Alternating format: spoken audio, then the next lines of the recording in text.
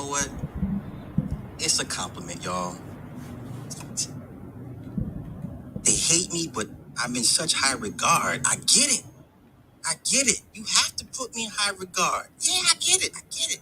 Yes, projection. Yes. Dark man, brother. Still out here fighting a good fight. What?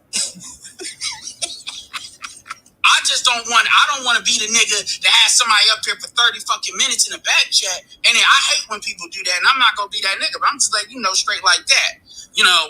So no, I know what you're saying is from a good place. So, and I ain't got, and Joey, I don't know you, so it just depends. But so you let a nigga that you don't know up there.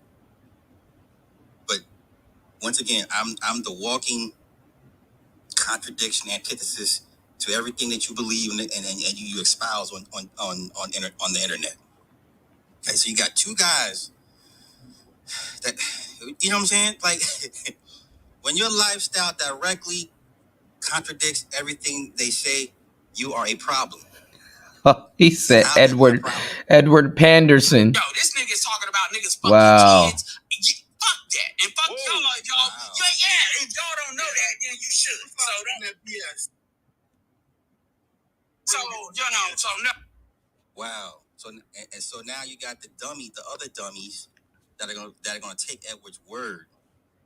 So you got the other dummies that take Edward's words for it. So you see how that is? What's going on, RG3? You understand how? Welcome, man. Welcome. Rightfully. Chilling, getting to these beats, man. How you doing, man? And good morning. Now you're I hope all is well. You're slandering me. You understand? And you're not giving proper context. Now, this shit right here is some fighting words. If I was to see Ed in person, it would not go well for Ed. Okay? This is the type of shit that would get you beat the fuck up. Okay? All right? This is the type of shit that would get you smacked up. Third Ward killing me, man. He's trying to refer to is when I was one of the few people that was like, yeah, you passport dudes, don't act like y'all ain't going over there. Let me know if you wanna if you want me to patch. Let me know. Let me see if I have the cable beside me. Well, y'all my audience. I'll get up for y'all. Let me know if y'all want me to patch it in so you guys can hear it. If you guys can't hear it clearly through the mic, because I'm about to mute my shit. I'm about to mute my MP so y'all can hear it. Well, let's listen to this for a minute. I'm gonna be listening to it with y'all, but I'm gonna be making beats in the background. I think that's where he's. Oh, I have it right here. I'll patch the sound in. Give me 1 second, all right, y'all. Still in very poor context. Once again, the show is also on my community tab. If you guys want to head to Super Sly's other channel and like and subscribe. Let's do this. Okay, my word. If they had this manosphere meet up in Atlanta like they keep talking about, I'll make it I'll just patch it in. Give me 1 second, y'all. I'll make it a personal mission to be there and press anybody that got something against.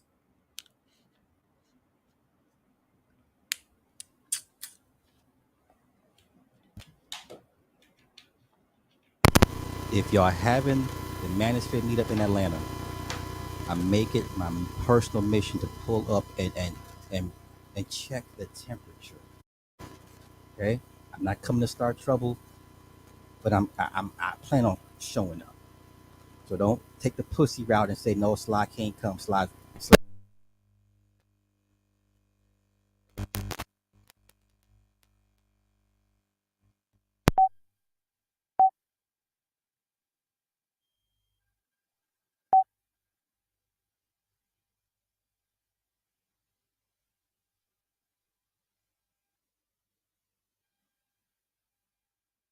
And say Sly can't come.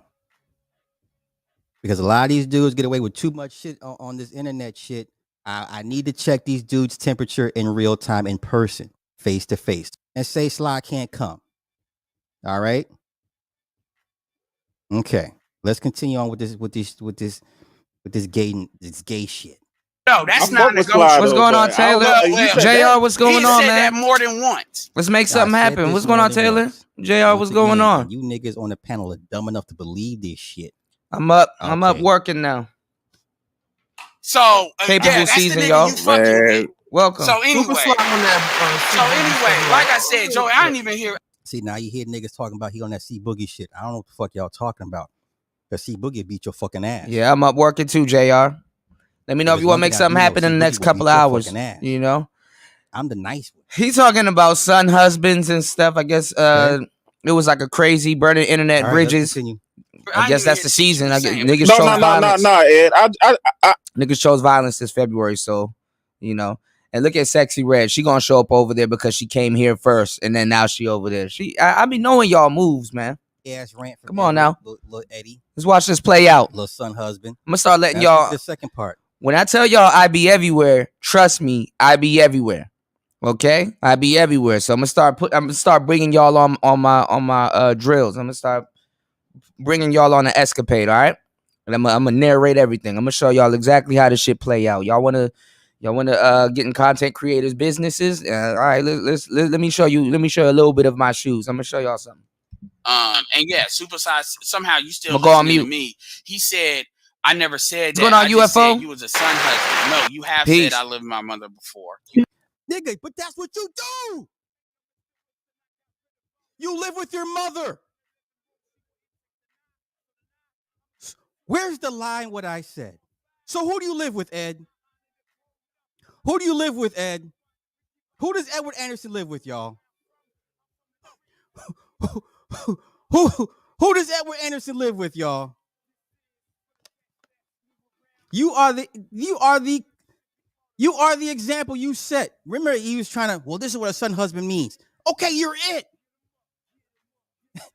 And remember when I said, you know, it's commendable that as a child, you should take care of your parents when they get older. Does anybody forget that stream? When I first went in on him, I even gave him kudos. I said, you know what? If my parents, because my daddy has a wife. Sorry. So that's not, so my wife would take care of my daddy if he got sick. So I said, if my mom got sick, yeah, I'd bring her home and I take care of her. I said, that's what you would hope if you raise a half decent child. When you as a parent get sick, you would hope to basically die at your kid's home. You would hope to die in your home of your children, not in a freaking nursing home or a hospice. Okay, if you got some half decent kids, you're not dying in a hospice or in the hospital. You're dying at home with your kids. Your kids bring you home. Mima, come home. We're gonna take her home. My mother did the same thing for my grandmother. Brought mom's home, grandmother home. She died at the house. Okay. Every time I go in my mom's room, there's a cold spot in the room. Get the chills in the back of your neck. I was like, it's time to dip out.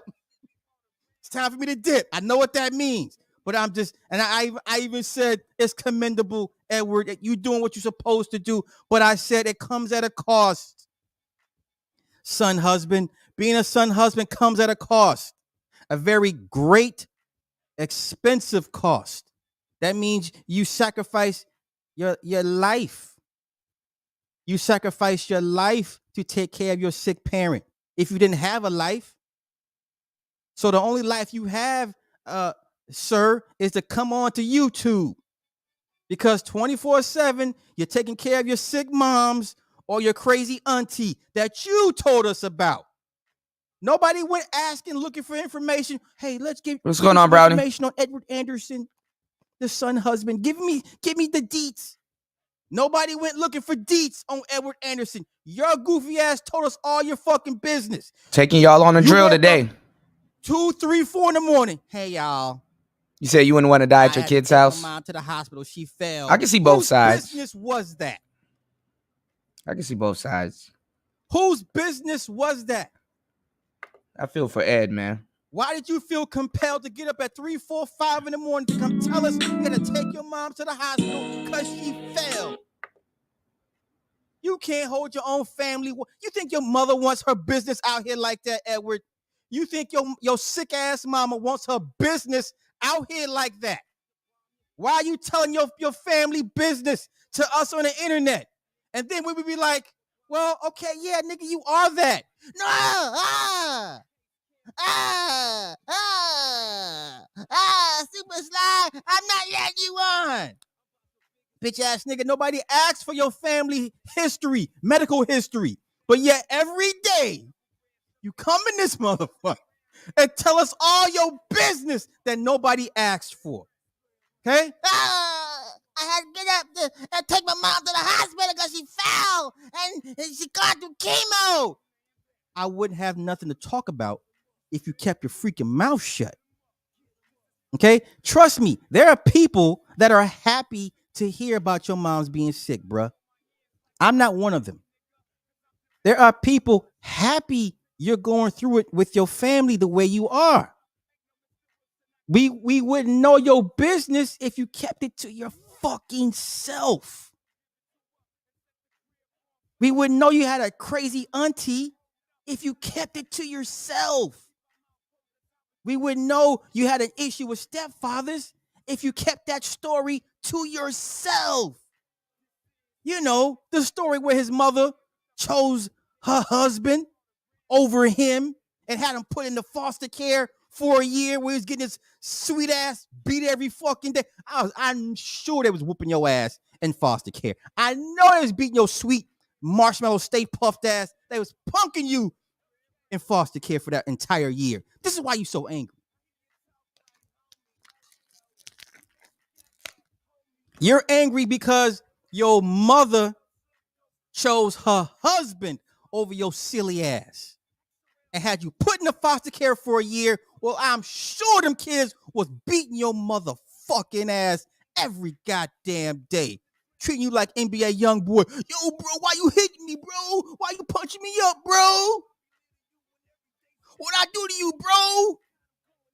You know, NBA young boy out here telling this story of how he was getting beat up every day in foster care after his grandmama died. And look what it turned him into. With Edward, it had the opposite effect to a certain extent. Ed, you ain't tough. You just had a tough night. Edward, you ain't tough. You just had a tough night. Bars. This is why he hates stepfather so much, y'all. This is the source of Edward Anderson's bane with stepfathers. This is why every chance he gets, he projects that shit on, and let him find out you're a stepfather. He'll project that onto you or onto that person. Okay? Once again, his mama chose her husband over him at a very crucial developmental stage in his life where he had to go sit down in the foster care for a year. He's never gotten over it. He's never worked through those issues. He's never did the mirror work, right? He's never taken the steps to resolve and rectify those issues. Okay?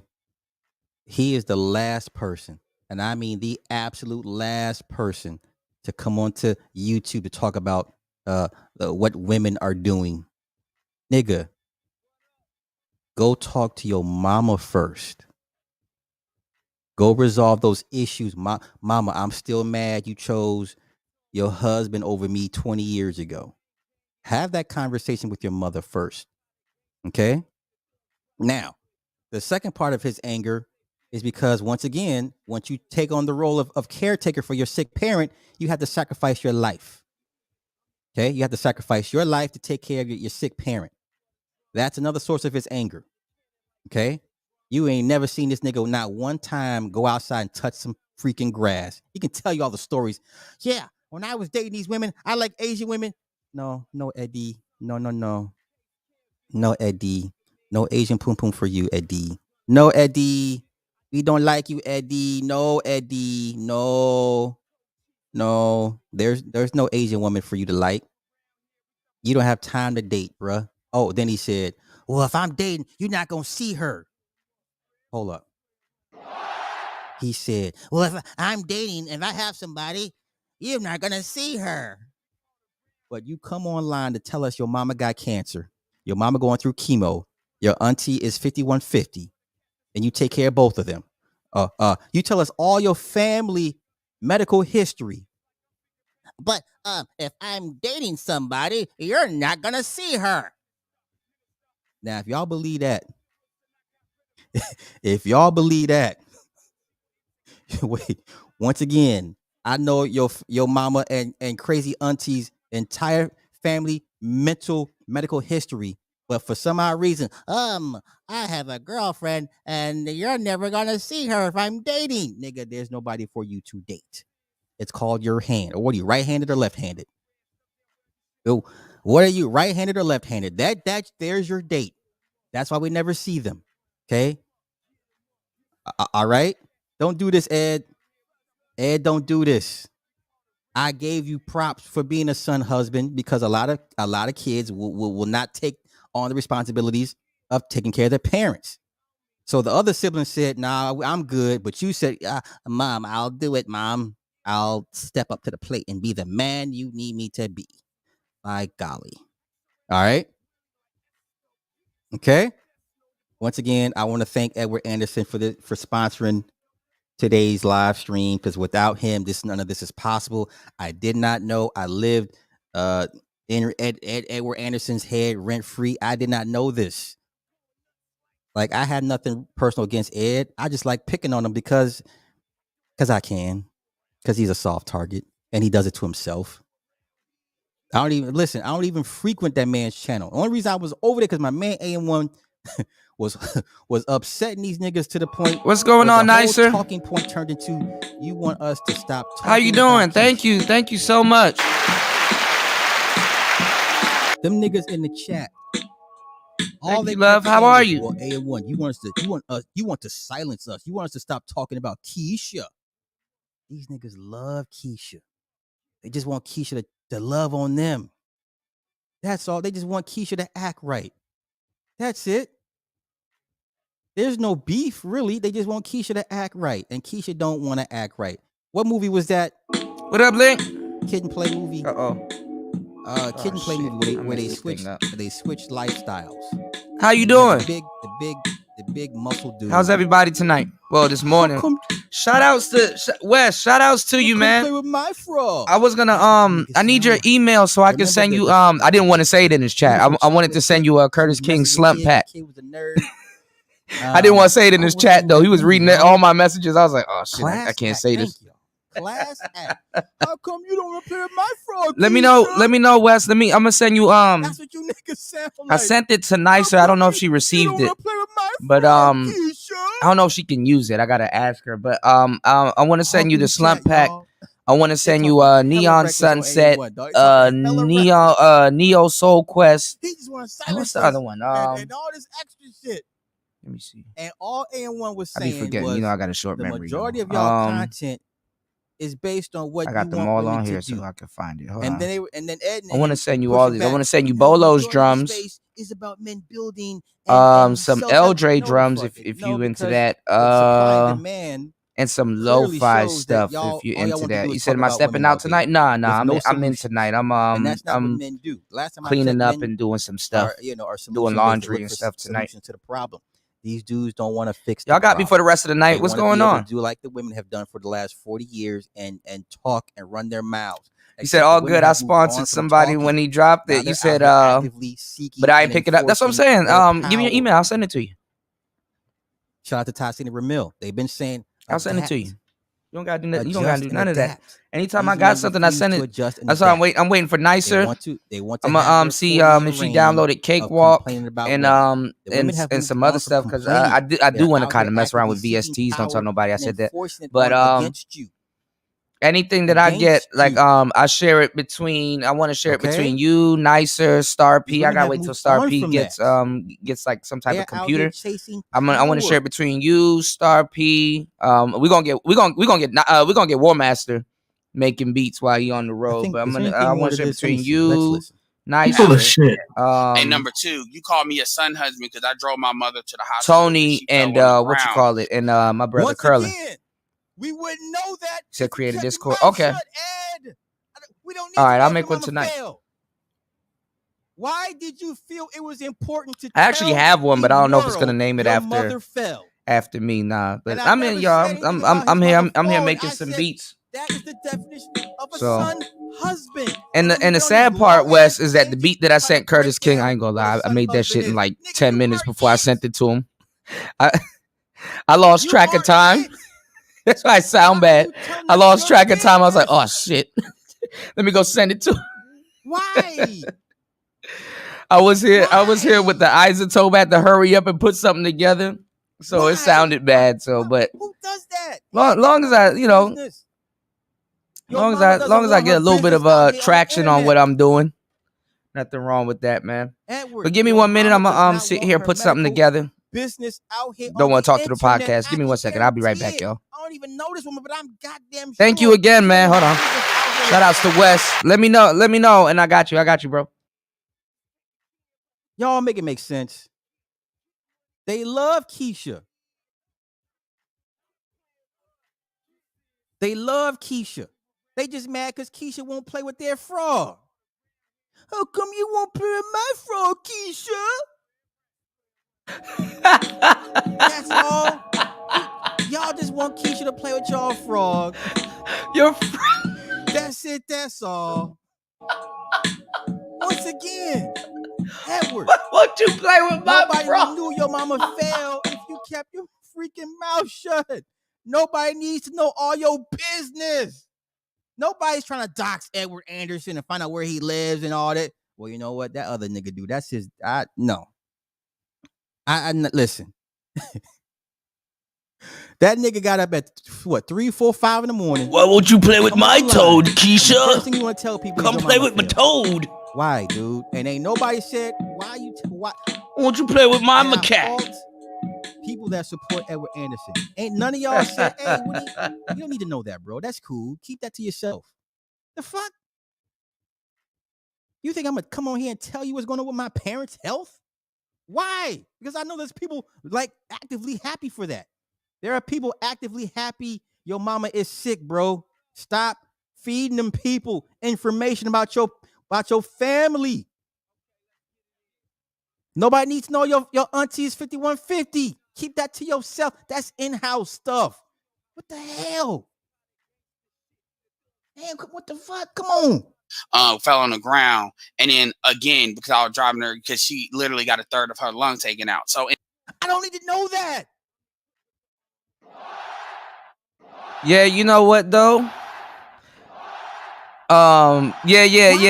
You want to know why? Your mother has a third of her lungs. Hold on, let me hold on, let me turn this down a bit. You want to know why? Because when you press when you have on track mutes and you press stop on here, it still plays the rest of the beat out. So like if you want to stop the beat and you want to have like a dramatic ending, that's cool. But I should have cut it, because I ain't gonna lie, when I silenced the beat, it kept going. I was like, this sounds off, but fuck it, But one thing he said, which I got a lot of game from it still, he said there's a lot going on. So that on how to deal with women. That kind of showed me something. My bad, y'all. Hilarious. You want to I'm thankful for his input. This guy has the inside track on how to deal with women. I had his book for a long time too, listening to it, and got to be. Why? I ain't gonna lie, I put it down for a little bit. Why?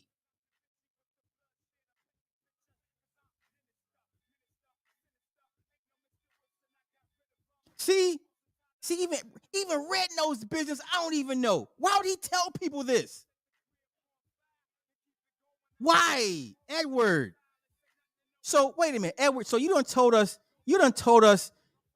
you're not your mother's favorite child. So that means I know the mama give you extra hell. So you're the son that stepped up. All the other kids said, "Nah, we cool. Little Eddie, you take care of it. You're the whipping boy of the family. You take care of it. Nobody respects you anyway. So go ahead and wipe mama's ass because we don't want to do it." Like what else he say? What else did he snitch on about himself, Sexy Red? What else did he say about himself? He said, he said his mother doesn't even listen to him. Okay. Oh, that's right. The cigarette thing, the smoking, because she liked to smoke cigarettes. and that's contributed. No, I didn't catch it. We can watch it tonight together. Link. I was gonna do what's going on, Dusty? Stop smoking cigarettes, you gonna die. I was gonna do Jason. I was gonna do the Jason Whitlock stuff, and then there's something over at Valuetainment I want to show y'all too. So I was gonna do that probably tomorrow morning, which is the afternoon in y'all time. Okay. Nobody wants to. Nobody needs to know that you had to argue with your mother and threaten to beat up your mama because she wouldn't stop smoking cigarettes, bruh. That's no. Yeah, he on the zesty spectrum. Edward is on the zesty spectrum. Edward Anderson is on the zesty spectrum. I'll definitely review it for you guys. I got you. Edward on the zesty spectrum. This is happening right now, Dusty. Edward he on the zesty spectrum. Let's continue. Let's see what else he said. In a situation where I'm sharing my life. Once again, parts of your life don't need to be shared, bruh. Once again, and none of you goofballs that fuck with him ain't said, hey, bruh, you might want to keep that to yourself. None of you goofballs that follow Ed, BGS, your old decrepit ass, you ain't told that young man, hey, you might not want to be sharing all that information on the internet, man, because you know there's weird people out here. There are weirdos out here that get off on that type of stuff. So none of you clowns went to Ed and said, hey, enough. None of y'all. So y'all basically enjoy him telling his problems because guess what? It makes your life, when you look at it, not as bad. Well, goddamn, Edward mama, she going through all this. Well, shit, my life ain't so bad. Thank you, Edward, for reminding me how bad my life is not. Stop telling your business. Once again, I know this man's entire family medical tree. And you want to sit here and tell me this guy deals with women? If I had a girlfriend, if I was dating, you wouldn't know about it. We don't know because she don't exist. There's your girlfriends right here. Left hand, right hand. Which one? Heidi and Missy. These are Edward's girlfriends. Heidi and Missy. We never see him because we never see him. That's why we never see him. Okay? Edward is on the zesty spectrum. Don't let this nigga, ladies. And I'm light skinned. I'm light, nigga. You were one of them ugly light skin. You know what? Let me go T.I. real quick. T.I. is like the first. T.I.'s family is like the first group of ugly light skinned mofos, because usually light skinned people are fairly attractive, right? Usually, the majority of light skinned people are fairly attractive, but when we saw T.I. Yeah, I saw that, Larry. He was talking about how he wouldn't let him on the panel last night. I was like, wow, okay. That one for yourself is your light skin. That's it. And that ain't hey, wait. How did I know Edward's pre-diabetic? I'm minding my business, but apparently y'all chose violence this February. Shit. We know that Cass, what you're supposed Cass, why are you here? You out in another country, sis. Why are you here with this nonsense? I want my t-shirt. Okay. Don't bring me back no goddamn shells. Okay. No, where you at? Let me pull you back up. Don't bring me back no damn shells. I'm looking directly in the camera. Cass, don't bring me no damn seashells by the seashore. Okay. You better bring me back a damn t-shirt. Don't bring me. Sly, all they had was these seashells by the seashore. Nah. Don't bring me no motherfucking seashells by the seashore. I'm not playing with you. You better bring me a medium t-shirt. Okay? Medium. Now ask me. Yes, T.I. kids are ugly. Damn what y'all talking about. Now ask me, how do we know that Edward is pre-diabetic? Ask it. Ty City, get in here. See, horsemen show up, goddammit. You know what, Fasting? I wanted to ask him about that. I would like to do a stream with you, me, and him, Being honest and talk about Satanism. Contradictory lifestyle to his talking points. That's it. Yes! Just an interesting stream, Exactly. you know. So ask me, how do we What's going on, Dollar Washer? Yeah, they chose Black History Month to I'm over here making beats, minding my business, how we know? and some idiot threw a chair at me. I got you. Thank you. You know? Don't bring me Trying no to drag me seashells into fuckery. But Sly, look, they're beautiful. I got them off the coast. I got them off the Ivory Coast, and it's a rare specimen of seashell.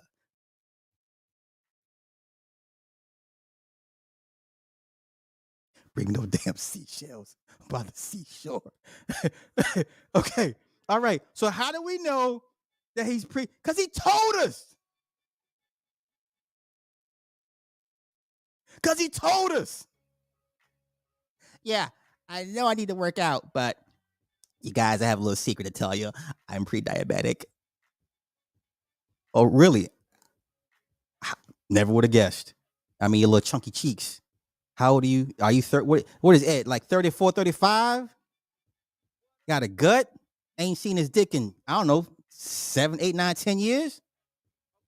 So you bark at your mama for smoking cigarettes, but you won't take your little fat ass to the gym.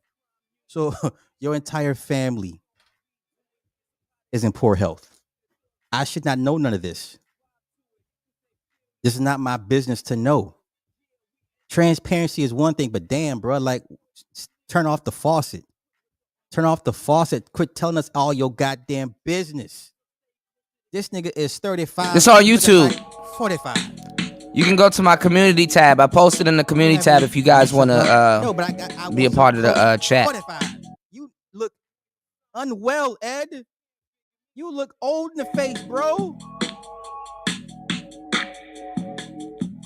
You look old in the face. You like that nasty beige color, and you got moles on your face. Come on, get the fuck out of here. Ain't no woman checking for you, bro. Stop. Ain't no woman checking for you. Yeah, Edward 35, looking like Colt 45. Oh, old face ass. Oh, pre-diabetic ass. We didn't need to know none of that. Okay, let's see. Is there anything else he said? Let's listen. Anything else, Ed? Just to let people know, you still got to get shit done, even though shit can happen with you in chaos. Even in a new year, you decide to turn that into I'm a son husband. That's who the fuck you is, nigga. You are a son husband. I am a real husband. Okay, you're a son husband. I'm a real husband. Okay.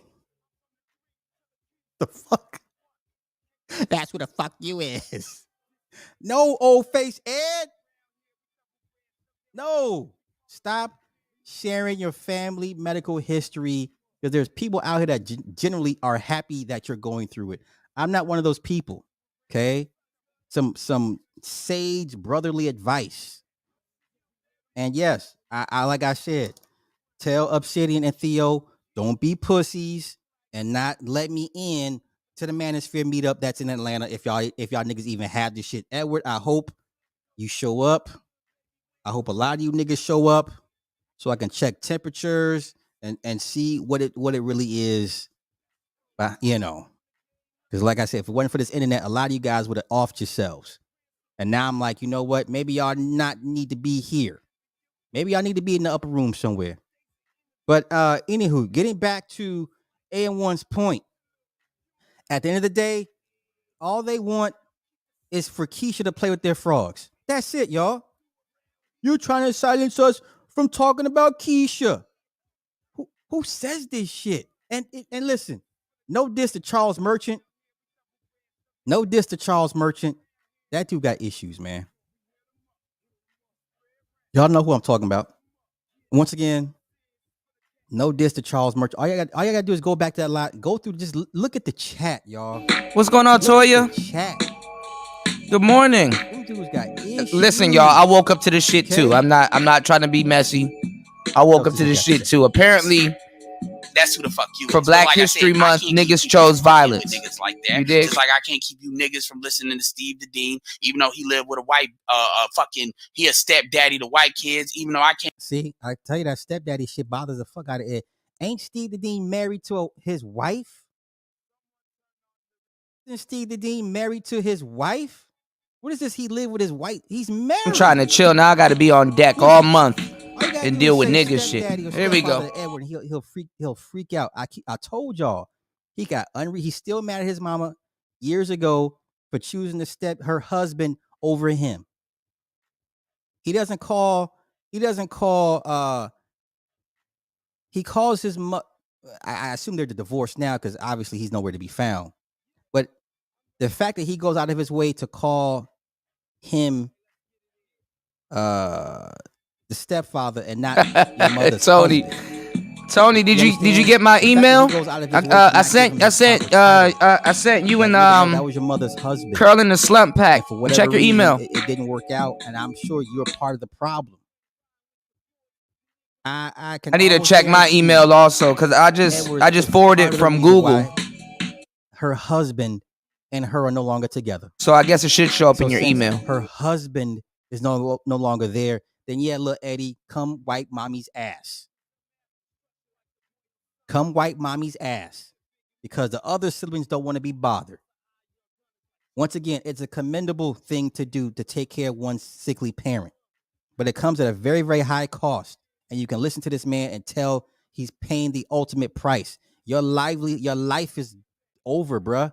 Your life is solely dedicated to taking care of your mother and your crazy auntie. Nigga, you ain't got time to go outside and touch grass. Okay?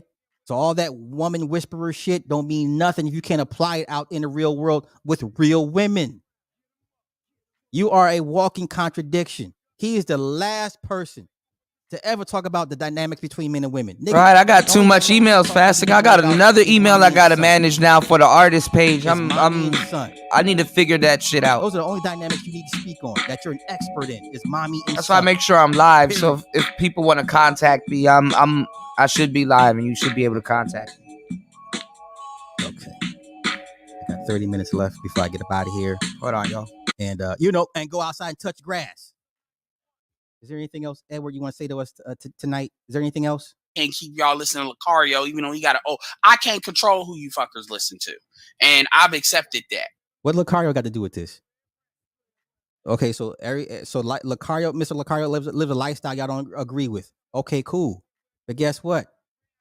He's still getting Keisha. He's still getting Keisha. Or a version of Keisha. He getting a European Keisha, or an Asian Keisha, but he getting him a Keisha. Regardless if you agree with his lifestyle or not. He's still getting Keisha. And all you niggas want to do is, you want us to silence us from talking about y'all do what the fuck y'all want. Let's go.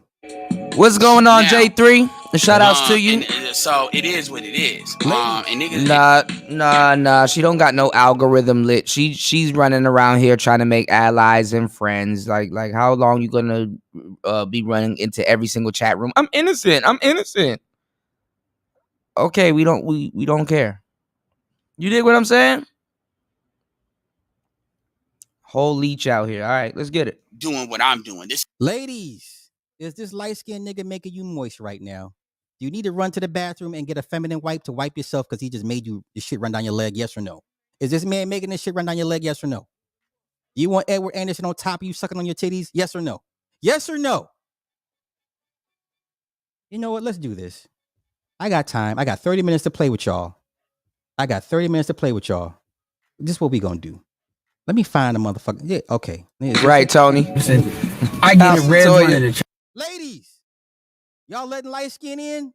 You gonna let light skin in between your guts? You gonna let this light skin man with you gonna let this light skin man in into your sugar walls? You want Edward on top of you? Do you want Edward on top of you? Do you want Edward on top of you? Do you want Edward on top of you? Do you want Edward on top of you? Do you want Edward inside of you? Do you want Edward inside of you? Do you want him to kiss on you and lick on you? Huh? Yes or no? Do you want his little nasty hands on touching your body? Do you want his fingers inside of you? Yes or no? Yes or no? Let's let Edward. Come on, Edward. Here's your application. Here you go. Let's Yeah, go. bro, I'm hip. Channel, so I don't feel I'm like hip, shout out Tony. to Red. I don't feel like waiting. And I'm not gonna wait to call in. I'm just gonna say what I want to say. First of all, you got Red Supreme playing Clarence, and Red is acting like it's basically doing I don't know who this guy is. I don't know this. I don't know that. You know, and then playing the shit. Basically, Clarence is shitting on Austin.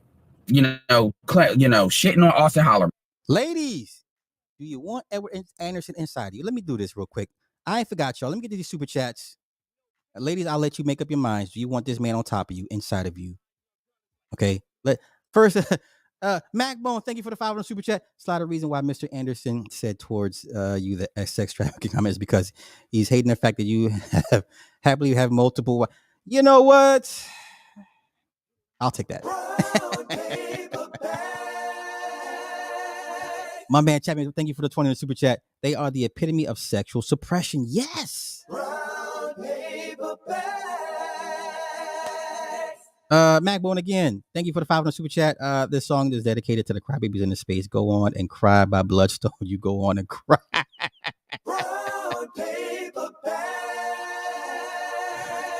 And Big Pontiac, aka Mr. NFL is rigged. Give Miss Flowers. Give Miss Flowers. NFL is stupid rigged. Everybody, I implore you to look up, go to Big Pontiac's channel. Also look up the 1964 Sports Betting Act. Ladies, let's play some more of that sexy Edward Anderson video that y'all just so dying to watch and listen to. Which, whatever. But Red is playing the I don't know game. I don't know who this person is. And then at the same time doing a video about game. And basically superimposing a lot of shit. Let me be very clear here. This is black men, and it's black men. I'm going to tell you right now, black men will never be anything worth being anything as a collective group if black men don't get this game shit under control and get this. Edward, you're a son husband. The game that cannot help you, sir. Edward, you are a son husband until your mama closes her eyes. Okay?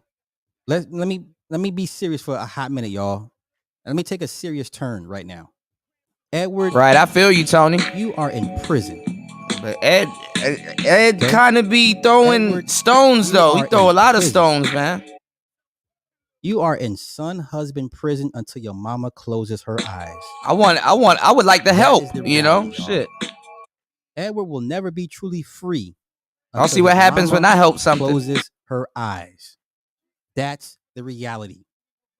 You are in prison, sir.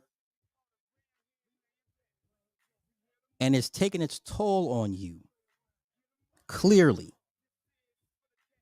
It's taking its toll on you. You will never be free until your mama closes her eyes. She may not go out for another 20 years, bruh. And you're going to be 50. By the time RG3 Sly on Sly smoking a different strand of weed, bro. Sly on some other shit. You know? Sly on some other shit, you're man. Be in your 50s, nigga. I feel you, Tony. Yeah. Brown paper bag. You're gonna be in your 50s. Still talking this nonsense. What happened to Cool and Dre, man? With no real life applications, no life experiences, nothing to really, gauge anything from. You're going to be sitting here watching life pass you by, interjecting what you think should and shouldn't happen. You're going to be on the sidelines, bruh. You will not be free until your mama closes her eyes. And then if your auntie's still around, nigga, you doing 2 life sentences right now. Yeah. He volunteered for the gynocracy. I'm sure he can spread the responsibility with his other siblings so if he can have them. Nah. Listen, he's the whipping boy. The other siblings are like, nah, little Eddie got it. Let little Eddie get it. He got it. Nah, they not nobody stepping up to help this dude. Nah. Yo, you doing 2 life sentences, man. So you serving one with your mother and another one with your auntie. Once again, I commend Edward Anderson for stepping up to the plate to take care of his sick family, but the cost is too high. You're going to pay a price that's greatly affecting you moving forward. Okay? What you need to do is go talk to your mama about what really happened and why she chose her husband over you. Okay? Ladies, is he making you moist yet? Are we still waiting for y'all to get moist? You have to. Damn, I didn't know Christina do all Milian that. happened to Which one you gotta Cool and Dre. I thought she Yeah, happened to no, Lil yeah, Wayne. what? Didn't she What we doing? leave? What's the Ladies, name? what we doing? Cool for Lil Wayne. Ladies, what we doing? Actually, I Classic somewhat Creole, are remember you that. moist yet? Now that you say something about that, I somewhat remember that. Let me ask y'all one by one. Let me do this. Sexy Red, are you moist? Is he making you moist?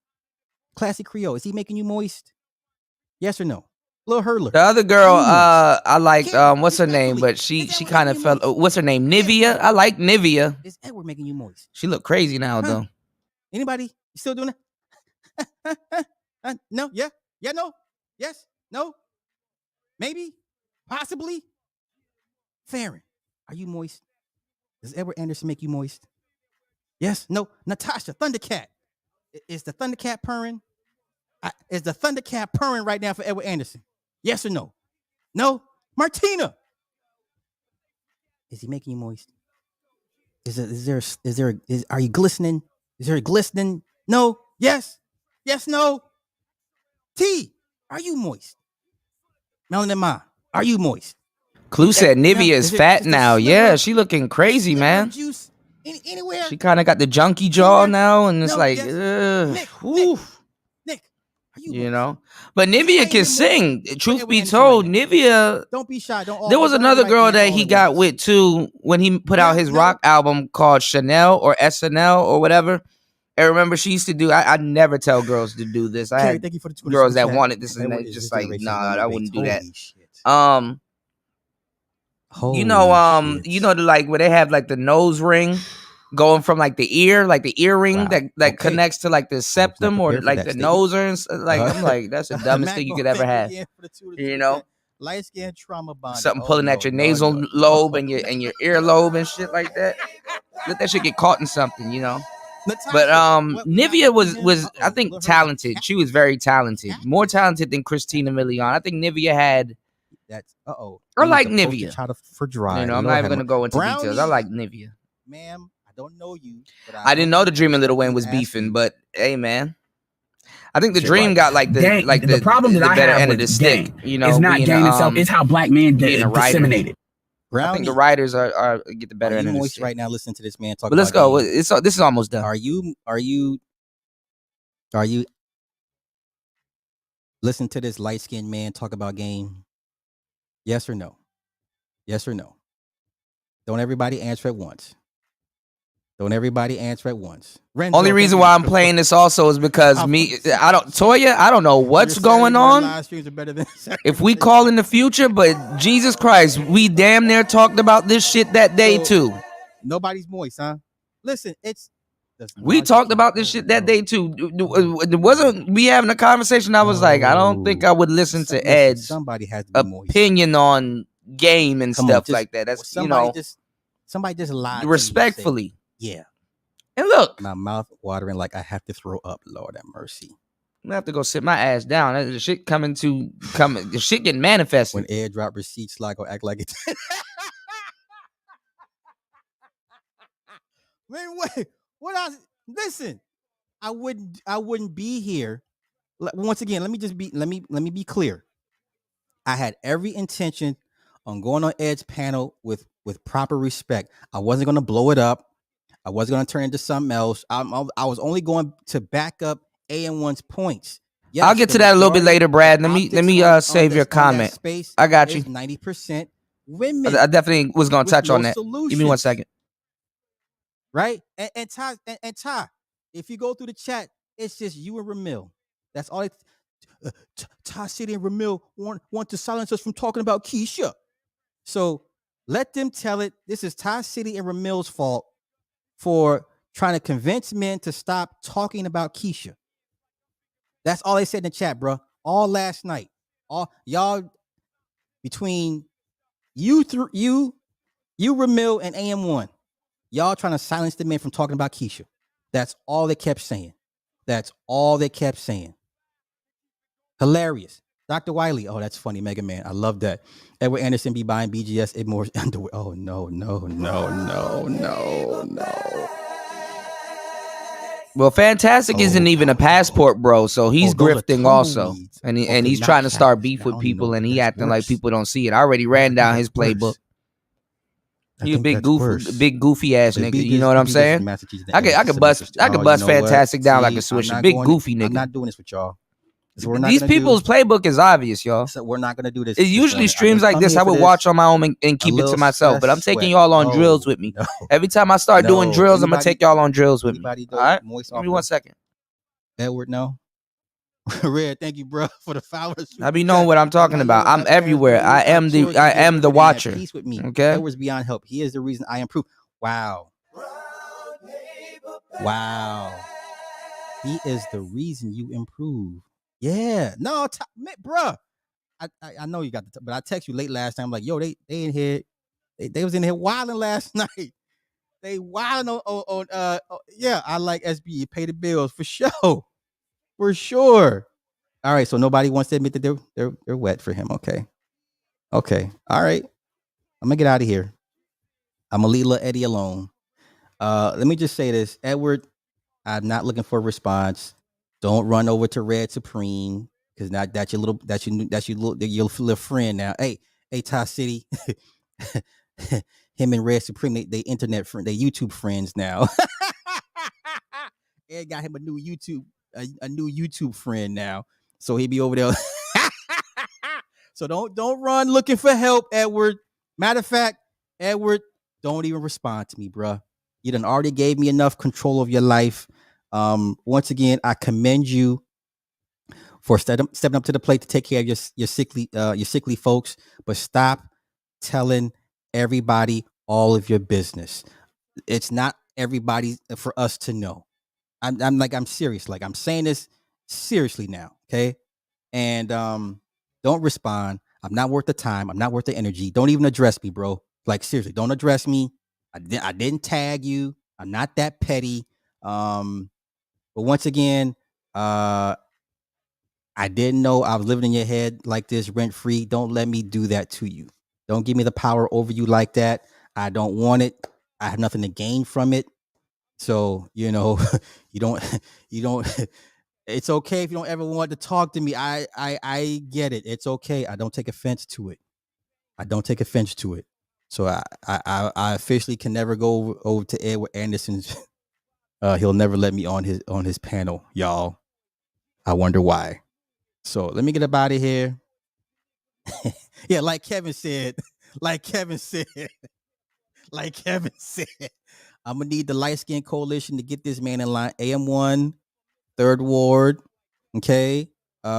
Chapman, come get your light skinned brethren. Pull him to the side and be like, "Hey, bro, you need to chill, okay?"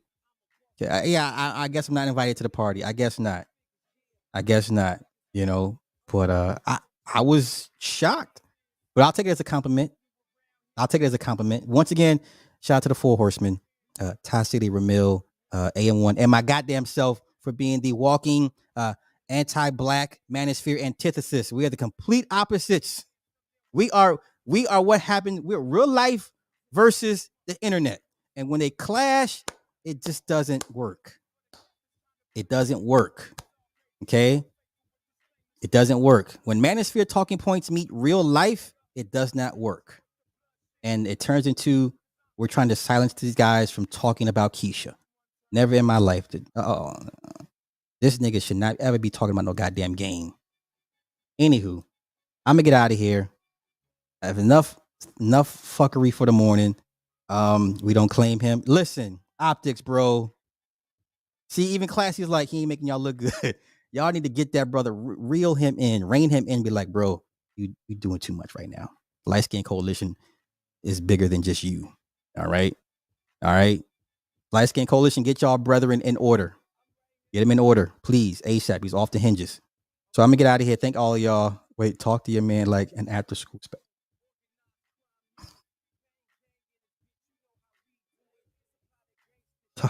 Talk to your man like an after school special.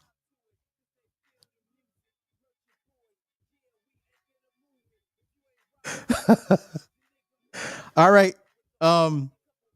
Give us a couple hours. Me and AM1 we'll go back in on this, and then later on tonight, music therapy. So I got 2 shows lined up for today and tonight. So I'm gonna be a busy guy. This is day 26, y'all. Day 26. Let me send you guys out. Tony, you about to be on the slide? All right.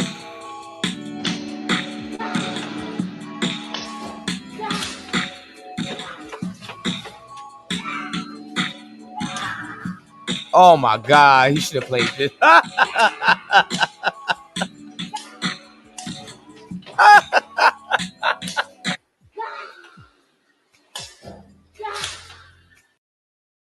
Okay, what breaking news now before I get up out of here, hold up. Everybody come back in. Everybody come back in. Hold up. Everybody come back in.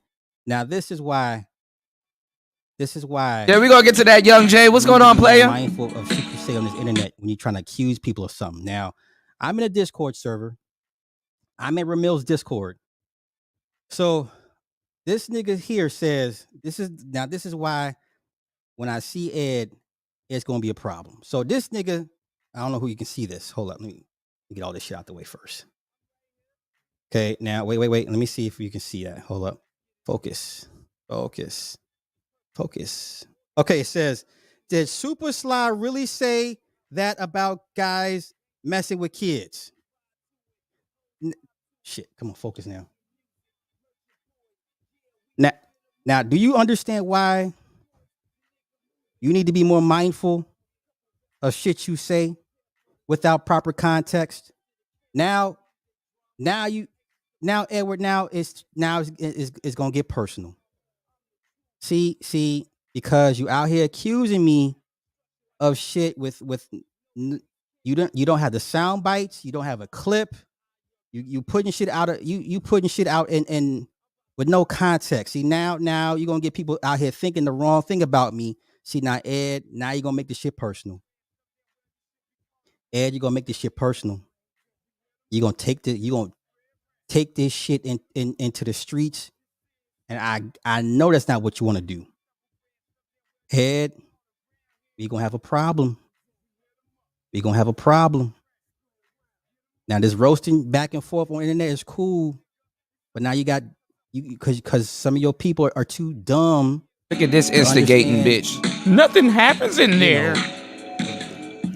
Might be a little on the spectrum. Damn, so she in all y'all business but her own. Edward, she even in here. Edward.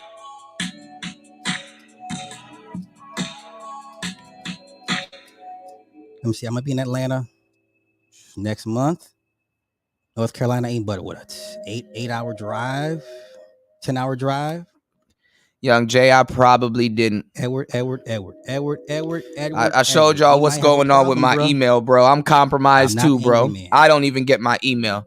I showed y'all this yesterday. Look on the screen, y'all. Edward, we might have. Look at this. Look at this.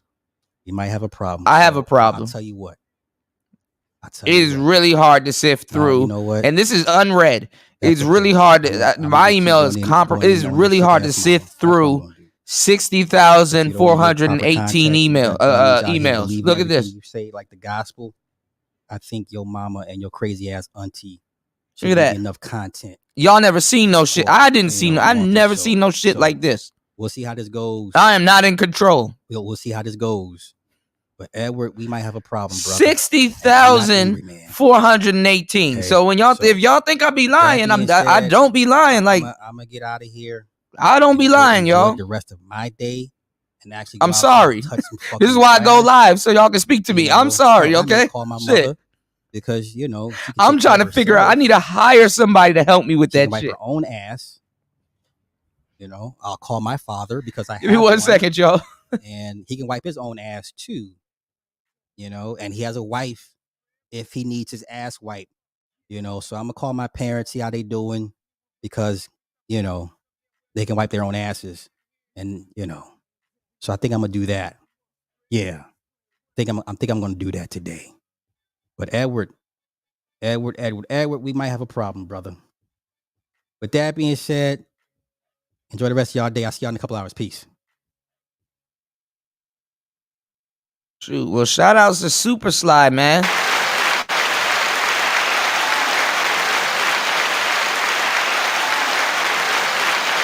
Here go the young lady, also African Tigress. She's I don't know. I gotta see if she back home. She lost on the streets. Laos. She doesn't know how the streets work out here. I figured out how the streets work my first time out here.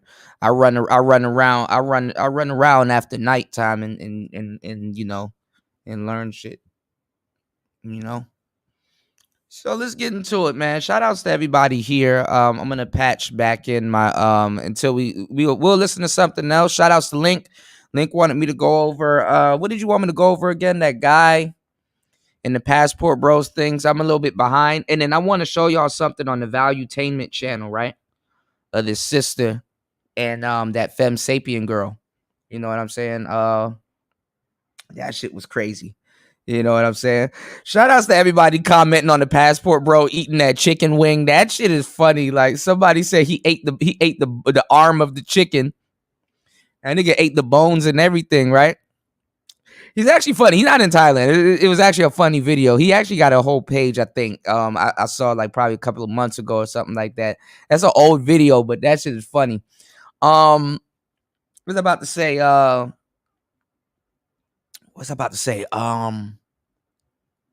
There's so much stuff that I'm backed up on. I got crazy material, so I'm about to take a little trip real soon. So I'm just here washing clothes and doing some stuff. So just decided to kind of sit down. Let me go back in there. I'm washing my bed sheets and everything, so I come home to a clean, nice, wonderful smelling bed. Ain't nothing like being home and then just Jeff Hardy fucking somersault into your damn bed and under the covers in one motion and shit like that. You know what I'm saying? I got a friend out here. She's like, "Ooh, when you leave, let me watch it." Nope. You don't even know where I live. Nope. No. No. No. Oh no. Brad earlier asked me the current thoughts on the Red and Sheep Stay Sleep stream. What's going on, Let's Troll? How you doing, love? You said I heard Just Pearly Things is dying. What you mean? She's sick? She does look a little sickly. Is she sick? I hope she's not. She has cancer or something. I hope not. My thoughts, shit. Shout out to my brother DS1. Did she say that? I hope not. I hope that young lady's doing well. Shout out to my brother DS1. He had his thoughts on it. I understand where he's coming from because, like I said, every time we tap back in with each other, something is going on and stuff like that. He got a lot of things right. There's certain things that, needed context, that I believe that he got wrong, but ain't no problems with, anything that he said. But one thing that he did said that I got to put in context is, I wasn't trying to sell any brothers out, because of non-recognition in the manosphere. It wasn't like that. I wasn't trying to sell the brothers out and arm women. My thing is, and I said this, and I said that this will happen. My thing is that, telling people to go get microphones and equipment and stuff like that. Because a lot of men don't know how to look at business and things of that sort. Because honestly, yeah, you don't take the money that you work and start a business with it. You either get sponsored or you get a loan or something like that. So it's a lot of people don't bet on themselves. You understand what I'm saying? It's like a risk versus reward thing. So I already knew ahead of sight, telling brothers, hey, take the money that you work for and go and buy yourself a microphone and equipment and stuff and bet the house on yourself, because that's what I did. I know to a certain degree I made a mistake by doing that. Didn't make a mistake, but as much as you live stream, like YouTube is one of those businesses, I would say, if you're going to be doing YouTube for a long time, then you can go ahead and make those purchases because basically you're going to be here for a long time and you bet the house on yourself. You understand what I'm saying? So is really not like any other traditional businesses, business out here. So what I'm saying is like same thing with this NPC, starving artists. What we do is we take money and we go. Why you think that? Why you think music labels and advance checks and all that stuff people have interest in it. You get you know what I'm saying, like a opportunity. You understand what I'm saying? Shout outs to my brother L. I'm not gonna say your name. I got to make sure I take my phone off the screen when y'all support the show. Thank you, broski. L dropping the huge 5 on it. Thank you, bro. I got you. And I'm definitely gonna check it out. We about to check out Jason Whitlock. Shout outs to my brother L. But what I'm saying is this. It's like you have to bet the bank on yourself. So I knew that what type of work that I'm willing to put in to be to live stream and stuff like that. And these guys are sitting on the internet all fucking day. So as an artist or a content creator, you want the canvas and the paintbrush and everything you use to be of some quality. You know what I'm saying? You don't want to be coloring with some weak ass pastels and that fucks up your art and stuff like that. And things like that. So I understood what DS1 was saying, that I armed them with the weaponry and all this other shit. But let me tell y'all something. Women have, and this holds true with what I've been saying about women and their nature and stuff like that. Women have more of a business sense than men do. You know what I'm saying?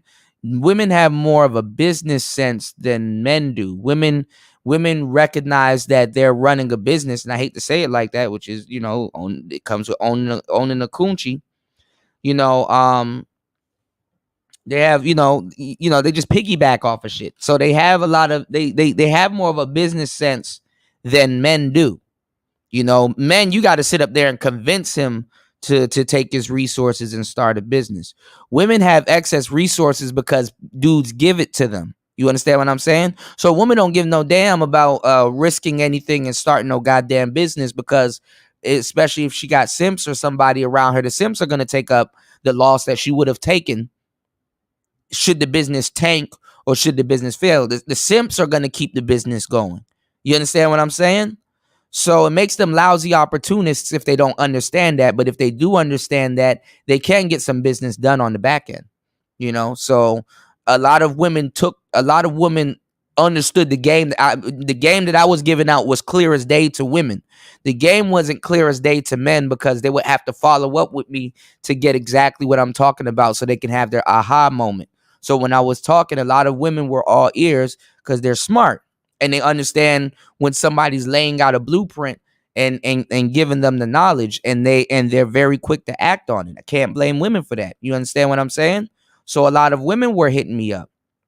And that's why I was really talking about my displeasement with the men. It's like, bro, I'm giving out some fire fucking game, and it's sad that women are capitalizing on the game than men are. If I'm doing consultations and giving advice and stuff like that, and I have a group of women that's saying, hey, I like what you're talking about. What you're saying is true. I got an idea, got a business plan. I know how I can make it work. I'm not going to take no L's. I put the bank on myself. Women can put the bank on themselves because, I hate to say it, they have a coochie. A coochie is like a credit card. It's like a credit card. You can't, she's born with a black card that she didn't have to earn. You understand what I'm saying? She didn't have to have a good credit score to get one. She didn't have to do none of that shit. Women are automatically born with a black card, with a American Express card. You dig what I'm saying? But the thing is that I didn't. What's going on, prime time? I didn't want no. There's no women here. You can ever say that I was in their DMs. Notice all the she can't say shit to me. Notice all the shit and lies that she was telling on her show yesterday and the day before that. Now, one time as she said that nigga tried to holler at me. Have you noticed that? Even insinuated that I'm probably gay. What's going on, CJ? Not one time. So I definitely kept it business. I wasn't on no slick shit. I wasn't on some, hey man, you don't gotta pay me for my services. You can just slide me some pictures, and you don't see. There's no CUDA dick pics don't exist. None of that shit. None of that weird shit is going around about me behind the scenes. None of it. What's going on, AB? So my thing is, I didn't sell the women out. You know what I'm saying? Dia's brother, he came to me. I definitely helped him out with the mic advice and told him what to get, what mic will fit his voice and everything. And exactly, shout outs to DS1. Very smart brother. I armed him. There's brothers that did see the value in what I'm talking about, but not as fast. So, like I said, the manosphere at that time was trying to compete with women. Women have more of a business savvy mind than men. It just is than black men. It just is what it is. You know what I'm saying? That's why even out here in Southeast Asia, the guys leave the women to run the business. Women can run the business. You give her some instructions and stuff, but she can run the business. So it just is what it is. They came to me. I'm not gonna turn down no customers, even if it is women. They came to me and they soaked up the game. They had their mind right. I didn't have to tell them 40, 50 times. They were very pleasant. We did good business. We did great business. Wasn't, with that whole thing with Red, though, that wasn't really a business transaction. She didn't do business with me. She just say, hey, here's $100. Can you tell me something, what to get, blah, blah, blah. That's what that was. It wasn't no business. She gonna ride that $100 to the wheel fall off, So not even for the game that she get on top of that. I gave her hundreds of thousands of dollars worth of game, you know. Funny thing about men, though, we can give people game even if it's not working for us or had worked for us in the past. We can give people game, and your listeners and people that are listening, they're in position to make it happen. So that's the beauty of information. Even if you've made it happen before, did something with it, and then you come back.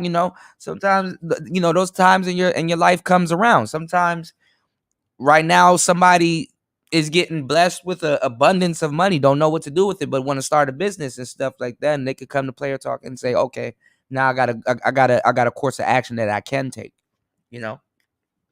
but that's really what it was. I didn't sell out the brothers and stuff like that. If anything, I got sold out, but my intentions wasn't to do it to sell out the brothers. Did the women arm themselves? Yeah, because women are fucking smart. Women are smart. Of course they arm themselves. It was the problem with the manosphere was that, because if niggas armed themselves like if the men had the microphones, then it wouldn't be looked at as the women armed themselves. You understand what I'm saying? If we had the gear and the production and minded our business and came out, like the manosphere died during the pandemic. They didn't come out the pandemic better. Women know the importance of hiring an editor. You know what I'm saying? Or getting they simp boyfriends to do it. They know their tea channels, their glitter channels. It got glitter, it got tea, it got the information and stuff like that. She can get on here and gossip all she wants.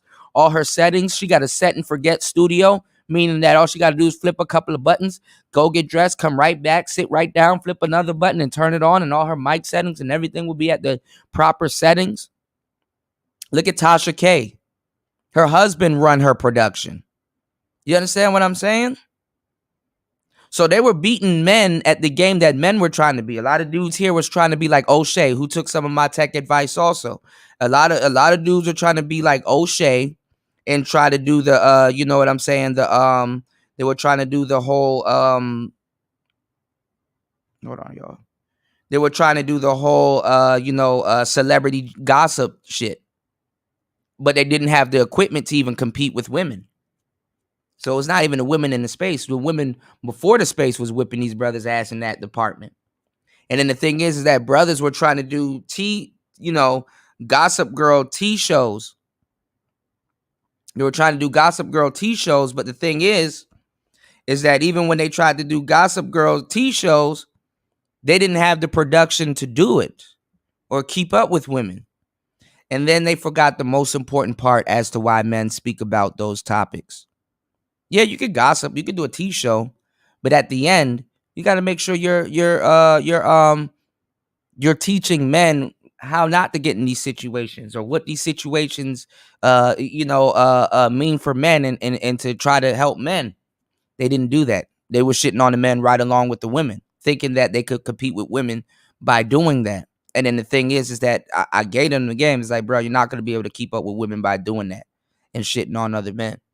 You should have been You should have been, taking that information and teaching brothers how to, how to not avoid that situation, but they didn't. Shout out to my brother Ro in the building. What's going on? Yes, sir. You said keep eating, man. You said don't worry why the heat coming or who is coming from. Yeah, I'm good. You got to establish an entire year of integrity and have your day half of your day shared daily in discipline ethic. No, I know exactly what you're talking about. No. And after a while, y'all, respectfully, I speak on this, but I'm gonna politely, and respectfully too, ask y'all to stop asking me about it, because then she eavesdrop over here and then hear it and then go back to her channel and try to get content. Like all of a sudden she going in on Ed and all this other stuff. All she can do is piggyback off of men. She has no original thought, no nothing like that. So to a certain degree, I'm not going to be speaking on this because it's just not a big, you understand what I'm saying? It's just not a big situation. People think that I got caught by her when really she got caught by me. So she on her sympathy tour. I'm innocent. I'm the victim. She's doing that shit. So it's like, nah, nigga. I taught you something. You thought you could train a gun at me. I come home and you got caught in my snare trap. I took your body out and threw it in the trash. Because that's what you are. You piece of shit. Piece of shit. No ifs, ands, or buts. Yeah, she a piece of shit. And honestly, too, I would say this to a certain degree. Some of us too, even though probably a lot of people may disagree with Ed, some of us gotta turn on that type of content. It's like, unless it's somebody from the manosphere or somebody that's outside of this fair game, women shouldn't be in this space like that, openly doing shows on men in this space that actually gave her the tools to be in this space. Because hate it or love it, Ed put work into this space as to why she can be in this nigga's domain or in his house or in his ecosystem talking shit about him. So it ain't about me. Y'all got now there's a queen on the loose, or whatever you want to call it. There's a loose woman on the loose. So do with her as y'all will. I ain't protecting her. She don't come from my tribe anymore. You did. So it's just moral principle that you don't do shit like that to people that helped you out. You know what I'm saying? I help you up off the side of a cliff, and then you're gonna try to push me off, and then I fucking dip, and then your dumb ass fall off the cliff. It's cool that Simps gave her a parachute, but hey, man, when she land on that ground or wherever she lands, you know what I'm saying? Hey, do with her as you will, bro. Off with her head. So I ain't gonna address that shit no more.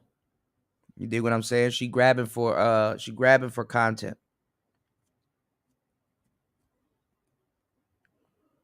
So anything from this point out, that's y'all problem. You dig? Yeah, that's exactly why you can't help everybody. I told y'all. I've done streams telling y'all that y'all can't help everybody, but I did the most manly thing that I could have done. I sat here, I explained the story, I showed y'all. I'm like, yo, if I was an innocent, which I am an innocent man, if I was innocent, I definitely would have been in jail right now if I didn't have enough smarts and stuff like that. I know how to move around women. I'm not stupid. I'm not stupid. I know women do stuff like this, but honestly, it just surprised me, and that's the part of betrayal. Like, you probably never. It's just you never seen it coming from certain people. You did. That's all it really is. I wasn't surprised. Like, she got caught in my trap. I shit tested her, and she went nuclear. That's what you do. So as a man, if you really want to know who's really around you, you definitely got to run them shit tests. You definitely got to run them shit tests. I'm like, okay, let me test the waters. Okay, you want to put something disparaging out about me to run a false narrative? You want to slander me? Because there's a difference if your friends make fun of you. You got friends that's going to put out content and probably make fun of you. It's like a wink, wink, nudge, nudge thing. But like something that involves slander, oh no. Because those be the women that get on the news and then sit up here and talk big shit on the news about the manosphere and throw the manosphere under the bus. You know, if y'all want any examples, if y'all are new here, look at Paris Ballad, look at Cynthia G, look at all of these women. They did not get off the ground on their own talents and stuff like that. They got off the ground, with the help of men. Good, bad, right, or wrong. Even Cynthia G done turned on the black community after she turned on Tariq Nasheed and then turned into a full divester. How you go from Miss Pro black to divester? Ain't got shit to do with nobody turning on somebody, but it does have shit to do with your character. And a lot of women don't understand. Character. But a lot of men also understands it though, because a lot of times, and that's kind of what I was talking about years ago when I played that show last night. We know what type of men y'all been fucking with. We know y'all ex. Some of y'all be thinking that these women are amazing, and I said it then. I'm like, you're not dating her, you dating her ex. And I hate to say it like that, no homo, but it's like, I've turned women into wives for other men. I've made women better for other men. And there's women that I've been with that made me better and gave me the key to start getting other women and stuff like that. That's just how life is. So sometimes it's good, bad, right, or wrong, but you just gotta look at the situation for what it is. And I clean my hands of the situation. I did what I did, rightfully, y'all. I got integrity. I came to y'all and I said, this what happened, this what it is. I gave y'all the real story. I don't have to run around with no narrative and do no damn sympathy tour, you know? So if you decide to let that snake in your house or whatever, don't be surprised if you wake up dead. You know what I'm saying? Everybody should take that as a hint. If somebody will turn somebody like me in and I don't be bothering nobody, I'm over here, she could have put out some content and say, hey, a friend that helped me is making beats and stuff like that. If you're looking for some free beats, these beats are free for the most part. Now this batch is for sale, but these beats are free for the most part. She could have pointed people to the free shit.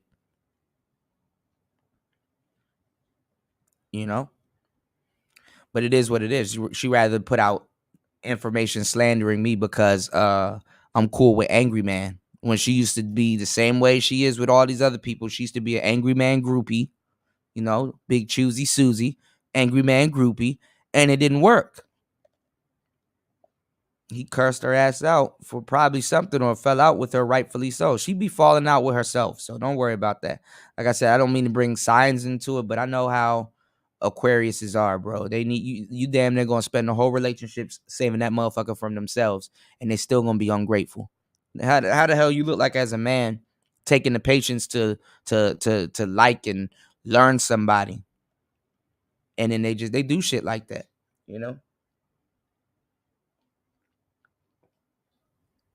I get out of those relationships really quickly. You know what I'm saying? As a man, if you've ever been in a relationship where you have to save this woman from her own self and her own nature, you probably observed something she never got a chance to observe, So she gonna make the manosphere her man. You said YouTube shorts get people more subs too. Yeah, they do, but it's a different audience. It's a little different now though, prime time, because it's fused with your real page now. It's easier for people to find your real page now, yeah. Yeah, definitely too much time on her hands. Yeah, Ed ain't a bad guy. He does drop gems, but it's just the shit talking and some of the stuff that he does. He does some whole ass shit from time to time. But he's human. You know what I'm saying? He's definitely human. He said Edward Anderson makes some great points, but for some reason people don't take him seriously.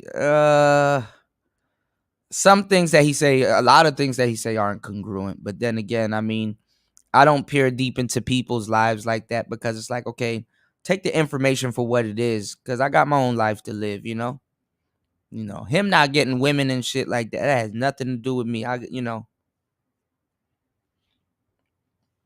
I'm at a point too where I gotta repel certain women in certain times and shit like that, because it's like, okay, I gotta be about my business. I gotta get certain things off the ground. I gotta really sit down and learn how to master some of the things that I'm trying to do. I gotta, you know what I'm saying? So I could only probably deal with hanging out with one or two at a time, because they'll be like, oh, let's go here. Oh, let's go here. What you doing? Let's go here. Hey, what you doing? Let's go here. They start thinking that they start encroaching on time and shit like that, you know? So you just gotta pace yourself, you know? And I'm meeting more artists out here to work with and stuff. So that's another reason why I'm sitting down doing a whole bunch of beats and stuff like that. So then when I'm taking the time, when I have a lot of time on my hands to actually dedicate to something, I make sure I take advantage of that. So if y'all see me here a lot, sitting here making beats and stuff like that, and most of my live streams like 4 hours of me sitting down making beats instead of 1 hour out of the day, I'm really trying to make leaps and bounds and stuff like that. Stuff that I know I should have done when I was younger. But now that I'm still young and I got the time to do it, I'm gonna take the time and do it. You know what I'm saying? Instead of being out, hanging out, getting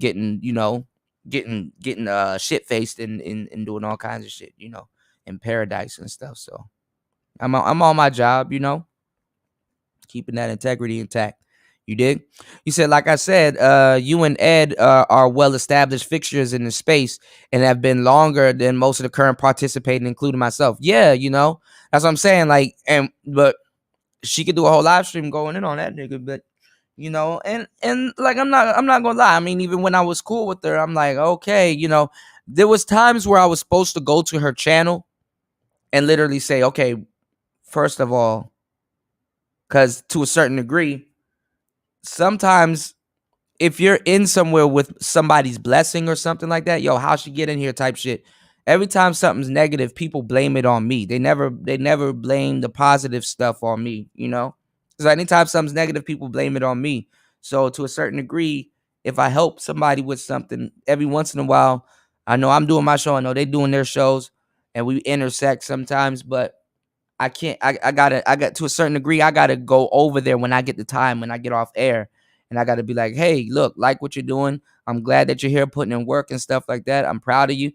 But hey, if you need any help with something, let me know. But kind of, I don't tell people how to do their content. But if I notice that your content revolves around beefing 24/7, whether I'm cool with somebody or not, it's like, bruh, like I have to make a stop at some point and be like, you know, but I haven't got a chance to do that with her.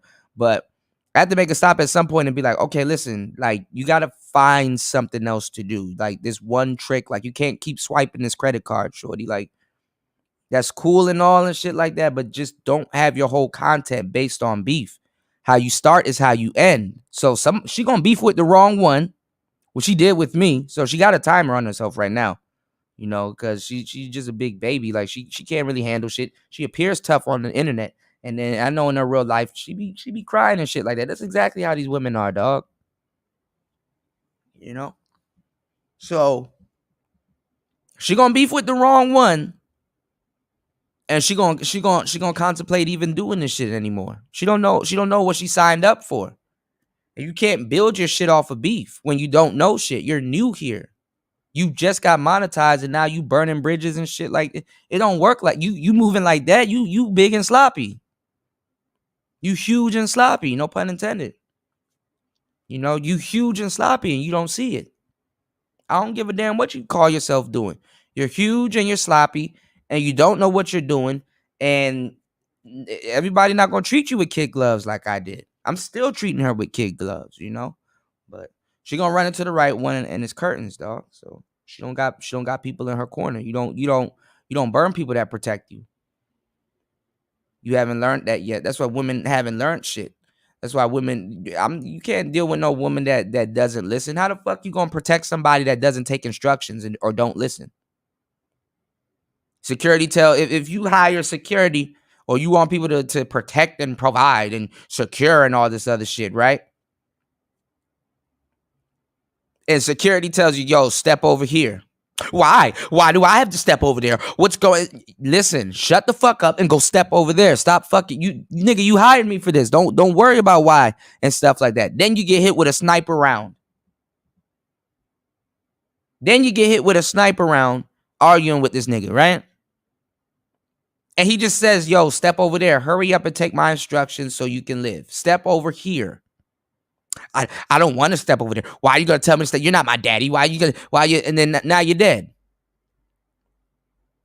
That emotional shit. See, dudes, we learned in times of war, we had to leave our emotions out of shit. You can't be fighting niggas crying because guess what? You get angry and you run and go to swing at a nigga, you already made a mistake. He gonna sidestep and beat the shit out you. You can't make no mistakes like that as men. That's why we've mastered the art of fighting and being quiet and shit like that. You know? So the irony that took her out the game is that when I said men are to be heard, women are to be seen, she just proved my fucking point. Women don't even know when they're sitting up there proving your damn point. You know, shout out to War Master. Mark Twain did say that quote. It's better to be thought of as an enemy than to open your mouth and remove all doubt. You know? So that ain't my girl. That's not my woman. You know what I'm saying? You know? Oh shit. Let me catch up on these damn comments. My bad, y'all. You said once he told us who he was, people stopped taking him seriously and his points are irrelevant. Being right doesn't mean, well, this is the thing, man. And the other day, you know, what's going on, One Man Show? The other day I just didn't, you know, I was trying to help Ed. I was like, you know, there's certain things, even with that show I was using, I was like, there's certain things that, that I couldn't really see guys doing. Like, you know, I'm like, okay, when a guy is sitting here telling you or trying to teach you about something, a lot of that stuff is relevant to his life. Everything I'm telling and teaching y'all, some of that stuff is not super relevant to my life, but a lot of things that I know is super relevant to my life and my dealings with women. So a lot of times when dudes get on here and they talk about their dealings with women, you can kind of tell where their problem is. It's like, oh, okay, I know what your problem is. You're looking at it like that. When honestly, I'm not always right, and my dealings with women is not always right neither. I understand that. But it's like you want to help and stuff like that. So, you know, he's running around saying the game doesn't exist and all this other stuff. And he may have some cool talking points against the game because, you know, you get older, you start learning more, and you start picking up talking points and cool, whether he lived it or not. But it's like, I know why the game ain't working for him. So that's what I was talking about. You know, some guys need to be transparent enough to say, listen, I understand the game is a real thing. And a lot of guys have been transparent with themselves. I understand that it's a real thing, but it hasn't worked for me, you know? And then guys that don't believe it doesn't exist, knowing damn well it is something, they don't know how to make it work for them. So they just will run around and say it doesn't exist. You know, that's what it really is. He said, don't say nothing bad about BGS around Edward. He will snap. He said, ain't nobody got time for boundary steppers with titties. Laugh out loud. You said, I got one or two. Yeah, man. Yeah, it's a job and shit. Shout out to my brother Marco, man. Yeah, man. I was a little sleep I was a little sleep, but I was listening to everything, man. I was laughing. Those were some really good times, man. Shout out to my brother Marco, man. Yeah, that was the heart and core of the space. You know what I'm saying? That was the heart and core of the space. Definitely some good times, you know. Zero had me laughing, and in that whole playback, Marco had me dying laughing. Zero had me laughing. Jessica had me laughing. It was good times, man. You know, it was good times. Definitely, I want to do a 24-hour show. And I'm gonna do another 24-hour stream, but instead of lo-fi, I want to actually do two channels. I'm gonna do a 24-hour lo-fi stream with a lot of my stuff and a lot of my friends content, and just do one big playlist and get it playing again. And then I want to do another one too, or it could be lo-fi mixed with player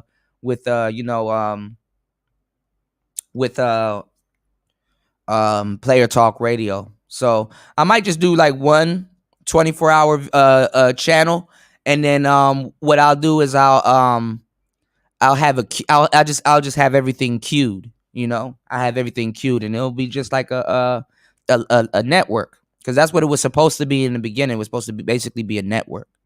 You know.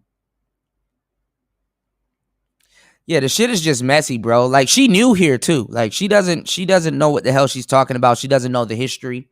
She's new here. So it's like when she was replaying all those streams and stuff like that, I was like, oh, you a bum. You a gump. Go ahead and do what everybody else does, you know? You dig? He said, shout outs to Ed on the road. That's when he's at his best. Yeah, because it's tunnel vision. You get to drive and you get to talk and stuff. That's why I was trying to get a lot of the truck drivers here to do content.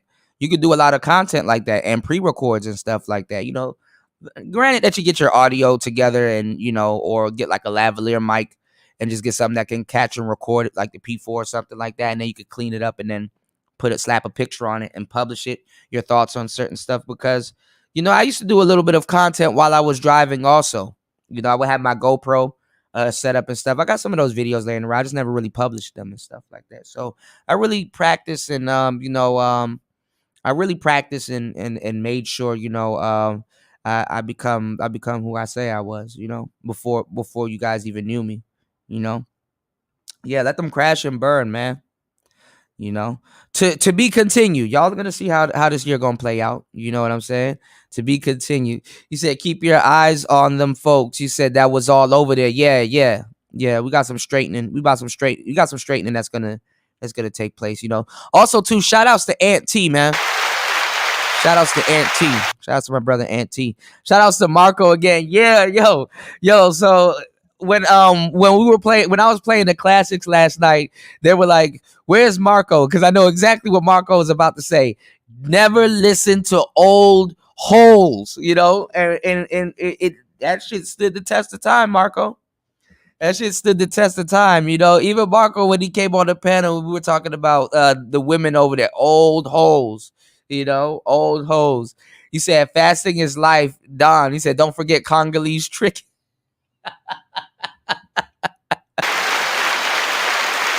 Yo. Those were some good times, y'all. Them times were honest. You know what I'm saying? Yeah.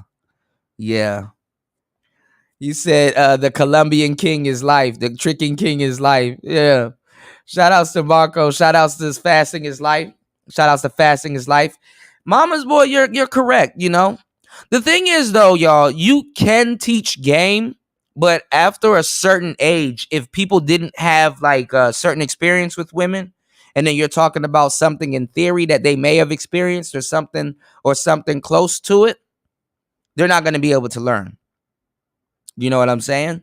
So if you haven't seen certain things or haven't been around certain things and stuff, definitely what you're saying is absolutely correct. You can't teach game. And then even if you can, people are going to be ungrateful and stuff like that. Because there is a thing, y'all. There is definitely a thing where, let's say if I give somebody a good nugget of game, right? And then they start getting a little bit of traction. They start getting a little bit of motion with women by just redoing this, by just, you know, rinse, wash, repeat. Then guess what's gonna happen? They're gonna be like, okay, I don't need the game anymore. And then the Dunning-Kruger's effect kicked in, and then now they're like, okay, well, I got the game. I learned how to attract women, but damn, now I need to learn how to keep women. Because let me tell you something, man. And I talk about this all the time. It's terrible to get the girl and miss the bitch. It's a horrible feeling to get the girl and miss the bitch. And what I mean by that is you get a girl, or you get the girl that you may want, and you may want something further with her, but she may not want something further with you, or she may have gotten away from you. There is a such thing as the girl that got away. And usually when guys speak about the woman that got away, she probably never gave them no action anyway. But it's a different type of pain, and it's a different type of fucked upness, fellas, when you actually get the chance with the girl that you really want, and certain things transpire and you lose her, whether she was your girlfriend, whether you were en route to being in a relationship or whatever. Getting a girl but missing the bitch, like somebody that, like, yo, like, she perfect. That'll be the one that, you know, if she was to get pregnant or whatever, or I wanted some kids, that would be her. You know, the one that, you know, that looked out for me, and then just a circumstance or a situation or a series of things happened, and she got out on you, or it just went bad. That's even worse, you know. What's even worse is having a bunch of women at your disposal, and none of them are the ones that you want. It's like you're in a crowded room, but you're still lonely. That's a different type of loneliness, you know? So sometimes as a man, you got to look at your itinerary. What I was talking about in that video, how God does he blesses you. You learn a very valuable lesson as a man in life, how God blesses you with the gift of rejection. How else is God gonna, you know, like I said, if you got everything you want, you'll be fucked up. Like if I got everything I want, I wouldn't be blessed. Because I'll be like, okay, damn, I got this. But sometimes God stops certain things in your life to give you something better. And then when you're with something that's better and you looked at the thing that you wanted initially, it's like, damn, that wasn't shit compared to what I got right now. That wasn't shit compared to what I got right now. And all you can do is look to the sky and just be like, yo, big man up above, thank you, bro. I can't thank you no more. You know, to even wake up today and open two gifts called eyes and be able to wake up and be coherent and can get on to sharpening your gifts and the things that you can learn today. Sometimes we gotta stop and smell the roses and look at the bigger picture. You know what I'm saying? But thank God along every single step along the way. You know what I'm saying? Because sometimes we get what we want. We don't know God no more, which is crazy. Which is crazy to me. Sometimes we get what we want. We don't know God no more. Sometimes you get that Ferrari and you think you know speed and stuff. That car can take you as fast as you want to go and as fast as you don't want to go. You start throwing logic out the window. You start throwing logic out the window like, damn, God bless me with a Ferrari, but he better bless you with the skills to drive that motherfucker or figure out when you stomp on them brakes what type of behavior that car is gonna exhibit. Can it stop before you hit that wall? You know, we start getting blessed and start forgetting all kinds of shit God has for us, you know. So you know, no matter what type of content that I do and stuff like that, and it's a shame. To a certain degree, I do hope the young lady, just Pearly, I do hope she's okay.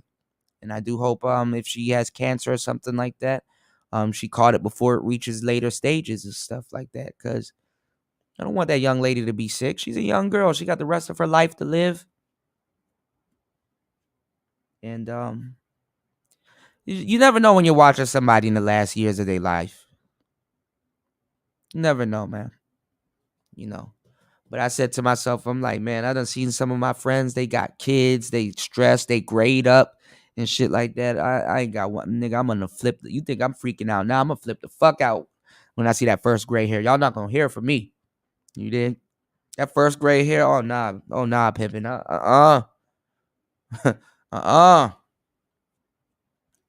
One gray hair, I'm gonna be in aisle 7 looking at Just for Men products and shit like that. Oh, this is the Beijing. Okay.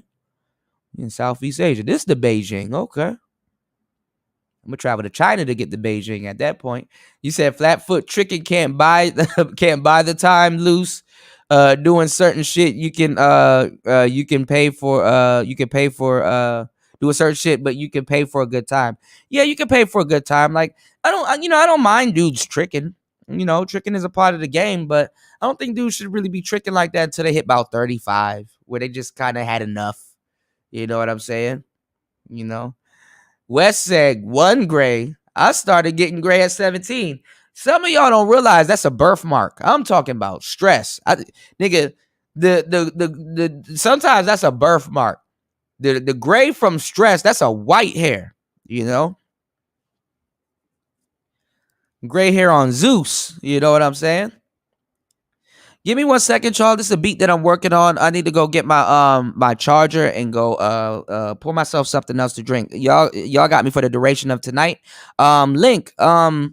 If you have the link, no pun intended, to that show that you want me to go over, definitely. If you could put it in the chat. Also, too, probably later on today, we're gonna do another show on Valuetainment. With the Femme Sapien chick. Speaking of Just Pearly, the Femme Sapien chick, she was talking to this other woman about, like, you know, marriage and stuff like that, her being content, being on an allowance and all this other stuff. And there was just some boneheaded bozo chick that was there talking about some unrealistic shit. You know what I'm saying? And then it's like the women always have like, if you really like, when you start getting with a lot of women, you'll start realizing their dating situation is goofy as hell. And sometimes they don't know how to bring a close to certain things. You know, they don't know how to bring an ending to certain things, you know? So it's like another black sister on there, got some masculine arms and shit like that. Obviously claims to be a model. You know what that means, right, y'all? And she was talking about certain things like marriage and shit like that and what type of man she wants. And then she was talking about how when she was young, she dated a dude older than her father, you know? And it's a woman that had a father in her life, you know? So sometimes you see certain things play out when ladies don't have a father in their life. You understand what I'm saying? And then don't think that won't stop a woman from being goofy and stuff like that when they do have fathers in their lives. Because there's a lot of women that don't get that don't get examined when they do have good fathers in their lives, but then they still choose to do some fucked up shit or have a fucked up dating pool or a series of the wrong niggas and then basically set their sexual appetite and their sexual their sexual what's the word I'm looking for, their sexual temperature, it's set wrong, you know. And no matter how good that father may have treated them, sometimes it's in resentment to the father. Or even if the father treated the daughter well, but he saw how the father treated the mother or something like that. Even if you're one of these good fathers that stayed in a relationship, it's cheaper to keep her, you know, stayed in a relationship for the sake of the kids and what you guys have going on. So it is what it is and it ain't what it ain't. Give me 1 second. I'll be right back. Give me 1 second.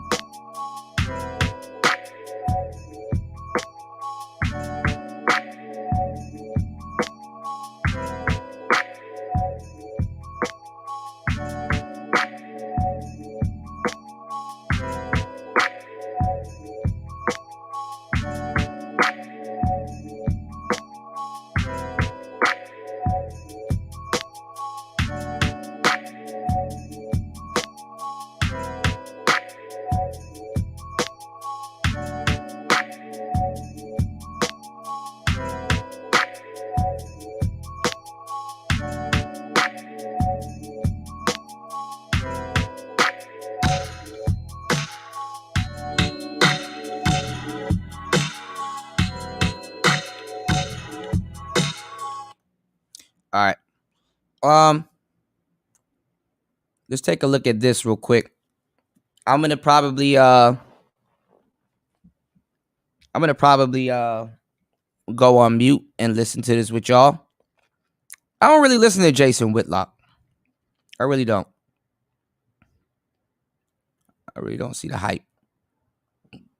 No, not going in on the brother. I just don't really, you know. He just looked like somebody I wouldn't listen to. I don't know why. You know. Hold on, y'all. So he said the passport bros sector signifies massive disconnect between black men and black women. All right. Now y'all know. Damn it, this fucking charger shit fell on the floor. Hold on, y'all. Now y'all know I throw my criticisms at the passport bros. I don't have no problem with them.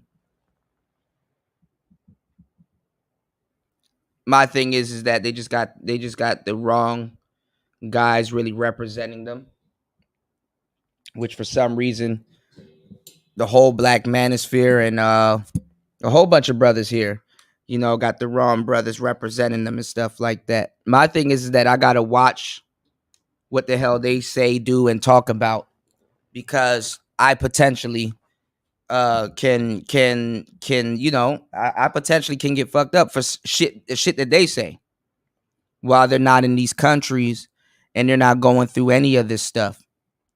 You know what I'm saying? They're not in these countries. They're not going through any of this stuff. They're just sitting there making buku money off of you guys staying in America, telling y'all to get your passports when they don't even own theirs. They don't even show you the forms, how to fill it out. You know, they don't have no links for y'all. They don't even give y'all a link to go find out where to go apply for one. They're not giving y'all no significant information. And then even in the past, I've put out content, you know what I'm saying? I've put out content protecting them. So you would think that, okay, listen, while all these manosphere cats were going in on y'all, and now y'all found a way to get into the manosphere, the cool group, quote unquote, to them. I had manosphere cats going at me, telling them to get, you know, telling brothers to go travel and stuff. Stop listening to these niggas. Take your ass out there, go travel. You know, it's a little bit fear mongering, but listen, good stuff can happen also. You know what I'm saying? Granted that you cool and you're not doing no stupid shit, you gonna be all right. But the sad part is that a lot of these dudes aren't cool. A lot of these dudes are doing stupid shit. A lot of these dudes, you understand what I'm saying? They got some other stuff going on. But I still defend it they right. I defend any man's right to go travel. You know, as men, we were nomads. You know, as men, we travel and we go to certain places and we you know, I wouldn't say we colonize, but that's you know, that's what we did, you know. Other than women, because women wasn't the first concept of land. Land was the first concept of land, of the first concept of real ownership, aside from weaponry and stuff like that. You know, that's why I'm trying to figure out how is motherfuckers going to be in here try to teach y'all a history lesson when they don't know shit. They're just going to be regurgitating what they hear other men say, and basically steal content. You know what I'm saying? But anyway, you know, just talking about that on topic. So dudes was trying to bang on me and say, "Oh man, you were talking shit about the passport bros." Like, I'm really not, but I do throw jabs because there's people out here making black people in these other countries look goofy, like the other guy. She's so pretty. It's like, bruh, he probably don't even have that girl right now. Women can't stand guys like that. They can't. She tolerating you, you know. The Thai man know not to go live with that girl talking about she's so pretty. You know, it's like, come on, dog. You know. So it's like, you know, it's just a movement that they have to that they have to fix up. You know, Aaron Ferris, all them other cats. Like y'all need to grab the reins. You know, take hold of it and stuff like that. But when you a man and you got a woman and you got other shit going on in your life and stuff like that, and you see something that might be good, you're not really worried about none of that shit. You know, you're like, okay, well, look, I got a whole girl to worry about. You probably gonna have kids soon. I got to, you know, I got to worry about my visa. I got to worry about a whole bunch of different things. You know, okay, there's a young man that's leading the movement. Cool, just let him grab the reins for a little bit, but that could come back to harm you. Dudes getting kicked out of countries and stuff like that. Like, look at all the fuck shit Nature Boy did. He didn't even get kicked out of it. He still stayed in that country. Look how long it took for Nature Boy to get kicked out of one country. And this nigga got kicked out of like 5. You dig what I'm saying? But what I'm saying is, it's like you gotta control that, because it's different abroad. They're not gonna look at, like, black people don't understand how people outside of the states look at black people and stuff. It's a you know, they stereotype. You know what I'm saying? They're not walking around with no chip on their shoulder. They didn't, like, out here. They didn't enslave us for 400 years out here. They're not walking around afraid of the word nigga and all this. They're not worried about none of that shit.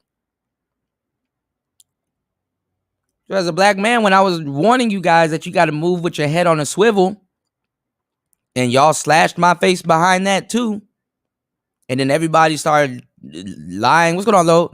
Everybody started lying and faking and was like, oh, I was telling him he need an OG. I was telling you, y'all weren't telling him shit. Y'all were talking shit about me. Y'all was saying that I was hating on them. Even now, you got this fucking toad over there talking about some. He's just mad because he went to Thailand and nobody cared, and they care about Austin. I'm like, bitch, you just got here. You don't even know shit. You don't know a damn thing. Loud and wrong. Just loud and wrong and sloppy.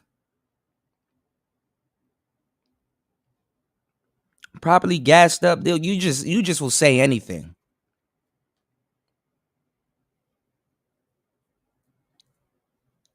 Nobody mad at Austin Holloman. I'm trying to help the young brother because he needs some real friends. You don't have no real friends and shit like that. And you gotta be careful with that damn quote unquote tour guide. I'm gonna be close to Chiang Mai in the next couple of days in Nong Khai. If he wants to, y'all can let him know. If he wants to come pull up on me, you can pull up on me. I'll give him some information. Without that chick in the room. Hey, look, yeah, she can stay right there. Come talk. Let me holler at you for a second. Talk to you about something. And I'll give him the game. If you don't want to listen from that point, then all right. Yeah, I did air quotes too, y'all. I did air quotes too. Hold on. Tour guide.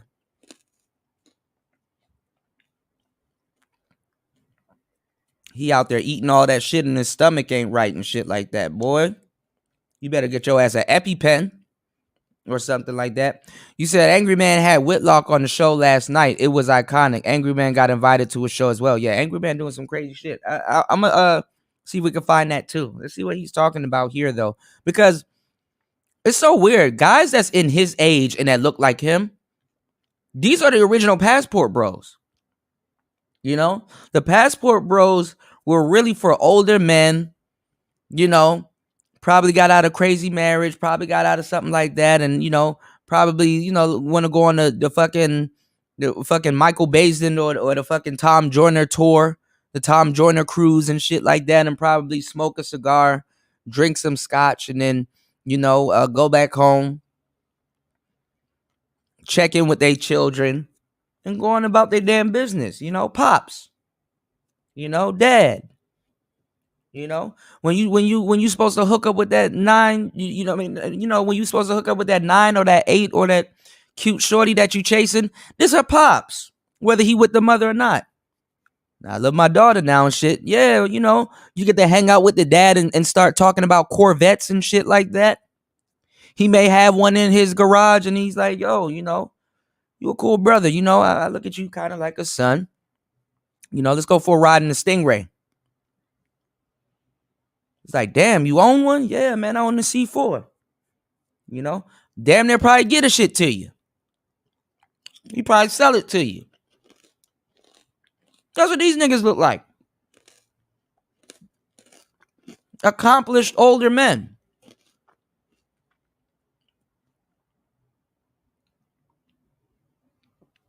But honestly, when you grow older, people start dying. Times have changed. Now you got guys like this going in on guys when he should be doing that. Like, if he's not with a woman or something like that, and even if they have a woman, them niggas are traveling with they ladies. So it's like at the point where you got men that don't hear themselves. Okay, well, as a man, you can't enjoy your youth, and then at the same time, damn, I can't enjoy my elder years neither. I can't hang out on a boat and go smoke cigars somewhere in the Philippines and stuff like that, and wear nigga shorts and shit like that, and sandals and shit. I can't wear them slightly African sandals and be flipping shit on the grill. I can't go put a tomahawk steak on the grill when I want to, right? Come on, man. I'm getting a little too old for this shit. You know? So we're gonna take a look at this and see what's going on. Shout outs to Wes. He said niggas don't know how goofy they look walking around with a bitch dressed like a prostitute. Exactly, man. That shit kind of make Thailand look bad a little bit too, but that's not really what it is. I really can't explain to y'all the temperature here because you guys aren't here. And I really can't explain to y'all the temperature of what it is to the passport bros because them niggas ain't here neither. And when you have a young one like Austin Holloman that said, yo, I want to travel, I want to do something, and he has enough balls to get up and go do it, you want to make sure you arm them with the right information. I don't want them to do something and then I'm walking around here not knowing I have a target on my back. You know what I'm saying? I don't look over my shoulder out here. Police sirens, I know they're not chasing me. All kinds of stuff. It's a relief. I want to enjoy myself. Will I be back in the States at some point? Yeah. Then I'll take on the stress of that pressure. But for now, just chill. Go somewhere where your dollar goes further. Enjoy the weather. Go work on your skills and go work on your crafts. I heard Fantastic over there talking about he running from something. He can't afford to live here. Talking about he sold all his gear. You dumb bitch. You don't know shit. I got all my gear. Ain't nobody sold shit. This is what happens when you harboring shit and you ain't got shit going on and you got to run around the manosphere and try to beef with any and everybody to get your shit popping. Don't nobody want to hear that nigga if he's not talking about sports or beefing with somebody. Come on now. If you're not talking about sports or beefing with somebody, don't nobody got shit to hear. Don't nobody can care about what he got to say. That he keep acting like he wasn't around here crying about women up and down the block in the manosphere. I can name about 3-4 women this man done cried about in the manosphere. Don't say shit to me. Don't go on no other woman's panel that's gonna turn your stupid ass. And she was over here talking shit about Fantastic. You don't remember that though. But that's his flavor. He suffers a little bit from colorism too. He likes little light-skinned, thick Jones. Light-skinned, thick Jones. You did? So it is what it is and it ain't what it ain't. But I'm laying paint where others can't. You said that broad is Americanized. She used to live in the one that's with Austin. I think she said she used to live in Cali. It's funny. I saw this Asian girl, the best looking Asian women poll going around on TikTok. And they were just talking about America. It was like, damn, so you can't find the finest looking Asian women in Southeast Asia or in Japan or China or nowhere. Interesting. You did? So she is Americanized. Like you see how she kind of had the little waggle in her head and the stuff. She might be a good girl. I'm not even gonna lie, but she's not really his speed. He's not getting a true Thai experience with that woman. But it is what it is. Like I said, and nothing ain't. And let me tell y'all something too. Don't get me wrong, because I'm not trying to shit on these ladies.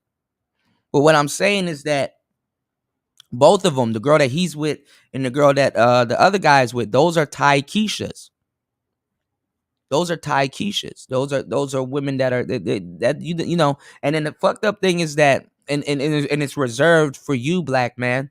The reason why she'll be more of a Thai Keisha with you is because you're black. She's gonna kind of turn up like that because she thinks that's what you like.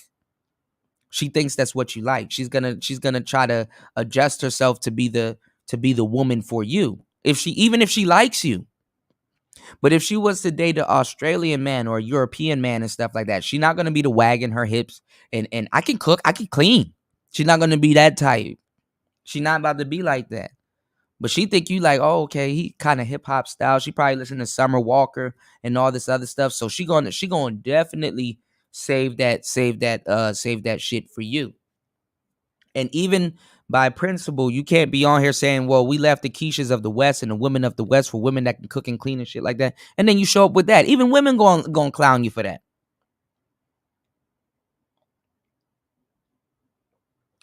Japan and all them other places done lost their culture to the West. It's just that Japanese dudes, and actually, if you really think about it, because y'all listening to y'all history from niggas, Japanese dudes actually went MGTOW. A lot of Asian dudes went MGTOW and came to the United States and came to California and all these other places to sit there and work and stuff like that. A lot of Chinese dudes went MGTOW. They just didn't call it MGTOW. You dig? You said for widowed or possibly, yes, sir. You said when you have been out, you said I've seen the woman looking all crazy, dressed trashy, all even when you actually in the red light district with actual boots on the ground. Yeah. Yeah. You even got hoes nowadays dressing more modest to attract dudes and kind of bring more of a professional look to what they're doing. Because times have changed. Prostitutes were mainly for married couples. That's why they were making money. They would have a regular and they'll be married. They would deal with married couples. Prostitution wasn't for the single market. You know, it wasn't for the single market. You know, she said when you've been out, you said I've seen. Okay, it's a duplicate. You did. What's going on, Mac Bones? Shout outs to you, man. Shout outs to Toya. Yeah, they'll be leaning into it. Yeah, yeah. They have outbursts and stuff out here. The women out here are like kind of notably bipolar. That's why when I played this video with you, I said with you, when I played this video for y'all, look at how this woman, right, was cool, and then she has like these outbursts. She has like these outbursts. Hold on.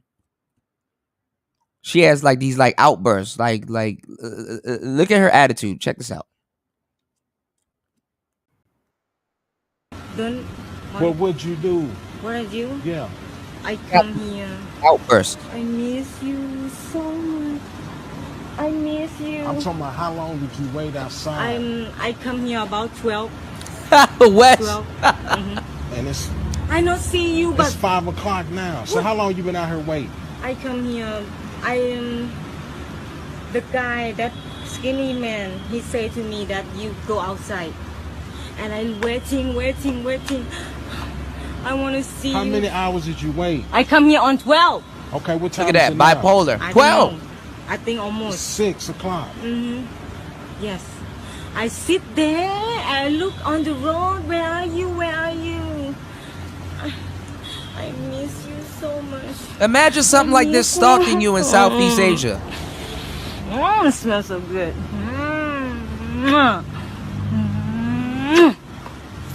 I come here on 12. Miss you. Right, Lynn? I want to explain to you that I did not do anything wrong. Yeah. Yeah, you know. Look. You know. Oh, you think it's Look funny? at. Look. Yeah, you think it's funny? You It's think not funny. Why? You think it's funny? I don't think it's funny. You also. I don't give a f***. You want to do something. What I I just don't know. You got to come with some cash. What? What do you say? You know what to do. What I do? What I do? Yeah, it is an act. I miss you. Oh my god. I miss you so much. Oh my god. I miss you. Oh my god. I kill you sleep. Oh, I miss you. She don't even say in. I kill you sleep. I want to go with you. I want to go with you. I come here on 12. I miss you. Oh my god. I want to tell you something. I go to the club and I don't want to But I don't want to tell what lady that you have spent time with her, okay? But I know something about you. And I'm so disappointed. I feel Let's go to right now, Hanamichi. I decided to go to the club. I did not want to go looking for customer. I just want to go looking for you. I keep looking. What the fuck? Where he go? Where you been? Where have you been? What you doing? You block me. I want to know the reason why. Why you block me? What I do something wrong to you? You know. What I do I something ain't gonna wrong? get into that right now. What? Who's the girl that said they know me? I'm not gonna say it. I Yes. promise her. I promise her already. I cannot Came here make. on 12. I cannot make. No, because people lying. So I need to know what she said.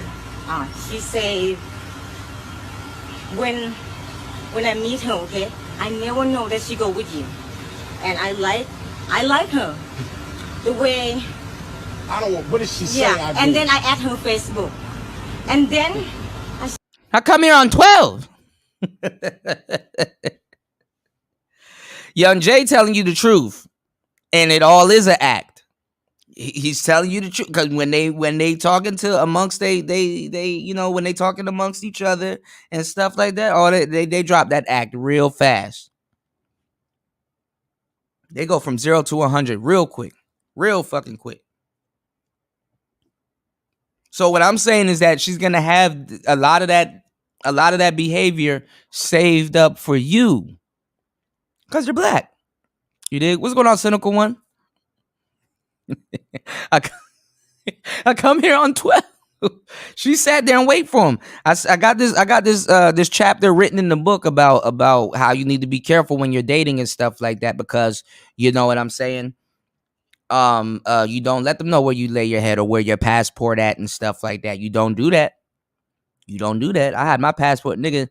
I had my passport so much in my house, I lost it. I hid it for myself.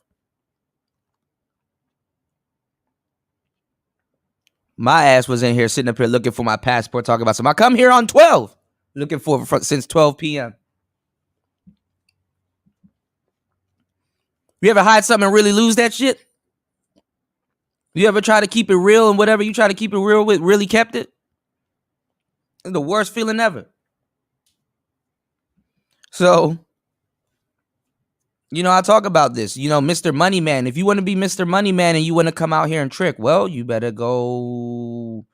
And some women say, I want to go with you and shit like that. Boy, you better go get that extendo stay. You better go get a little room or something like that. They have them somewhere out here. You can find them. You're Mr. Trick Man. But I'm telling you, if you take them where you lay your head, rule number 1, okay. Rule number 1, learn how to have fun. You know, rule number 2, watch what you do. Rule number 12, I come here on 12. You said, honestly, the men in Japan are going through it. Yeah, they really are. Yeah, that's something totally different. That's something totally different, you know. You said the fact that strip clubs were also not for for couples. I mean, not for, they were for couples. They were for couples and married people. You know, strip clubs were the original swingers club. You know, strip club was the original swingers club. You know, Jeepers Creepers. You said niggas be going over there with little female experience. And the first thing that they cling to, they can't get rid of. Yeah, I told y'all go to Brazil. The first thing to cook you a roast con pollo, she gonna get you up out of that water, man. Or if the grandma or the mother cook and stuff like that, and she invites you back to her place to have some dinner and meet a little bit of the family, her brother and stuff like that. Yeah, bro. Like the other night, I came out here to go get some food and buy something, and my friend introduced me to this girl, and she's like in school, she's in college, like I think she's learning like environmental science and all this other shit. And like she was like, hey, do you have a hotel? Do you have a hotel? Do you have like, why does this bitch keep asking me, do I have a hotel? I'm like, no, shorty, I live here.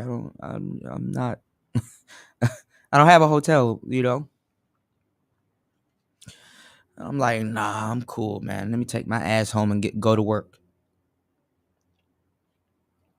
And take my ass home and go to work. She was cute too, but she's young. She a student and stuff like that. She obviously, because she's young and she's a student, she's in college, really don't have no paper like that. You know what I'm saying? I'm like, yeah, that's nice, but you enjoy your night. Enjoy your night. Y'all gotta start turning shit away, man. I turn shit away here, outside the states, Thailand. If it don't make sense, if I didn't plan for it, like I'd rather have shit. If something goes down now, I'm older now. If something have shit right now, I'd rather plan for it than spur of the moment. I just go outside and pick people up, and people, they gravitate towards me. So I got to be very careful. You say he mad and she don't care. She weird. Yeah, yeah, yeah. But see, if you don't know how to cut ties and stuff like that, if somebody decides that they want to stalk you and stuff like that, and then not even that, like women like this know how to ride motorbikes and motorcycles and shit. So if she want to hawk you down on some pull up type shit, let me tell you something. Somebody hawking you down on a motorbike is a lot different than somebody hawking you down. In Brazil and Medellin and all them other places, they'll tell you women that ride motorbikes think a little bit different than bitches that ride motherfucking trucks and cars and shit like that. When you riding motorcycles and motorbikes, one wheels, skateboards, fucking EUCs and all that other shit, there's a certain danger that that can happen to you, but you throw it out the window, to a certain degree. I was watching Jordan Peterson talk about kids and stuff like that, and how people thought people were stupid. They're like, okay, well, these kids, they wear their helmet and stuff like that, and they're being real safe. Their elbow pads and stuff like that when they're riding skateboards and stuff like that. And he said, I used to think that people that didn't wear that stuff were stupid. But he was like, to a certain degree, he learned how to have respect for people that just say it is what it is. Not off some stupidity type shit, because not everybody that don't wear that shit or that's fully geared up every time they go out. It's not that it's not like they're dumb, even though that's what you should do. It's just that you already know that you live on the edge of life. You know something could happen though. And then if it was meant for you, hey bro, it was meant for you. Rest in peace to my brother Rick. Lost him, motorcycle accident. Them joints are fatality. So I'm just kind of getting you into the psyche of the type of person that you're dealing with, And it's easy to conceal a motorbike than it is to conceal a car, Yeah, the women in DR are doing the same thing too. It is an act, and they gas it up when they're dealing with Farang, you know. You said, is that her P or something? No, he's just a regular man. I'm trying to tell you, but a lot of people can't handle being a player. So let's say let me tell you, if you're in the United States and you don't have a taste of what the game is like, and you don't have no game, and you come out here, and let's just say for you it's different. Let's just say for you it's different, and you go somewhere and you're a player, you're in big trouble because you're forgetting a couple of the P's that you need to do to remain a P. You have to pace the shit. That's why I was saying that, like, I'd rather shit be planned, because now it's like, I don't care. After a while, you're going to have more trouble getting women. Okay? Getting women is not hard after a while, Attracting women is not hard. Allocating your time, what y'all going to do, your resources, and who you're dealing with, and getting to know them, and all of that shit is hard. Pacing yourself. There's another P. Pace.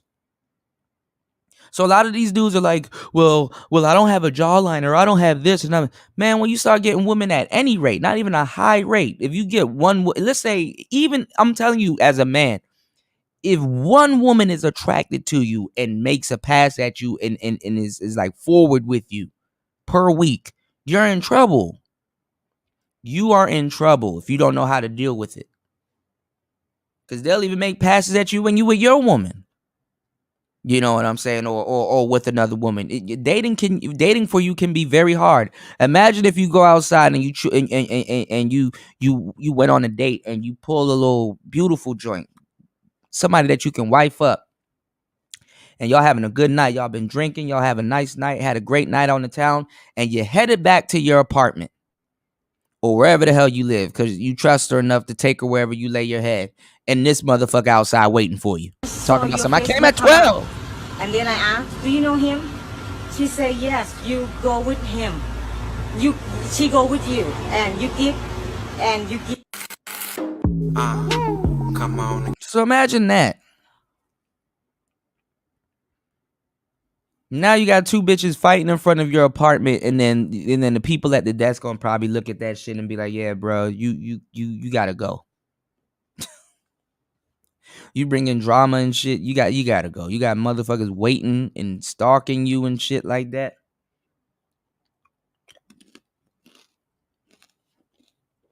And then that other dude, she's so pretty and stuff like that.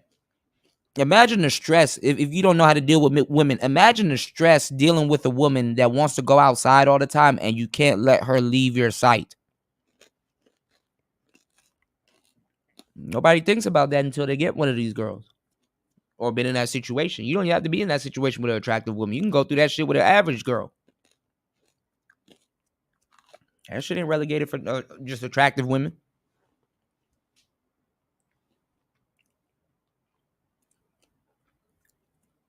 You can't even relax because you can't let this motherfucker out your sight.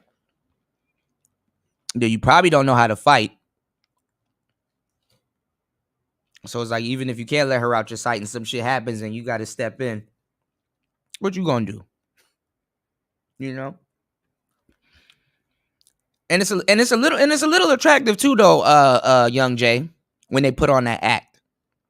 Young, we know what we talking about. It's slightly attractive when they put on that act, but the thing is that you have to know it's an act. You know what I'm saying? Because you can act along right with them. Oh, you want to play dumb? Oh, I'm play dumb too. I'm an old school fool. He said crazy thing. Oh yeah, I remember you were telling me about her. Yeah, that Haitian girl. And then you heard about other brothers that were with her and too. Wait until this play out this summer, Young Jay. You gonna start hearing about Passport Bro on Passport Bro crime, because when they were taking pictures and spreading those pictures in the Passport Bro groups, dudes are like, "Oh, I know her. I know her." I even met a Passport Bro out here. Me and him chilled at the bar and stuff like that. I'm cool with them cats and stuff like that. One of those Passport Bros, and me and the Passport Bro was sitting there talking about it. This dude came here and he don't even know, because them Passport Bros, them hoes will approach you. So he came out here, this dude with the glasses and stuff like that. Well, nice dressed brother, like cool looking brother, right? He came out. I was in Thailand at the time. And he came out here, and the dude spotted me. I didn't even spot him. I knew he was at Sugar nightclub, but I was doing something. I forgot what I was doing at the time, but he ended up spotting me, and then I ended up taking him to the club, showing him where the girls at, all the clubs and stuff, what he can do, blah blah blah. And then we just had some drinks, and then, you know what I'm saying, I got into my Uber and called it a night. But anyway, that's a story for another day. I'll tell y'all that story over cigar or something like that, right? Make sure you guys like and subscribe, support the channel. It was this African girl. That's a red flag. I mean, for real, to come out here and meet an African in Thailand, right? Thick as all outdoors, booty, everything, little braids and shit like that. Just she stands out.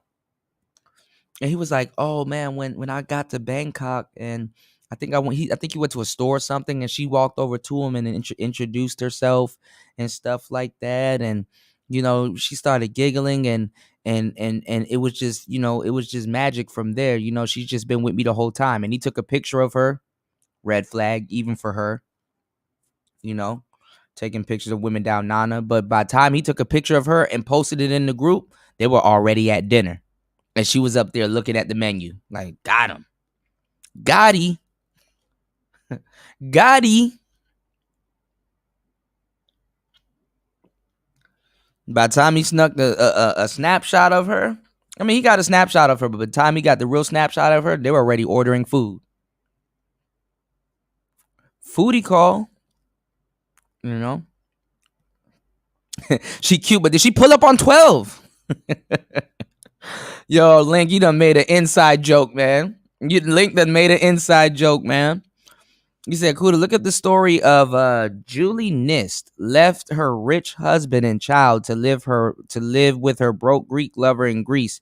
He ended up switching on her real quick and ended up erasing her. Yeah, I think I heard about that. Let me start that. We're gonna look that up, Cynical. Remind me. I'll start that. Yeah. Yeah. That's the Aladdin effect and shit like that. Fucking I remember when I was giving y'all the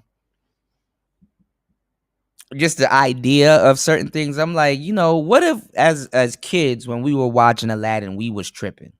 You know what I'm saying? Fucking Jasmine, she's a goddamn princess. Her dad's like, yo, man, you know what I'm saying? Yo, my man Jafar, Jafar. You know what I'm saying? Swagged up. Real nigga, he a conqueror. He like, yo, you know what I'm saying? I do my damn thing, you know what I'm saying? Just a nigga need a princess for the type of shit he got going on. And they made that nigga look bad. Jafar, what about Jafar? That's what I'm saying. What about Jaclose and what about Jafar? What if we had him fucked up? What if he wasn't a bad guy? What about Scar? What if we had him fucked up? What if he wasn't a bad guy? They done ran out of movie ideas. Why don't y'all retell the movie, but tell it from the good side of Jafar? What if every time that nigga we ran into him, it was just a misunderstanding? What about that? Jafar sitting up there swagged up and shit like that. And he's like, yo, man, Jasmine, you need to get your mind right, bro. You tripping, bitch. This nigga broke stealing apples from the market and flying around on a carpet. Yo, you is tripping. You are tripping. He hangs out with a genie.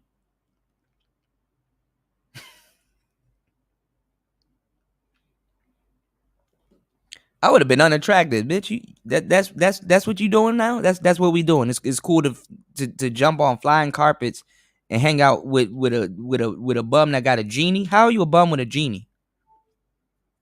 Message. You could get everything you want, and you're even a genie dumb.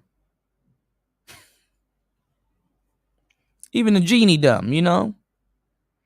You said a sketchy woman will be a sketchy woman regardless of the appearance. Yeah. What's going on, Star P? Cynical one, you have to move carefully. People going to these places super inebriated, yeah, and pass out and wake up in the jungle somewhere, yeah, man. And they don't really do crimes and shit out here and shit, but it's like they don't do crimes and shit out here. But if you sweet, like come on, bro, like it's like, bro, you left me no choice but to do that to you. You said that brother wasn't that bright. An African chick in Thailand is selling box. Yeah, exactly. By the time he took the pictures, they were already at dinner. Like, ooh, got his ass. You get tricked more out here because it is quote unquote less expensive. Remember when I was in the mall, I was like, man, we got to find another word for cheap. I don't like to say cheap, less expensive. Or cost less, cost effective. You said Jafar had one itis though. It's his fault. Yeah, it is. Yeah. He could pull every bad joint in the land. But I ain't gonna lie, Jasmine, but once you seen how Jasmine was acting and shit like that, like, bitch, I can get a carpet that flies too, with some niggas under it lifting that shit up. I think he got sick too in Thailand though, the guy I'm talking about. You said I think he caught COVID or something. You said but the first chance he got, Jafar wanted to become a genie. Yeah. With all them jewels and all that other shit where Aladdin got that lamp. I think Aladdin's story is like another tale of like Mowgli or something like that from the Jungle Book. Just like Dragon Ball Z and like Final Fantasy 9 is just another tale of the Monkey King. Yeah, he hung out with a monkey too. Yeah. Apu. Or is it Abu or something like that? You said, "Oh, I know what dude you're talking about. He posted those pics in the big travel group I'm in." Yeah. You know what I'm talking about. Shorty was thick. I've seen Shorty though, but she was down Nana doing what we just said that she was doing. You know, she made a pass at me. I'm like, nah, I'm good. Because you stand out, you know. And I'm talking to some of those girls out there, and some of those girls are from Nigeria too. You gotta, and actually too down there in Thailand, there's a bunch of African dudes. They actually stick together. They clicked in with each other. They hang out and they scam. And I can show you the certain parts where they hang out. You know what I'm saying? It's nothing. You know, just don't be down there sweet because you'll get robbed by African in Thailand. And the thing is that a lot of let me give you the game too, y'all. This is what I be trying to tell people that they don't know. A lot of those dudes, a lot of the cops and everybody knows those women are there illegally. There's women here in Cambodia. I have a friend that's from Cambodia. She's there illegally. There's a lot of people there illegally.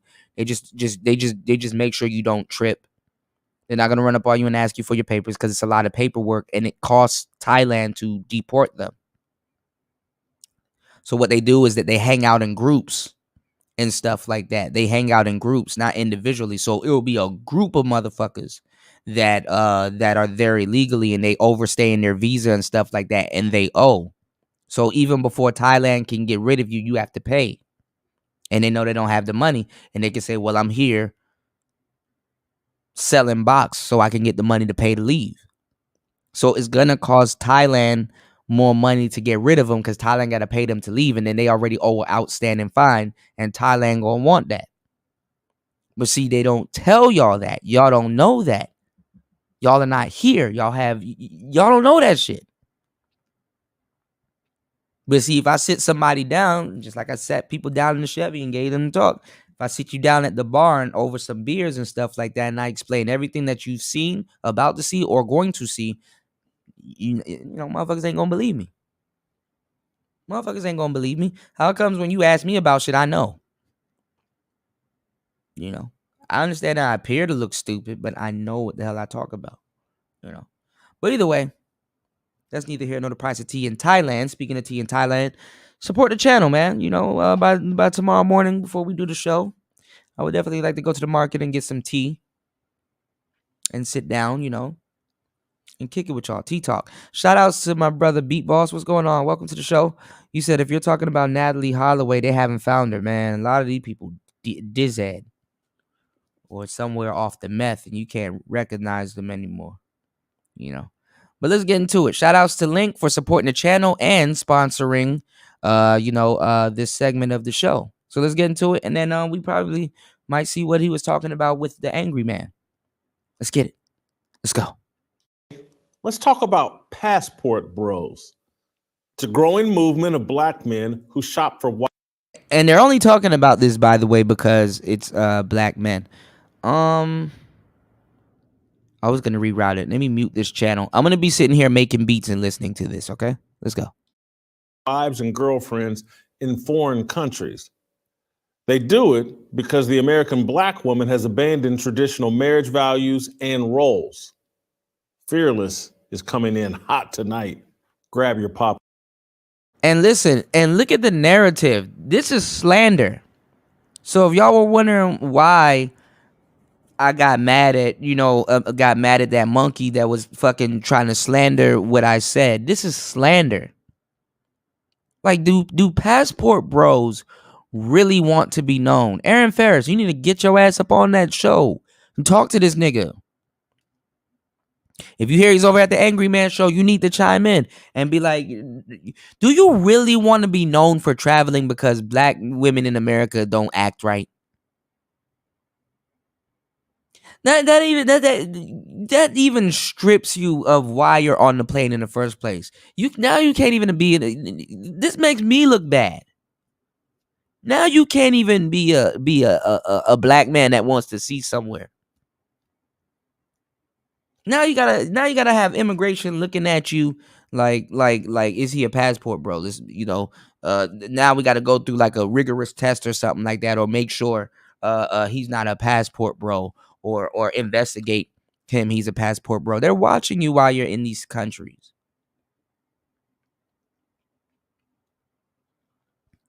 Right, Wes, black because black women, Jesus. You see what and it'll be on your own niggas talking this stupid shit. Nigga, I wish somebody would attach themselves to my to not even a movement, but to something that somebody else is doing and saying they're doing this because of black women. Even sisters say y'all should thank us because you wouldn't be in those other countries if it wasn't for us. Y'all niggas need to grab the reins, and it's not a good look if you have Austin Holloman over there and him having that dude on his show as a friend, not saying, bro, don't get on the internet and say because black women aren't acting right. Isn't that what that young man said with that Ty Keisha? Women in the West, they don't cook, they don't clean, they're not right for you, they don't do right for you. Don't ever say no shit like that. Yes, Star P, another programmable response. Another $20 talking point you could throw out there. Already off the rip. Popcorn.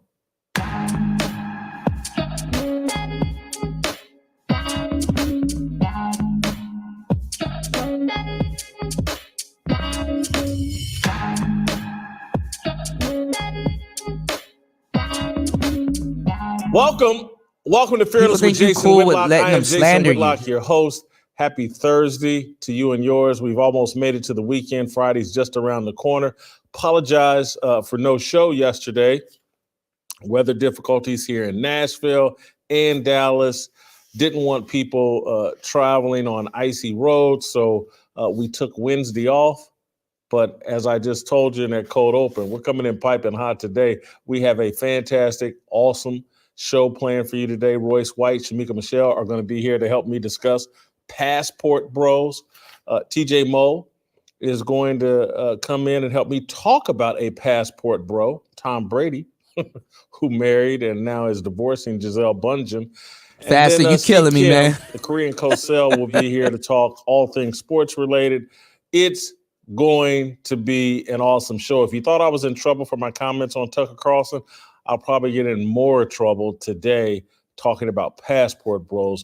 We'll get into that in a minute. But first, I want to tell you how to get a good night's sleep with my good friends Cozy Earth.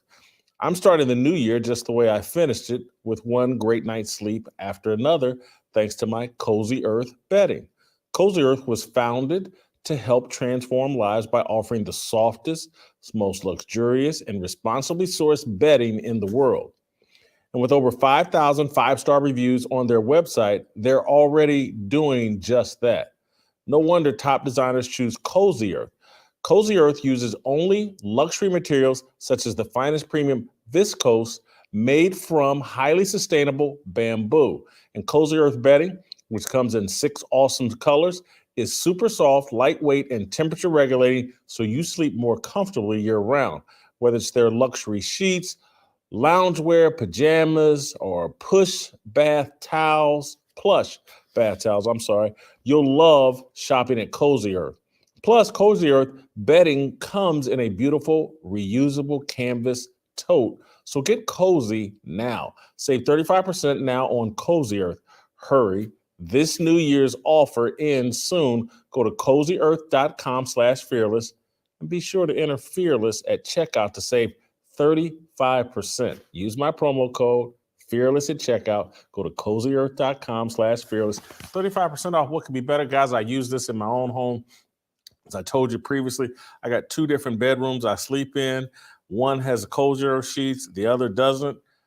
The Cozy Earth does make a difference. It does keep your temperature. I like a little cold bed, throw a blanket over myself. The Cozy Earth sheets do that for me. You guys will love it. It comes with my highest recommendation.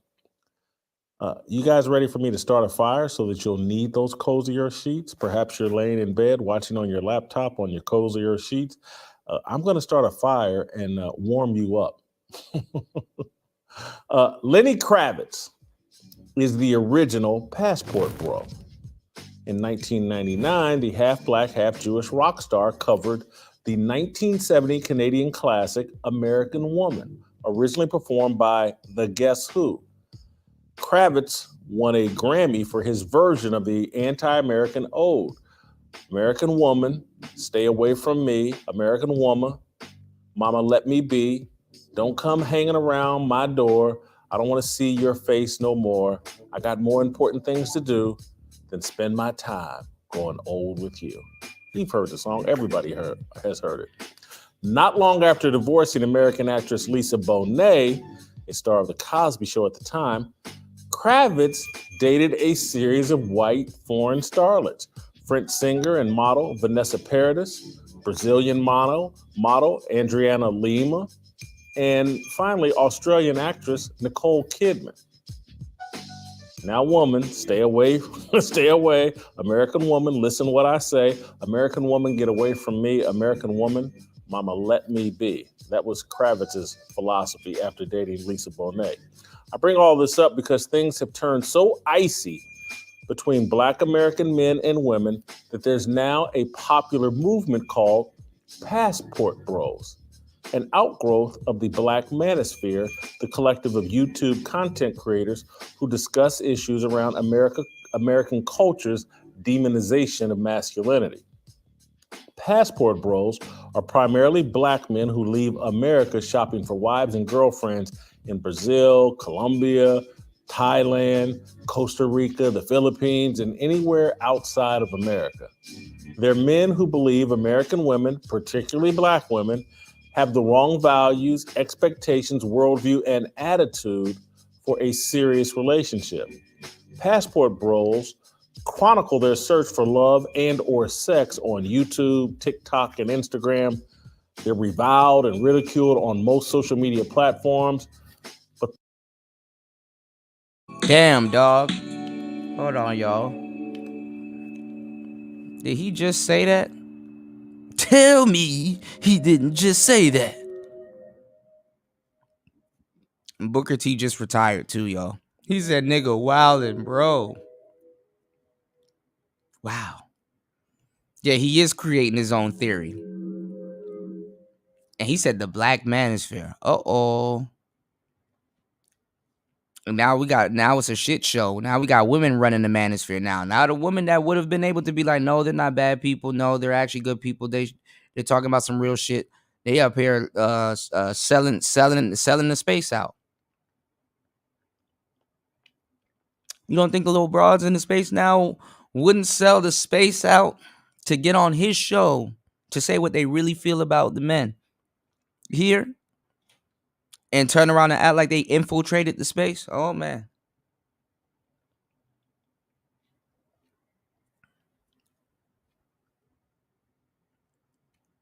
Seems like they don't care. They put that OnlyFans girl up there to talk shit about, A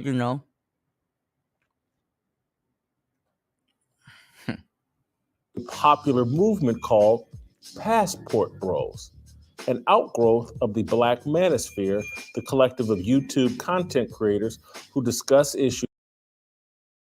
What's going on, JR? JR, let me know if you want to do something. I should be free for the next couple of days. You dig? It's 2:06 a.m. in the morning. 2:06 in the morning a.m. here. Issues around America. I'm with y'all for the duration of the night. Make sure you guys like and subscribe and definitely support the channel. You can support the channel by hitting the super chat. You can also support the channel by definitely hitting the Cash App, which is more preferred. Or you can use the PayPal. You dig? Or super thanks after the show goes off. Let's get it. Let's go. Masculinity. Passport Bros are primarily Black men who leave America shopping for wives and girlfriends in Brazil, Colombia, Thailand, Costa Rica, the Philippines, and anywhere outside of America. They're men who believe American women, particularly Black women, have the wrong values, expectations, worldview, and attitude for a serious relationship. Passport Bros chronicle their search for love and or sex on YouTube, TikTok, and Instagram. They're reviled and ridiculed on most social media platforms, but the movement is growing because the untreated disconnect between American Black men and women is growing wider and wider.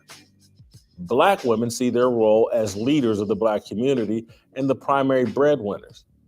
The Democrat Party, leftists, corporate media, and the LGBTQ movement have partnered with Black women in imposing matriarchal culture. Newton's third law applies. For every action, there's an equal and opposite reaction. With no institution or individual addressing the major rift between Black men and women, the men are abandoning American women, searching for women in other countries who are not hostile toward traditional relationship roles.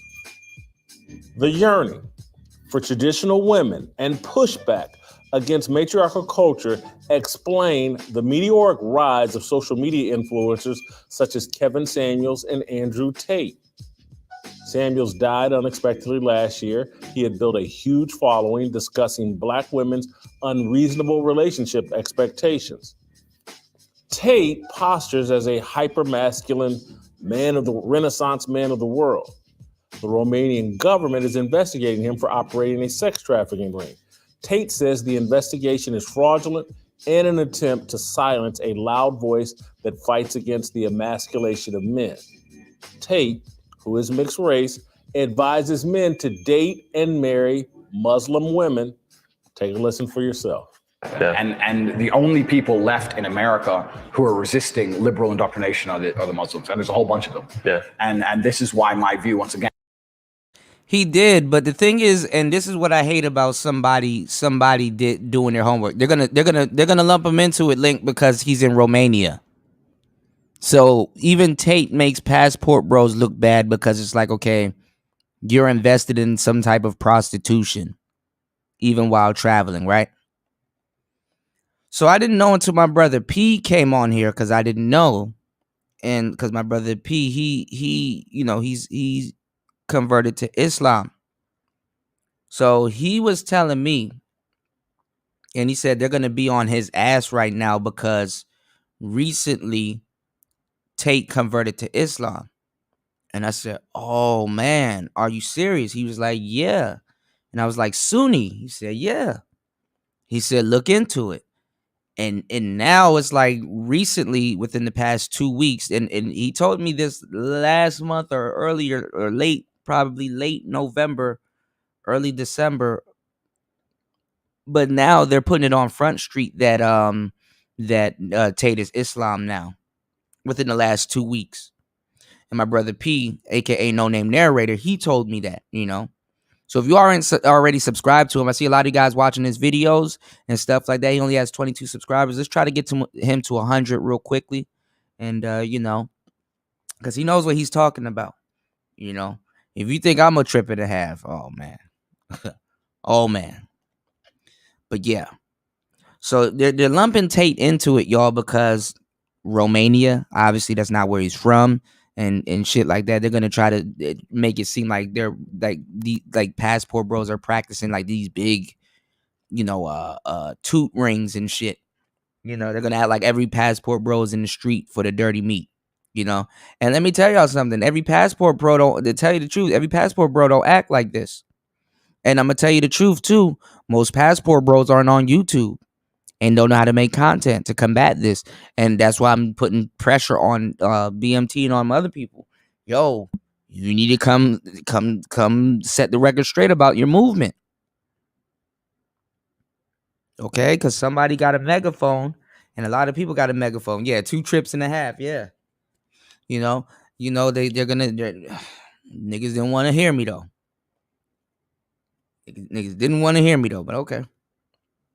And my conservative views are all skewed up because I'm almost on the team of the Muslims now. Jesus. But then the only people you have left who don't want transgenders in schools. Yeah. The only people you have left who don't want to tell kids that being gay is better than being heterosexual. They're very proudly pro-family. Yeah, they're the only people they have left who have families and have kids. Yeah. They're the only people, like, you have no one, there's no other allies. This is very true. And hold on. Hold on, let me pause this for my that. view is super pessimistic. Because Antisocial Socialite Podcast made a very good point. Andrew Tate is a hypocrite when it comes to religion, and even when it comes to how he made money. Because you can't go on Fresh and Fit and all these other places and be trying to tell dudes about Western women and stuff like that when you run a prostitution ring. But then at the same time, who would know better?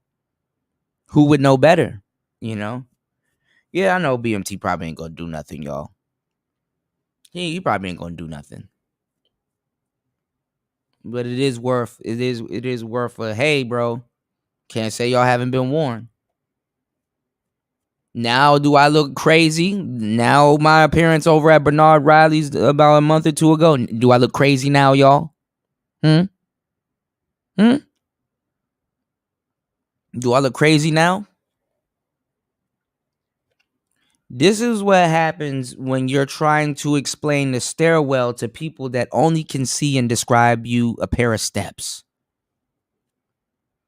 Well, Kuda, do you know what the next step is? Of course I know what the next step is, you dumbass. I'm trying to show you a staircase. A stairwell. And you batting my hand when you just thinking about the next step that you barely can even step on. You're not looking at the bigger picture. You don't even think you're looking at a picture. Men can't be like women and say, well, I'm gonna get mines and just shit on this place and then leave. I'm gonna get mines and get, Women can do that. Women can go somewhere, shit on somebody and leave and go somewhere and have and be okay. Men, that shit follows you. This Muslim's going to win anyway. They're outbreeding, and I think the average English woman has 1.6 kids. The average Muslim woman in England has like 6.8. Like they're just within 30 years, we're outbred anyway. So the fight's over, done. It's done. It's not even close. Yeah, shout outs to Young Jay. Young Jay definitely was there. I know he was driving, but Young Jay was chiming in. And what was the dude that was over there? He claimed to be in Thailand now. You don't hear from him no more. What is he talking about? Remember the yoga dude? He was trying to hype up Sosua, and my boy Young Jay said, "Listen, bro, I'm a Sosua vet. You can't, you're not about to hype. You're not about to sell that shit to me." That nigga Young Jay stopped this man right in his tracks. He's like, no, brother, that's a lie, and it's not like that. Don't. You're not gonna sell that shit to me. You probably can fool them other people, but you ain't gonna fool me. You know what I'm saying? What's going on, Chris G? Did that rhyme? Shout outs to Ism. You can fool everybody else, but you ain't gonna fool me. What's going on, Chris G? I'm glad Young Jay was up there to really put it in like that. Now do me and Young Jay seem like what we're saying is crazy? Yeah, it was straight up telling fairy tales. Now do we seem like we crazy? Shout out to my brother Young Jay. If you really want to know, and we talked about this. I even played the podcast from Young Jay's channel. Good information on Young Jay's channel. Yeah, and I didn't I didn't try to do it. I gotta go pull up on Ism and see what's going on with him. He was tagging me in some stuff too. I gotta check it out. I gotta tap back in my player partner, man. That's probably why I'm falling in some traps now and shit like that, I'm gonna tell y'all right now. Now I don't look stupid, huh?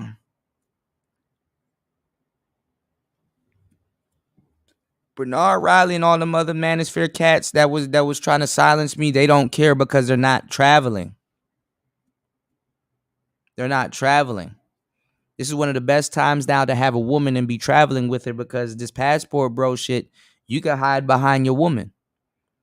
Oh no, bro, I'm not a passport bro. My wife right here, But if you single and you're traveling the world to go see different things and stuff, man, shit. These niggas putting an X on your back and on your passport. You're going to have an extra, don't be surprised if you have an extra number or letter on your passport. Overpass us. So at least they have ideals which don't completely go down the liberal lunacy. Yeah. And it's amazing to me that the left, what's funny is they're cognitive dissidents. The left, they idolize Islam and they idolize all their other bullshit, and they're completely non-compatible. Yeah. We were talking earlier about frame. Muslims have the best frame on earth. Like I said, this is why I piss a lot of conservatives off, but this is the truth. A lot of the reason the Taliban are fighting Americans, a lot of the reasons they're literally fighting wars they can't win with an AK against a predator drone, is because they're fighting for the right to have their virgin wife in a burqa. It's powerful. They look at Western cultures and look how Western women act, and they think, I don't want that. Yeah. I don't want my women to be like, there's no wives there. It's crazy. I want this. Yeah. And this is my society. And they're coming along telling me they're going to blow this up and take this away from me. No, I want a virgin wife at 16 who's going to obey me. That's what I want. And if I have to fucking die to protect it, that's what I'm going to do. Yeah. And this is literally, that's the level. I had a friend who's I won't say his name. He's you can Google him up. He's a really rich guy, lives in Dubai. And he comes to London to party all the time. And we're in the clubs, whatever. And he looks at me and says, look around. And we look around. He goes, there's girls here to f***. There's no wives here. Yeah. He goes, I'll f*** your, he says, I'll f*** your Western women, but I'm marrying a Muslim woman. Yeah.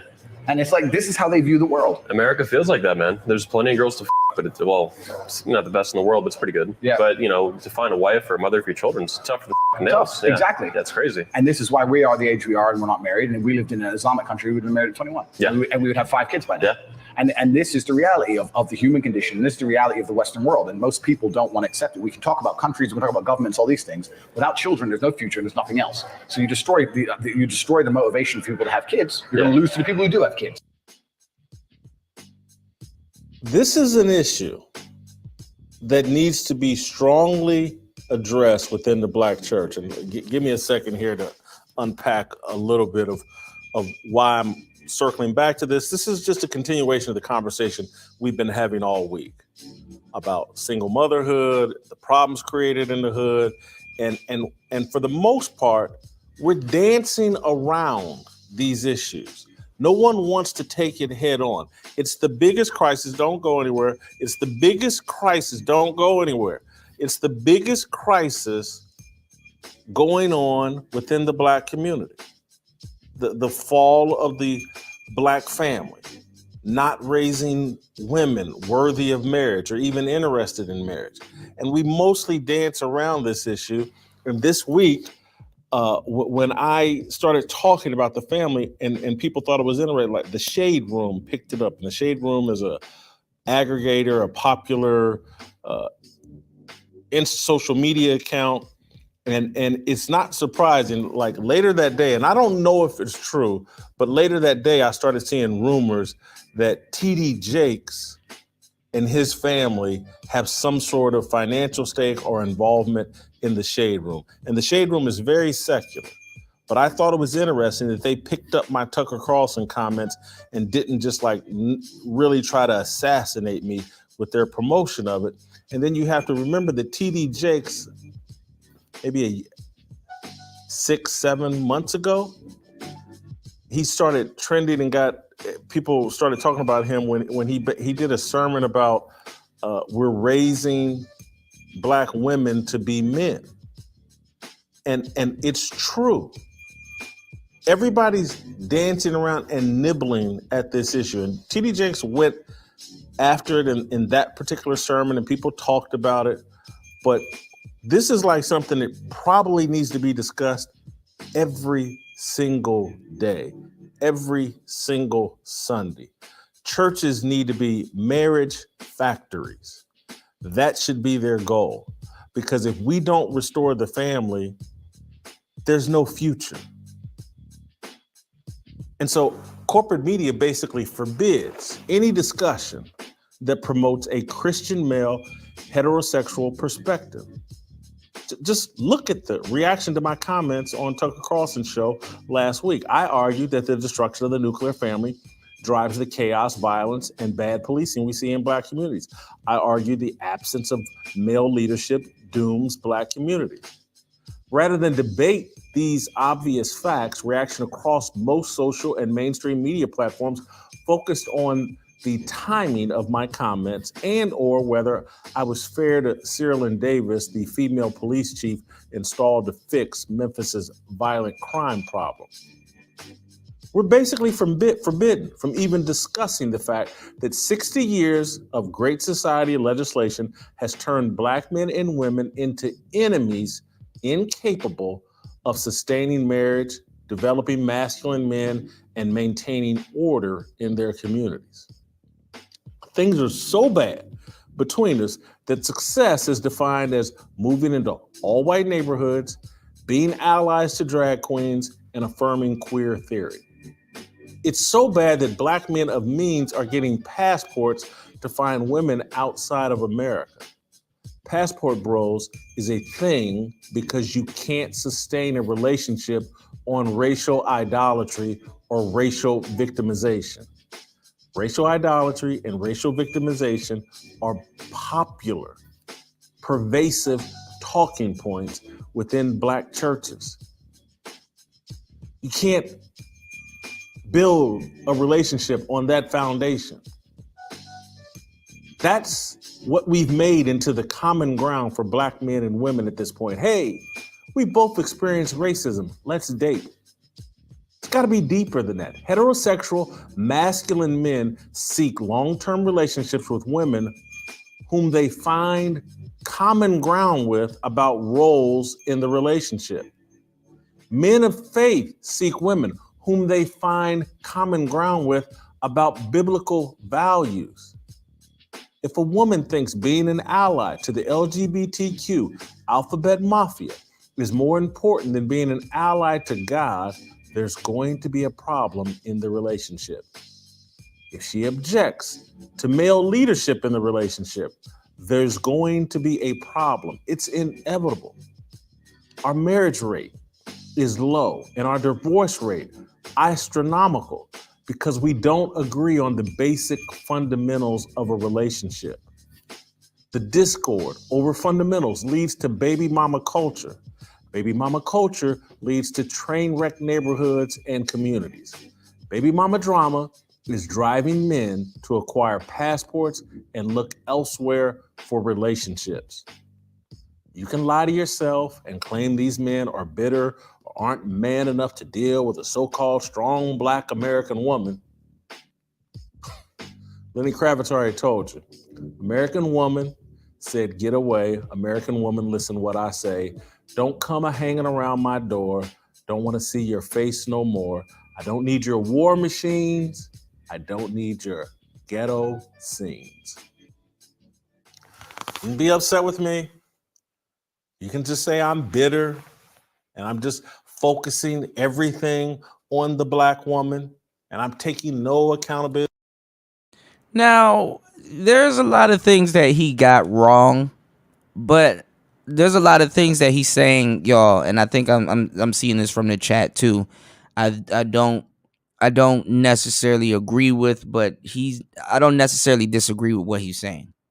Are y'all getting that vibe, or what's the temperature of the chat? How are you guys holding up at this point? Do you think that he's getting some things right, or do you think he has a good? I know he's reading the script, obviously, but do you think he has a good kind of description of what he sees going on? And Young Jay is true. It's the older now. I ain't gonna lie, 50 ain't 50 now. 40 ain't 40 now, as we can see nowadays. It's different. Not to criticize it or make fun of it, but just to understand that, okay, shit a little different. You know what I'm saying? I used to look at basketball players from the 90s. Like, it'd be like a balding ass nigga that looked like George Jefferson, and the nigga be like 29 and shit. He's 29. Like, nigga, he looked 50. Shit, 30s and 20-year-olds don't look the same anymore. What's the temperature of the chat? You said some. Toya said he's making points. Yeah. Okay, so you guys are kind of, you're kind of like, all right, you saying a little something. Let's see where you're going to go with it. Let's see if you're going to put a spin on it, or let's see where you're going to go with it. Because he's bringing up some stuff that, okay, you probably know a little something. You probably did a little homework. He said black community is a false rhetoric because black community is a false rhetoric because not every black family in America see themselves as one big community. Yeah, that's true. If black people were more community minded, we wouldn't be here today in these topics. That is very true. Star P said only sounds somewhat cool because what he's saying is agenda based. Yeah. So y'all are with me too. Y'all looking, okay, where's the spin? it might be coming up soon. There it is. Where to spin. Chris G said some. Fasten said he's throwing poop in a wall, hoping something will stick. He has no idea what he's talking about. Okay, let's see if that holds. Fasten. Young Jay said I agree with most of what he said. Okay. Shout outs to Wes. Wes said, question is, what self-respecting man is still in church? That's true. There's no masculinity in church like that. That's why women don't go to church to find men like that. A lot of those dudes are feminine. Even women will tell you. You said nothing wrong. Gonna get done waiting on God to fix it. That's interesting. All right, man. We in this thing. You know what I'm saying? Make sure you guys like and subscribe if you're on the way in. Make sure you guys hit the like button. Let's let the like match. And make sure you guys subscribe to the channel. And yes, definitely support the channel. 26 to 25, almost 30 people in here fluctuating. Let's see if we can get 3 supporters. Let's get it. Let's go. And then I'll come back with my thoughts. Let's see if he's gonna spin it, y'all. Let's see if he's gonna spin this thing. Or let's see, is he gonna kind of lean towards what the passport bros are talking about? But then again, we know the game behind that, because it's like, bro, they got the wrong people representing them, because even he came on here with a false talking point. But let's see where he goes. Really no responsibility. Anybody that's watched this show knows that more than anybody you ever see in the public space, I take accountability for my mistakes. I talk about them constantly. I don't let anybody off the hook. But the facts are, we have embraced a culture that does not develop or produce women worthy of, capable of pulling off successful marriages. That's just a fact. That's not me taking a dump on them. That's if Kenny, who's working the camera, if he shouted out, you know what, Kenny, just shout out, Jason, you're fat. Jason is fat. I can't be offended by that. It's a fact. I just can't be offended. I prefer he didn't shout it. But you know what? I actually would prefer he did shout it rather than let me live in a state of denial that I don't need to lose weight. He's shouting that I'm fat because he wants me to continue losing weight. He wants me healthy. And so I'm me and others, this whole manosphere, I'm trying to say to the Black woman, if you don't course correct, this chaos, this destruction, this lack of success is going to continue. And you're going to be sitting at home with a vibrator and some batteries, or a girlfriend or whatever, no man, maybe some kid you got from a one-night stand or whatever. But, you know, as Kevin Samuels talked about, all these high-value men are going to become passport bros. And I'm not a passport bro, but because I didn't even know what passport bros were until yesterday. I've seen it over Twitter and thought, what is passport? I didn't even know what it was about. And then someone sent me an email yesterday. I was like, oh, that's what they're referencing when they talk about passport. And so yesterday I started doing research and I was like, oh, because trust me, I thought about being a passport bro. But I was like, oh, there's a movement doing it. And I'm like, you know what? Let me be like everybody else. I got the means. Let me go elsewhere, because the solutions perhaps aren't here in America, because our culture produces competitors for Black men. It produces women who want to be leaders in a relationship, want to outwork and outperform you in the workplace, wants to be the major breadwinner, wants to be the shot caller, no interest in being a helpmeet. It's our culture, and you could say, hey, we can't trust you. You guys play around. You guys want to go out. You want some woman you can just run over and you can go screw whoever you want. That may be the man, your choice of man. But there are guys out here that have a biblical worldview and have sincere religious faith that would love to make it easy to find women that look like their mama that's on board with their program. But it's all right. Peace, y'all. Okay, let me catch up on the comments, see what you guys are saying. You said question is what self-respective man is still in church? Okay, that definitely talked about that. You said there's nothing wrong with all churches, but a lot of people like sin, but they also like complaining. They don't join churches that condemn what they yeah. And then I hate to say it like this too, not because people are running with me they're running, they're slandering. I'm being slandered, you know what I'm saying? But you have a lot of women, that are preachers and pastors now. So a lot of women have taken over the church, and a lot of women, the night before, shit, you got women wearing thongs in church and revealing outfits and twerking and shit in church and shit like that. But a lot of women were in the club before coming to church. People still party, they still, So the church, to a certain degree, has become a shit show. And I bet he does have a passport. These guys be traveling and stuff like that. So they have an invested interest in this stuff also. Whether they've been traveling lately, some of these guys haven't been traveling since COVID. So they tooting another horn. You dig what I'm saying? Sigma lifestyle. That's like that is. What's going on, Walt? Shout outs to my brother Walt Diddy in the building.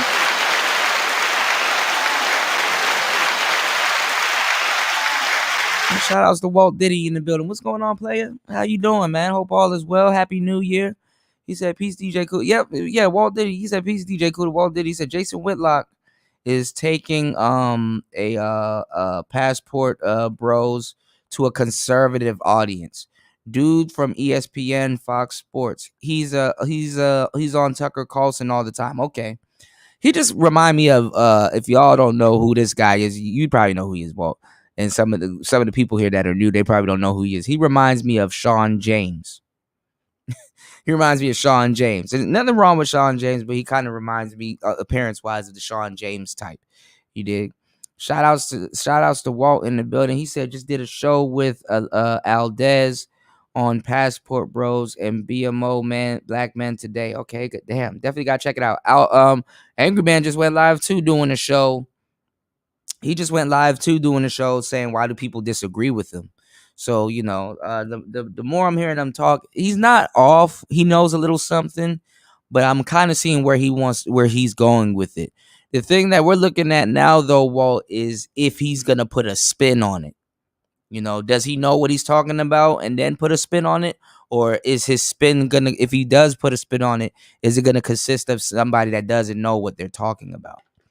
So that would mainly be the a point or the point of contention. Give me 1 second, y'all. But let's get back into it. I'm definitely actively listening and I'm multitasking. I'm gonna get back to making these beats and listen, but I'm checking in with the chat. Make sure you guys like and subscribe and definitely support the show. Yeah. Depending on it. I like what he's saying so far. He knows a thing or two. He's not fully right, but he's not saying nothing too wrong. With a little correction, then we can get somewhere. But let's see if he does spin it though. That's what that's what we're looking out for. So let's go. It's nearly impossible right now. They all think they're the kings. The Woman King movie and all that, The Equalizer. They think they can jump off balconies at 50 years old at 270 pounds and beat up men. It's a joke. We'll roll out to Minneapolis and bring in Morpheus, Royce White, the most interesting man in the world. Royce, let me see where I want to start and bring you into this conversation. Right now, I'm arguing that, the divergent values and instincts and roles have basically made relationships between the black man and black woman unsustainable and a pipe dream. Absolutely. And we've talked about this before, but the the Willie Lynch address, right? The Willie Lynch address described this perfectly, and many people argue or debate whether the Willie Lynch address is actually authentic or not. But whether it's authentic or not, I don't think anybody who reads it, who grew up in the black community, can deny its accuracy from a cultural standpoint. We're raising our kids in reverse roles, and it's not by accident. It's not by accident. Women have a much less impulse to revolt. Women have a much, less impulse to violence. And that was what Willie Lynch described, or what is described in the address, is that if you can, if you can shatter the image of the black woman of the black man in the black woman's mind, she'll be your greatest guard dog. And that's a terrible realization when you really think about it. It's dark, and it's quite perverse. But it is the reality, and it is what has happened. The black woman has served as the outer bastion for the entire neoliberal, neocon establishment, and she stifles any real revolt from black men to either revolt in a real way, or even just get together politically, socially. Everybody has to be home by 9 p.m. or else they're out cheating and whatever else. So, yeah, the black woman has become the greatest tool of the establishment, no doubt. I love you bringing, I wasn't prepared, but I love you bringing the Willie Lynch letter into this. And look, there's controversy about whether it's real or not, but there are some essential truths that are espoused in that. And I like how you basically point out, like, she will be the guard dog for and that is what the Democrat Party has done. If the black woman is like, if you're a black man and express conservative values, if you don't vote the way they think you should vote, if for some reason, again, the number one crime you can commit as a black man is not hate Donald Trump. Right. That woman will then, you don't hate Donald Trump, can't date you, don't want to be around you, there's something wrong with you. And so she's so powerful, and too many men are so desperate for what's between her legs that they fold in order to keep peace in the home and to keep the relationship together. They pretend like they hate Donald Trump. And again, I've had to deal with this with a lot of my own friends. And again, not all, but a lot of my own friends, where I've had to call them. I was like, you can't sit in front of me and pretend like Donald Trump is some sort of evil or has said something that you haven't said or done. He's no more or less immoral or moral than you, my friends. And I'm just talking about many of them, not all. I don't want anybody, my friends, wives watching and thinking I'm talking about everybody, but I'm not talking about everybody.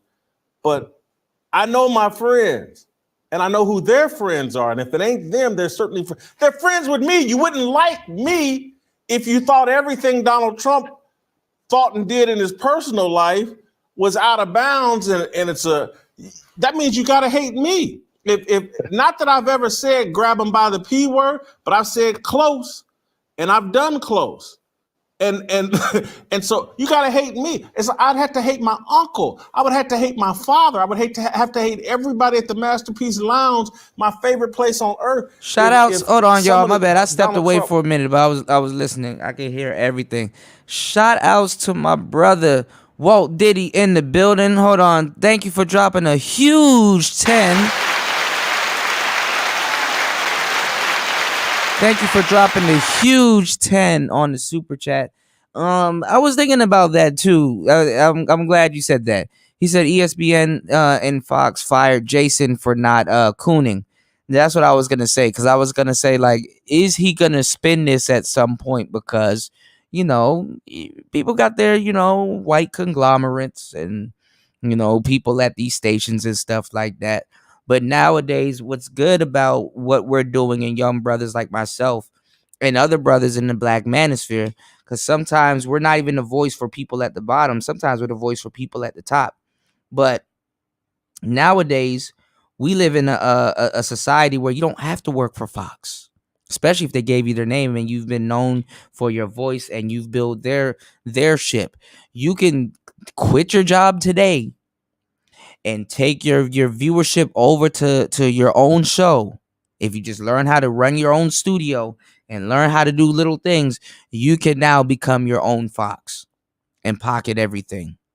If you pocket something. What I'm saying is now you can do it on your own. I gave y'all the game where that stupid therapist got fired from being a therapist. But I said that's nothing bad. Since they want to fire her for being on TikTok, she better get over that shit and just realize that TikTok hired her. So now she can be a therapist for more people. Isn't it funny how you can get fired from your therapy job for being on TikTok saying certain things that you shouldn't have said? But isn't it more funny that you could be some random people, you could be some random person saying all kinds of shit on the internet and become a therapist? Jobs don't even understand what the hell they're talking about. You can do that to become that, but you can get fired from that if you're this. But if you do this, you can become that. Yeah, she's still talking shit. She's stupid. I was going to do a video on her. She's still talking shit. She's stupid. She's still wearing Target t-shirts and stuff like that. Like, dress yourself up a little bit. You're getting on camera for the world to see you. Look a little bit halfway decent, you know? Now, I know I come on here looking any old way. I'm a guy, you know? I'm a guy. But her as a woman, like, she like she stink. It just don't even... Y'all look out for that pre-record. It's on the way. You know what I'm saying? Yeah, talk to me nice. You dig? You said Whitlock gave props to KS a long time ago. Yeah, I've heard of Jason Whitlock. I just never really looked into him too much. You know, I was too busy building what I got. You said half truths are a motherfucker. That's so true. Some of them broads will beat your ass. That's so true and get away with it. Women get away with murder. Yeah, guard dog. Yeah.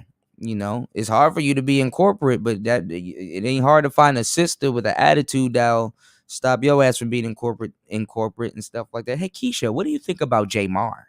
Do you think he should be promoted, or if she like J Mar or she don't like J Mar, that determines if he gonna be promoted or not.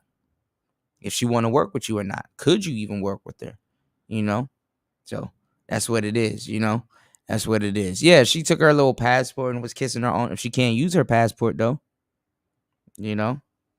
And it's sad because a black woman got her fired. Black men don't do no shit like that. When she got fired, I already knew who the culprit was. Oh, it must be one of them sisters. Because a sister will undercut another black woman to get on top. While that black woman is sitting up here thinking that those sisters are with her because she talking shit about black men. Oops. Whoops. Whoopsie. I was like, hold on, man. I used to go to Hugh Hefner's house for parties. What do we? So you hate me too? I'm so so.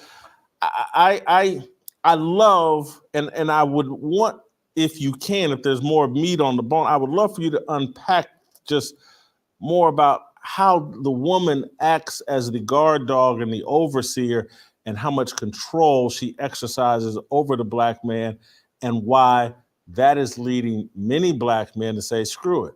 Let me grab a passport and go get me something else. Yeah, well, for sure. And let me address two things first, and they correlate. The first is that the hatred of Donald Trump, or the lack of support or the disavowalment of Donald Trump, is not that we don't know men who act like that, or we don't know men who are much worse than that. The dislike for him is that we don't want our elected officials to too closely represent the reality of who we are. We like that our public officials have this sort of pristine, clean-cut persona where we can convince ourselves that they're doing much better than any of us in representing us, which is a lie. And I want to start with this as well. Make no mistake about it. I feel bad for what's been done to women in this narrative, in this cultural Marxist communist narrative, because I understand from a historical standpoint, the communists and the cultural Marxists, they always go after the women first. They always join up with the women first because it's the oldest dividing line in human history. And it's easy to draw up a narrative on it. And I'll show you an example here in Minnesota.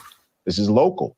The Crown Act, it was just passed by Tim Walz, or it's being passed now in legislation, the Crown Act, that prioritizes that Black women are not discriminated against in the workplace for the texture of their hair.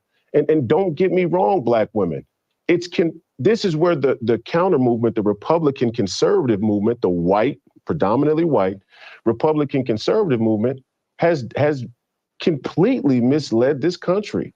Because if there was ever a time in a workplace where we tell a woman like Shamika she can't wear natural hair, we actually served as the roadblock to talking about and legislating real issues. And it has happened. And it made it easy for the Democrats to now come behind and say, hey, Black women, we got you. Don't worry about the war in the Ukraine. Don't worry about nuclear holocaust. Don't worry about the natural textured hair women in Africa or the Congo that won't have wheat and will starve to death. Don't worry about them. We'll just make sure that your hair texture is protected in the workplace here in America. And that's exactly, I mean, this isn't a conspiracy theory. The governor of the state of Minnesota has touted this legislation as a huge progressive improvement in race relations and the overall circumstance of racism in this country and in this state and in the city. And so, Black women have been marched around out front as a battering ram for all the minority groups to line up behind her and completely distract us from what's important.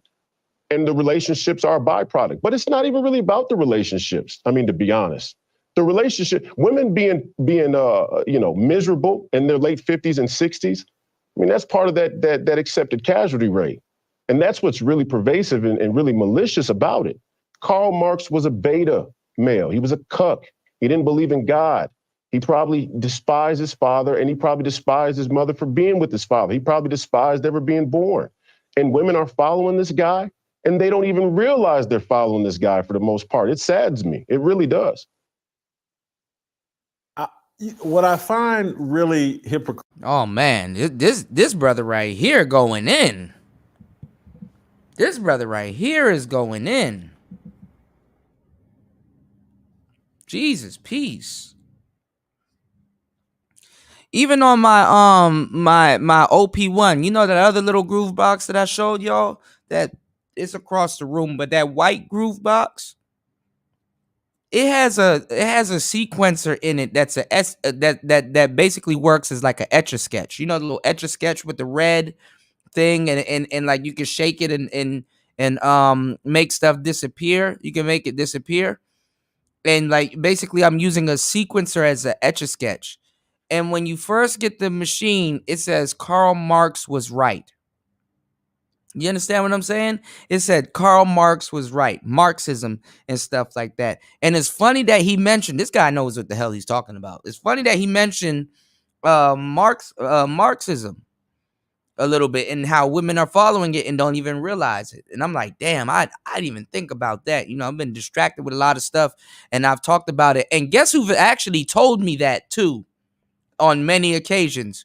Shout outs to my brother, War Master 7. Cause I ask, like, anytime I think about like certain things, I actually try to run it by War Master.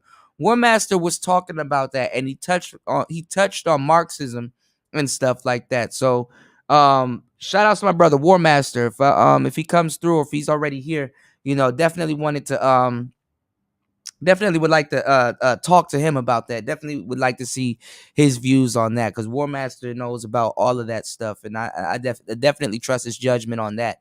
So shout out to my brother War Master 7. But when you look at a lot of people that were highly regarded, a lot of those guys would have been considered beta. Because there was another book that I told you guys about called Thus Spoke or Thus Spake. Thus Spoke Zarathustra. And he was talking about the Superman concept and stuff like that. And honestly, if you have read the Bible and you've wrote Thus Spoke Zarathustra, you would be like, oh man, it'll kind of change your perception. Not even on the Bible, but like God and man and his concepts and stuff like that. But Friedrich Nietzsche, Nietzsche was more like beta. He had problems with women. The girl that he wanted, he had one-nighters. He didn't want him back. And I started seeing videos of him like just when he was just sick and he was just quiet and he wasn't this lively, vibrant guy like in his works or his literature. So it was just kind of really, you know. So I don't know too many black people that reads Nietzsche and Carl Jung and all of that other stuff. That's the type of conversation that quote unquote black pilled YouTubers and black pilled black men should be having, but they want to sit over there and discuss jawlines all day. The irony, the irony, the irony, the irony. You dig? Walt said, "Told you spin." Young Jay said, wait, so they passed the Crown Act and still wear hair hats. You can't make this shit up. Yeah. But you know what they hide behind too? And I know this because I have dreads. They hide behind dreadlocks. Dreadlocks is like a good scapegoat, a good scapegoat proxy to all of that stuff. You know what I'm saying? Because it's natural hair and stuff. There's a difference between afros. They hide behind afros and dreadlocks when it comes to this. They've been doing this since the 70s, you know, and yet every single generation of women still falls for it and stuff like that. This brother eloquently put that out there, how they hide behind that. Shout outs to Walt. He said they study manosphere and the content. Yeah, because we go deep into it. I've heard Angry Man and DJ Kuda say almost 5 years ago, yeah, man. And the women come in here. And basically regurgitate some of the basic stuff we're saying. And they never get challenged on it because they don't know where it comes from and why we say some of the stuff that we say. And it's crazy, man. It's definitely crazy. You know, you said he mentioned the Congo too. Okay. You said with the knobs. You said, oh man, y'all got to stop using that term. That term is funny as hell, but hey, man, it is what it is. Fasting. You said Royce White got kicked out of the NBA for not flying on planes. Dude was a lottery draft pick. He'll be on the Alex Jones show now. Okay, gotta check that out. I think the space should have went over to Rumble too. Shout outs to War Master and everybody, Wes and everybody. They've been telling me to get Rumble. I do have Rumble. I just don't have an account on there, and it's gonna take. I'm gonna have to probably take some of my stuff here and put it on there. You know, honestly, like when these shows go off, instead of privating it, just let you know and put the link in there. Be like, this show will be available on Rumble. But the only thing about it is that I want to get the chat room also. You know, I want to include my audience. I just don't want to do a show and then, but either or, Shout outs to Dion. What's going on, player? How you doing? You said Walt Kendall, aka Austria D. You said discussing Nietzsche, Alan Watts, and those guys. Yeah, I like Nietzsche, Alan Watts, and all of those guys. Yeah, Earl Nightingale. He's a black man too. Okay, thank you, bro. Thank you for the tip. Definitely. Let me while I'm here, let me take a picture of that, and I definitely will. Thank you, man. I appreciate that. Nature Knows No Color is a great book. Okay, man, you guys are definitely, man. We chopping up some good game tonight. All right, let's let this go, man. I kind of like this discussion, man. Definitely like this discussion, and definitely shout outs to my brother Walt Diddy in the building. Make sure you guys like and subscribe to his channel. Got a really good channel. He is not. If you think, hold on, y'all.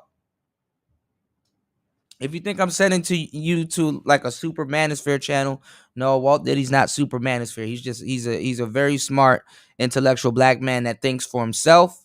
And if he has criticisms, he's gonna voice it. If he has pushback, he's gonna voice it. And he's gonna state his case, Real good brother, real stand-up brother, knows about equipment, knows about everything. There's a lot of things you can learn from him, even just off of just watching him and just seeing the things that he talks about. So you'll get a good a good subscription if you head over to that brother's channel and subscribe. Now, I like what Jason is talking about. I like this conversation right here. This conversation definitely does move the needle and move the goalpost on the things that black men and the black manosphere should be talking about, instead of abandoning their talking points to talk about passport bros. Yet these dudes don't cam up. You have not seen them on one island. They can't show you a palm tree. They can't even show you a black hand cutting open a mango and eating it or doing anything, okay? So this is what I think the elders and a lot of the older brothers in the space kind of should be talking about. And look how they're talking about something instead of taking on the talking points. They're talking even like being on the perimeter of it, but they're discussing it in a great manner and getting into some real history, letting you guys know, okay, who is Karl Marx? A lot of people don't talk about him, but this brother definitely stated some really good stuff about it. So, a lot of good information here. Run to it, not from it. Let's go.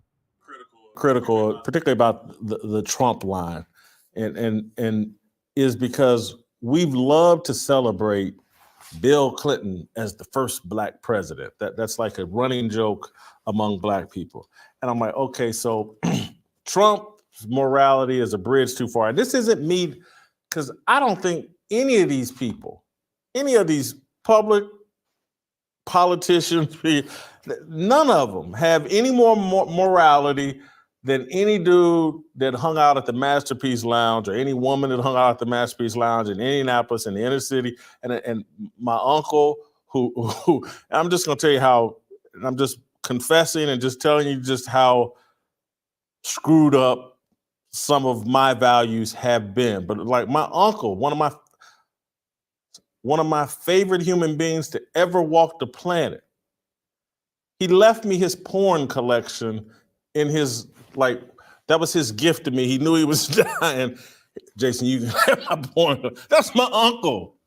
And I love this dude, and everybody in my family loved this dude. And I used to, when women in my family, they want to complain about Trump, I was like, what about Uncle John?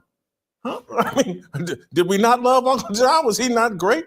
But the thing about it is, like, they love Clinton, who's in the White House getting serviced by an intern. But his morale, well, we're good with that. That's no problem. He's more moral than Donald Trump. It's also illogical, and that's been it's instead of admitting like, hey, a lot of the stuff I think is illogical, let me submit to some male leadership. Instead, they're gonna go, you know what? You know who our allies are? LGBTQ. And that's the other thing that drives me crazy is you'll see a Jamel Hill and these other people, LGBTQ, the transgender, they're our allies. And what's unstated but inferred and insinuated is the black heterosexual Christian man is our enemy. That's the ultimate betrayal in my view. And it's happening. And I'm not going to sit here and lie about it. They'd rather partner with the LGBTQ alphabet mafia than the black man. What's a bigger sellout than that? There is no bigger sellout. And it's completely taboo for you to bring any criticism to the black woman in this country whatsoever, because many of our just cultural, stories that we tell is the oppression of the black woman. And it's not that the black woman wasn't oppressed, and it's not that she hasn't had a very tragic and traumatic experience in American history. That's not the point. The point is, where are we today? And honestly, if you can look out at the world and see where we are today and not understand this dynamic, you probably are in on it too, because it's that obvious. I mean, look, and to your point about the politicians, it's not just the guy that goes down to the strip club, right? Or the politician that's getting prostitutes. Let's be clear. There is a clear link to sexual perversion and Satanism in the Democrat Party. And Bill Clinton, our friend Bill might be the shining example, who was palling around with Jeffrey Epstein, and Hillary Clinton hasn't come out and denounced it yet. She has yet to come out and denounce Bill Clinton's friendship with a known pedophile, a convicted pedophile. These are the people who the Democrats completely overlook all of their sexual and moral claims to vote politically or to participate politically. And it's like, do they think really it's an insult? It's an insult to the rest of us, but it's actually, you have to wonder, are they tricking themselves? Do they really believe it? Because if they really believe it, now we're into what's called mass formation psychosis. If they really believe that there is no contradiction in the way that they vote and the way that they hold the moral sword over everybody else's head, then they're completely delusional. And we should in no way try and reach these people anymore. That's my prescription. And I think that's the real impulse towards the passport bros. We're not going to try and reach these women who go to these massive twerk classes and say that it's for their physical fitness, right? And there's 50 of them, and there's 1 or 2 gay guys sprinkled in there. The one gay guy's black. He identifies as a white liberal woman. We're not going to try and reach these people. And I understand the impulse. I think in the final analysis here in this country, it's a little anti-Christian, in my opinion. We should be trying to convert people. We should be trying to minister to people. We should be trying to spread the gospel. And if we don't, we may end up with the Muslim world. And we may think that that's a good thing now, but that may turn out to be one of Satan's ploys as well. We don't know. I'm probably repeating myself a little bit here, but I want to be transparent. People always over social media will tweet at me pictures of me out socializing with friends of mine or whatever. And there's some famous ones of me with some white girls and me with some Asian girls that they get sent to me constantly over social media. And you know, some of them are in context, some of them aren't, some of them are just, but I'm not going to try to put it all in context. I'm just going to say this. Black men and women do not share the same values. And that's what this Passport Bros is representing. Just in transparency, that's been my issue. And it's why I have tended to date non-Black women. It's why I've tended to date white women. It's been about shared values. And it's like, I'm not going to compromise my values to start a relationship with someone who doesn't share my values. I'm not jumping over to her side of the values table. She's got to get on board with mine, or it just will not work. It's just not happening. And if you look at our divorce rate and our lack of marriage rate or whatever, somebody's out of line here. And I just happen to think it's the Black woman. She's adopted values that don't sustain a marriage. And there were many values of mine that don't support marriage and be able to pull off a successful marriage. I've changed on those, and I've acknowledged like there was things I was bringing to the table that was corrosive to a marriage.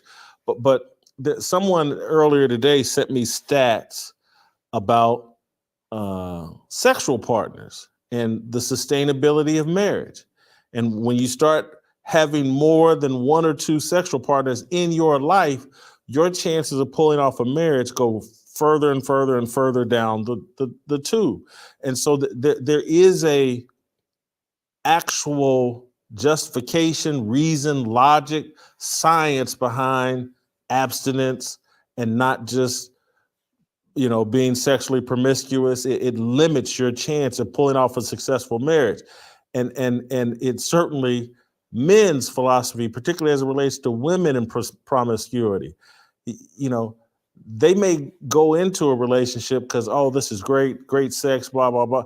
But their level of respect for that woman, if she's had, Cardi B may get married one day, but trust me, whoever marries her, I don't care how many women he slept with, he's never going to respect her fully because he knows he's marrying a hoe. And and Kanye and Kim Kardashian, part of the reason that thing never worked is because and Kanye can be all in love with her, and because she got him in a sexual trance. I've been there, I know what that's like, but fully respect her. Oh, Cardi B is married. I'm sorry. Whoever you married to, Cardi B, he don't respect you. He knows you're a hoe. But it's the shared values thing. And I don't think men, particularly men of faith, particularly men that are looking for a woman with traditional values, we shouldn't compromise on that.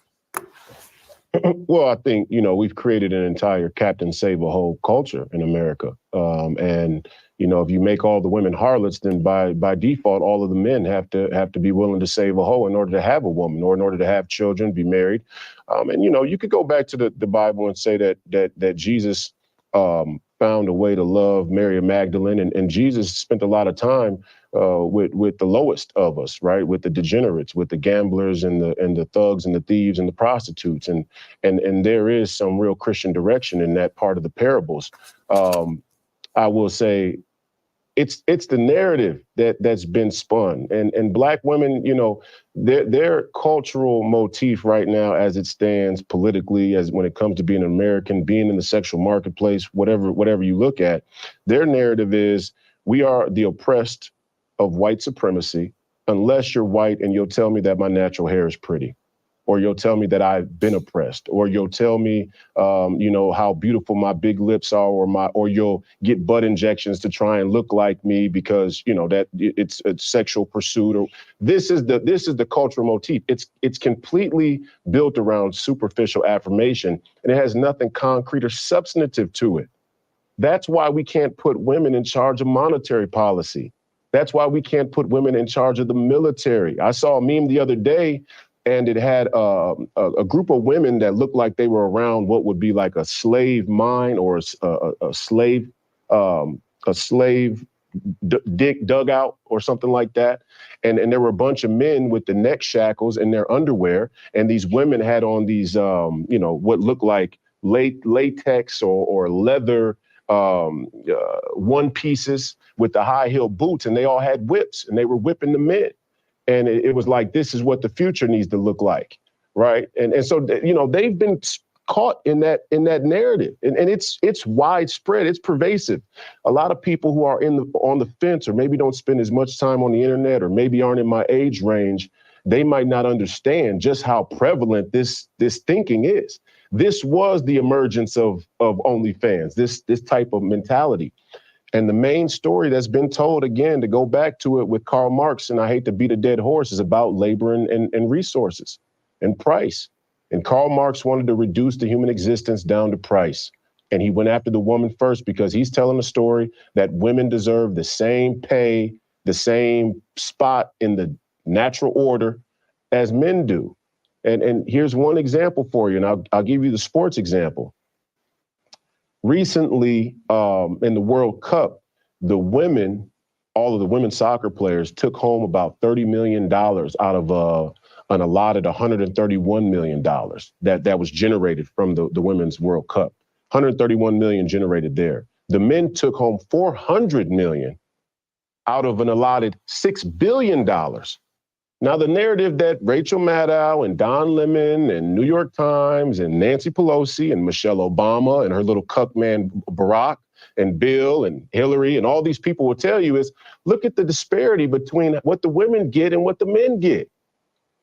It's completely illogical.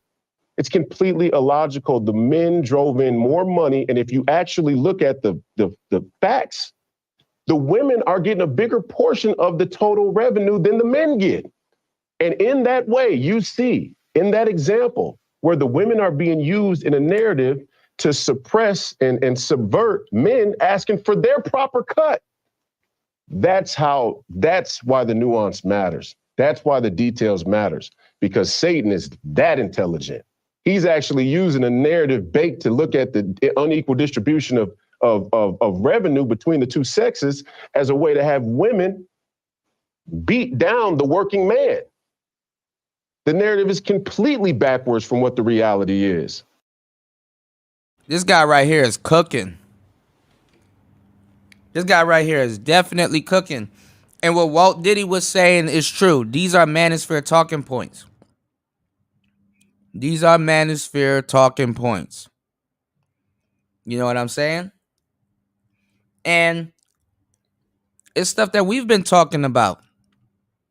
The average woman don't want the average man. And this is something that we've been saying and I've been saying for the longest time. Average women can actually get ballers and they can actually get, you know what I'm saying, these different types of guys. Like, you know, as a matter of fact, like guys like Drake and a lot of celebrities and stuff like that. You know that every other couple of years there's a trend where they're getting with just regular average women. Do you know that even the groupies that they entertain, sometimes they are regular average women? Regular average women. Plain Jane. I hope her health is in good standing, but we were talking about just pearly things earlier and stuff like that. And when the brother DS1 was on here and we were talking about certain things, I was like, yeah, well, you know, I did a whole show talking about how a lot of guys in the black manosphere like a girl like just pearly things or that real femme sapien chick because they're plain Jane. They seem more believable. They seem more attainable. A Melanie King talking that manosphere shit. This is why Melanie King had to change up her whole stilo for a little bit. A Melanie King talking that manosphere shit is less believable because they can't see themselves, you know, with a woman like that, or at least getting a woman like that. So it's less believable. But the thing is that I know exactly how you brothers operate. Then when you say, okay, well, look, because like, and I found this out when me and my friend, we were going out to nightclubs and getting women, right? And one of the rules in pickup is when you go into a nightclub, you work your way, you go, like, you find the baddest joint in the room. I didn't know what it was until we was really doing stuff like this for the most part, or whatever we can get access to, because sometimes I couldn't approach the baddest joint in the room. They in VIP, I ain't paying to go back there and stuff like that. And then at the same time, approach anxiety kicks in. I ain't gonna approach this girl. I say the same thing y'all niggas say sometimes. So let's say you go to a club and you want to pick up women. They said approach the baddest joint in the room and then work your way down to the average girl. Because most dudes will say, okay, damn, the baddest joint in the room. Okay, she in VIP. Okay, she guarded and shit like that. Or she on her phone or whatever. I'm going to go holler at the little joint over here with the titties. Or this little joint over here with less to no clothes on, shaking her ass on the dance floor. She not bad, but she got a nice little body. You know what I'm saying? Or she this, that, and the third. Like, that's exactly what happened as a collective. You have a lot of guys starting to make some money, getting themselves out of a financial hole and stuff like that. And it's like, okay, look, I'm not the richest nigga. I'm a Henry, probably a high earning guy, not rich yet. And I want to go look for a little average girl. Then you realize that average women don't want the average men. And then a lot of things too has transpired. Like a lot of average women don't even realize they're average. And then if you do something that's even more dumb, not being a player, and I know what the hell you're talking about, trying to judge women on a scale of 1 to 10, we should really just judge if you're attracted to them or not attracted to them. That average girl, she goes up and down the spectrum. She'll never know her number. Some women will know that they're a 6 probably, but when they get dolled up and shit like that, they go to a 7 or a 7.5. Or when they get a new haircut or something like that. That's why women are always rearranging and changing themselves up so that number can change, because they're never satisfied with what number they put on themselves or what number they actually really are. So that's them going through the motions of that, you know, because she could just wear some sweats and some other stuff, and she could be, shout out to my boy Rayology. He was in here last night. I didn't get a chance to say what's up to him, but she could be sneaky fine. You know what I'm saying? Or she probably looks even worse with the sweats and all that stuff on. So, and then this is the thing too, mind you, beauty is power. Beauty, like I said, with the club scenario, would stop a lot of brothers from approaching women to a certain degree because, oh, she might get guys approaching her all the time. This is why they even had the 30-second rule or the 3-second rule. You know what I'm saying? Because you'll talk your way out of it, especially the more beautiful the woman is. You put them on the pedestal.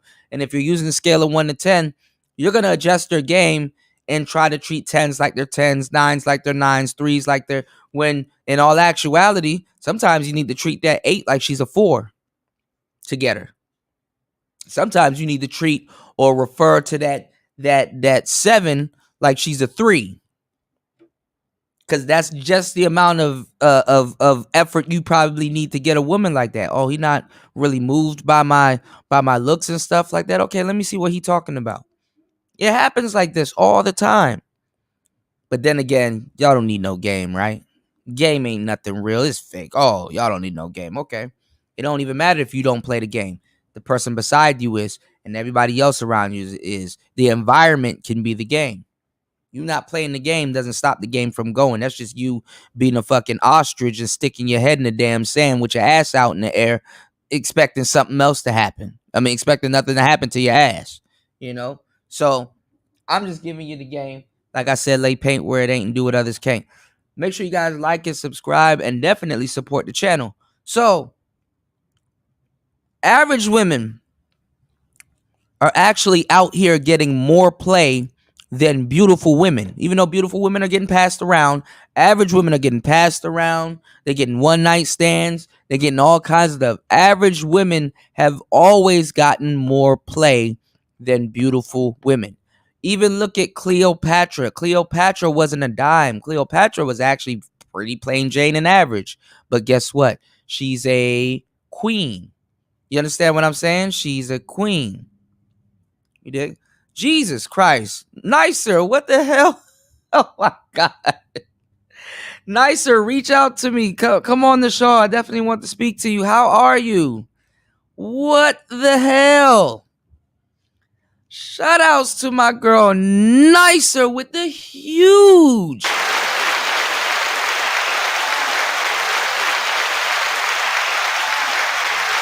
70. Not 70. Well, YouTube takes its cut. Huge $100 super chat. I appreciate you. Make sure, let me know when you need the link, okay? Definitely would like to speak to you. I got so much stuff to run by you. I'm trying to, y'all, this month I'm gonna try to see if we can get Nicer a artist page. So I'm gonna take $20. Shout outs to Nicer. I'm gonna take $20 of that money. Thank you so much for supporting the channel. You know how much that means to me. And we're going to put that aside. And we're going to set up Nicer's Spotify and her artist page and everything on air or off air, either or. You know. So shout outs to Nicer. Thank you so much for supporting the show. You dig? So we're going to get her artist page popping and stuff like that because, you know, definitely owe it to her. Definitely owe it to her. Nicer says, supporting an incredible man with a heart of pure gold who just want to see everyone win. Salute to DJ Kuda. Please put some respect on Kuda's name. Thank you so much, love. I really, really appreciate you. And we're definitely, Nicer making it rain in the building, right? So, yeah. So her artist page is coming real soon. So if you guys can definitely go on my community tab or head to her page. We're trying to get Transcending Turmoil over 1,000. If y'all haven't noticed, all of her videos are coasting over 1,000. All of her videos, if you check all of them, they damn near all of them are coasting over 1,000. You know, so that should let you guys know where she's headed. You know, so definitely got to keep our heads in the game. And gotta remain making beats and working on our craft. Definitely. This is a prosperous month. This is capable season. Anything that you want, you're capable of. Just put your mind to it. Shout outs to Nicer. Yeah, dropping a huge 100 piece, you know. So let's get back into it. Nicer, let me know when you need the link. I got you. Let's go. Love your point because it takes me to a basketball example of what we keep seeing. I've even seen Kyrie Irving jump. Yeah, these WNBA players need to fly private. And NBA players love to talk about how WNBA players are underpaid. Yeah. And this is a joke. And I'm sitting there like, this is so illogical, but everybody wants to say what's popular over social media and will keep them in the good graces of women, not upset them. No one wants to challenge their illogic. But I'm like, the WNBA is like 20, 25 years old. In the 25th year of the NBA, were they flying private? Charles Barkley and Michael Jordan in that era, they weren't even flying private. Michael was, but the rest of them weren't. But women's basketball is supposed to immediately, at 20 years in, they're supposed to fly private just like the men. Even their league isn't generating any money. It's losing money every year. But everybody's in on it like, oh, well, they're getting mistreated because they're not flying private. And we need to make this an issue. And we need men to sacrifice what they have earned and dump even more money into a sport that's not generating money, doesn't have the kind of popularity, and may never have the kind of popularity. But I see men going for it. And we just fold. We have no backbone. Well, I mean, we were raised by our mothers in many ways, and I don't mean our mothers in our homes. Let's get away from that individual fact, but we were raised by our mothers in the culture, in the country, widely. I mean, this suffrage movement is not new. The corrosive nature of the suffrage movement which was essentially the women going to the white women going to the black woman and saying the black man got to vote before you did. How's that fair? That is the real alliance in the feminist movement. I want people to understand this is not modern. This goes all the way back to the inception of the suffrage movement and the hijacking of the civil rights movement, where the white woman drifted on over into dark part of the city and said and got the smartest young black woman who was a little well-read, and she put her hooks in her and she said, "Why did your man get to vote before you did? That's not fair." And this is what we've lived under. So I think the men doing it, especially in the NBA, that this is all they know. All they know is to protect their sexual pursuits, their sexual viability. And this is the genius of hijacking the human reproductive system.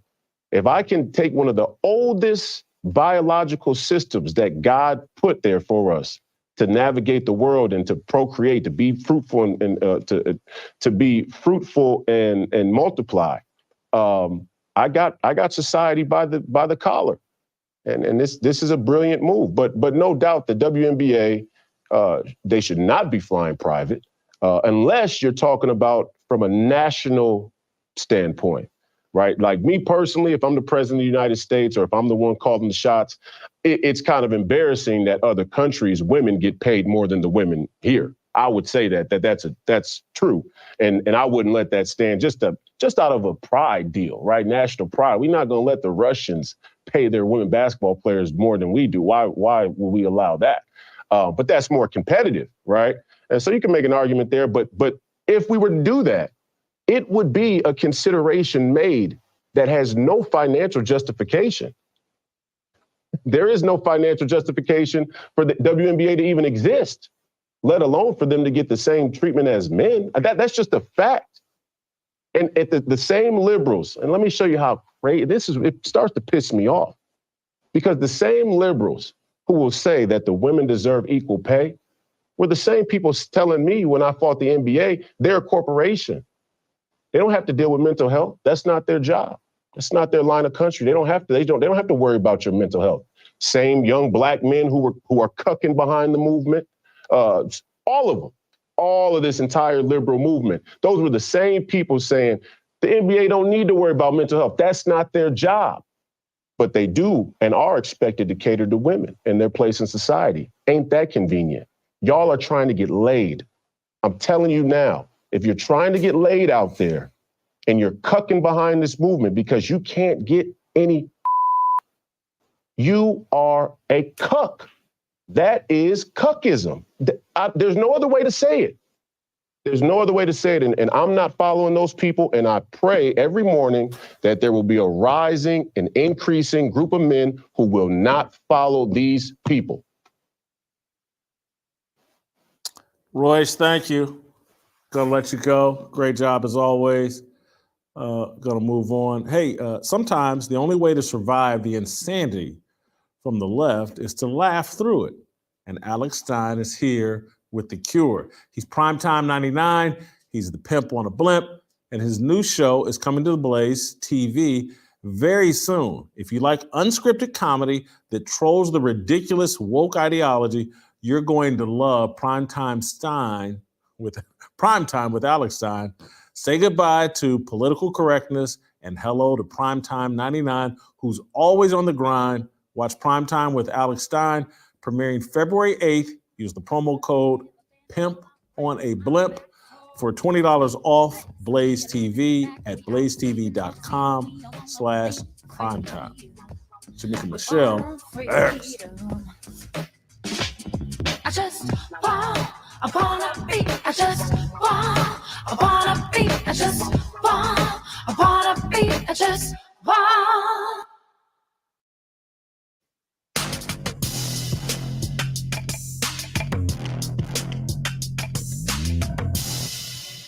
All right, welcome back.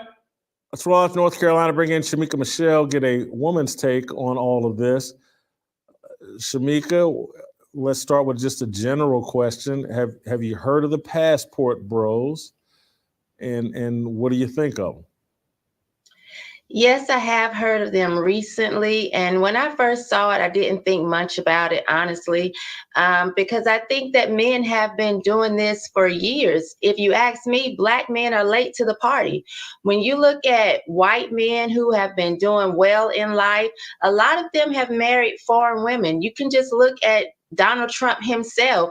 He had Ivanka and he had Melania, and I'm not sure about that one in the middle, but white men have been doing this for a long time. So I think Black men are just now coming up on it. And it shows that there are a lot of people just plain sick of feminism, period, across the board. So I have no issue with Black men deciding that they're sick and tired of being sick and tired, because what I think is that Black women, they saw this happening, but they never thought it could happen to them. They continue to think you could just put anything in front of a Black man. You could be fat, you can talk back, you can ridicule him, belittle him, and be condescending anytime you're upset. And he's just going to continue to be right there, because where else is he going to go? Now he's showing you he's going to get his passport and he's going to look elsewhere. And it's not about just color. I think a lot of people are thinking, oh, you know, you all, you suffer from colorism. A lot of these men are saying they want Black women. They don't want American Black women, which just shows that if we course correct, as you said earlier, we might could stand a chance. But as long as you think they're crazy, I'm right, I'm not changing, you need to bow down and listen to me, then you're going to be, you know, stuck at home with your vibrator.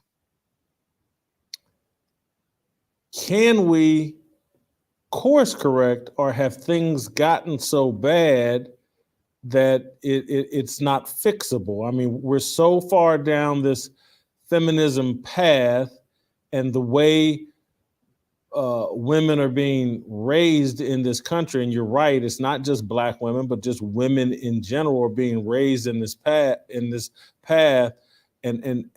I'm just sorry, men are always going to maintain a natural instinct to lead and to be masculine and to look for a wife that wants to play a different role than him.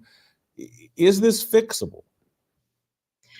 I don't know about in our generation, Jason, but I do think of the more people that become aware that it's a problem, will begin to teach their children differently. And that's really what I'm hoping, that when I say course correction, that we'll start to teach our children to be different, because we see that it's an issue. So for a lot of people, you know, they say you can't teach an old dog new tricks. I don't think you're going to help these old dogs. Some of them are set in their ways, and they feel like this is just who I am. This is just how I talk. And they think that they're not going to change, and they don't have to. And some type of magical hand is just going to reach out of the sky and say, well, let me give you this man, because, you know, you don't want to change. You don't want to course correct. You don't want to look at yourself and take a good long look and actually be honest. Let me just bless you anyway. They think that, let them keep thinking that, I don't care. But I do think for those of us that see the issue, we will begin to teach the generations coming after us something different. And we can only hope, Jason, I try to stay hopeful, but we have to realize that feminism has hurt both men and women, because a lot of these men don't even realize how feminism has affected them. that they are very feminine. They, mimic their mother's behavior. And so it's going to take a bunch of us coming together and actually realizing that there's a problem and be willing to talk about it and be willing to admit and acknowledge that it's an issue on both sides. I look at someone like Jemele Hill, and I've seen there's a pervasive mentality among this group of feminist Black women that see the alphabet mafia as their allies. And then what's not stated is they see the heterosexual Black man as their enemy. And Jemele Hill and The Root and other people have just come right out and said it, that the straight Black man is the white man of Black people. I find all of that just very offensive and sad. It's offensive, sad, and foolish, because what I've noticed with Black women is we applaud our own demise, starting with the worship of liberal white women and feminism. We worship that. We worship the LGBTQ community. We worship being fat and out of shape and not working out. We worship having hair and nails and being more concerned with materialism than actually character and how we carry ourselves. So we always applaud that, hey, yes, hey, girl, yes, queen. That we applaud all of those things that are actually harmful to us. Every time I look on social media and I can see them talking about some new type of shapewear that you can put on and it'll pull your stomach in and lift your butt up. And I'm thinking, why don't you just push away from the table and exercise? But not Black women. They're always looking for some type of cheat code and some type of way out. And I'm hearing they don't even wash this shapewear, walking around with it day after day after day, smelling like piss and corn chips. But we always applaud the things that are going to harm us. And big up it every time, every day. So I saw this clip, Vivica Fox. They got some show called The Queendom. It's basically a Black version of The View. Fox Soul, I think, puts it out. And Vivica Fox is from Indianapolis, like me. She went to Arlington High School, I believe, with some relatives of mine. And she had upset with me talking about what I said on Tucker Carlson. I think we have a clip of Vivica Fox on this show, The Queendom. Let's play that. Mr. Clout Chaser, Mr. Unbelievable, uninformed, untouched Black man, you are a disgrace to our race. And I'm glad every Black woman was proud to tell you, really, the backbone of this country and a lot of wonderful things that are happening are because of Black women. It doesn't matter if they're single or if they're married or whatever they is. They've been there for their children forever and will always be. Wow. How dare you? You're such an idiot. And that's what I think of you. You're a clout chaser. I don't think that was Vivica. I think that was another woman that was on the show, or was that Vivica Fox? When I looked at it, I thought Vivica was a different woman. But anyway, just your thoughts to the Queendom and the whole I'm the worst person on the planet. I'm chasing clout. Well, Black women are the backbone of this country. It explains why America seems to have osteoporosis right now, because we are just out of place. And I say this, there's no other group of women that think they are in control like that. Take away the weave, take away the lip fillers and the constant injections that it's so obvious that Vivica has. You all talk about you have so much pride and you're so confident and you love the skin that you're in. We can't even see the skin. We can't see your natural hair. We can't see what you really look like. And so you get mad at these men that go elsewhere. You're not even listening to them. If they want a woman that has hair down to their back, why not go get one that don't have to hang hers up at night? So I think that until women stop lying, this is what we're going to see, Jason. And honestly, it's what women deserve. I want to go back to this whole allyship with the LGBTQ deal. Beyonce, her last album, queer friendly. Now there's stories about her highly queer friendly concert tour that she's planning. And literally, I'm just telling you, there is a devotion among these feminist Black women to doing everything possible to help the queer community. And we must be allies. And so when is Beyonce or anybody, any of these women, Jamel Hill, we're putting on an event that's going to be Black man friendly. We're going to celebrate and uplift. We know y'all got it rough. We know that, things haven't been going well. And I guess maybe their gift to us is Black Lives Matter. They'll cape up for dead Black men. Like a lot of white liberals, they love dead Black men. But for the living, they'll do everything in their power for the queer community. Nothing. Maybe Beyonce feels like she's doing a favor by being married to Jay-Z or whatever, but I just don't see him rallying, doing anything to empower Black men the way they rally to empower the alphabet mafia. Because they want to be in charge. And you can't lift up Black men and celebrate Black men and think that you're going to continue to run them. I hear a lot of Black women say, I can't find a good man. I think you can't find a good man because you don't think they exist. So in order for you to be able to find a good Black man, you first of all have to believe that they are real, they exist, and they should be celebrated, and that you deserve one. So if you continue to think that there's no good Black men, all men are dogs, men ain't shit, those are the only type of men you're going to attract.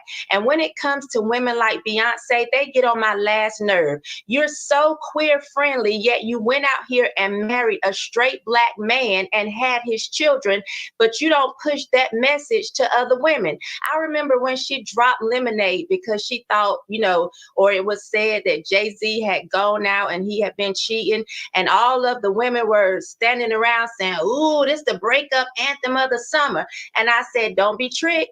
Don't be fooled. Beyonce is not leaving Jay-Z. This is not the breakup anthem. But women were running around here breaking up with their men because Beyonce dropped Lemonade. And then Beyonce turned around and got pregnant with twins. So y'all are real ignorant when you sit and even follow behind these women who will tell you one thing. Beyonce would say, women run the world, but you ran yourself right around in that kitchen when you found out your husband was cheating because you didn't go anywhere.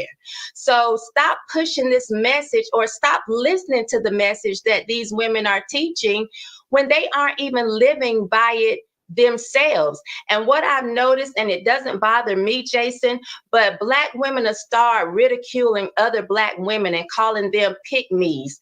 And I'm older, so I'm like, whatever, cool, I've already done what y'all are trying to do. But for some of these younger girls, it really bothers them. And I constantly tell them, it's better to be a pick-me than a picked over. Stop listening to these people ridicule you because they are bitter and they are angry, and just block them out.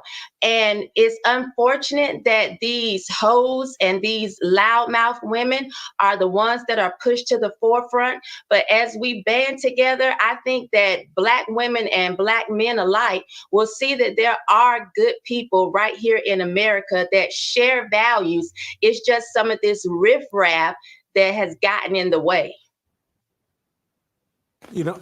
First thing I need you to do is just, I see the term pick me all the time over social media.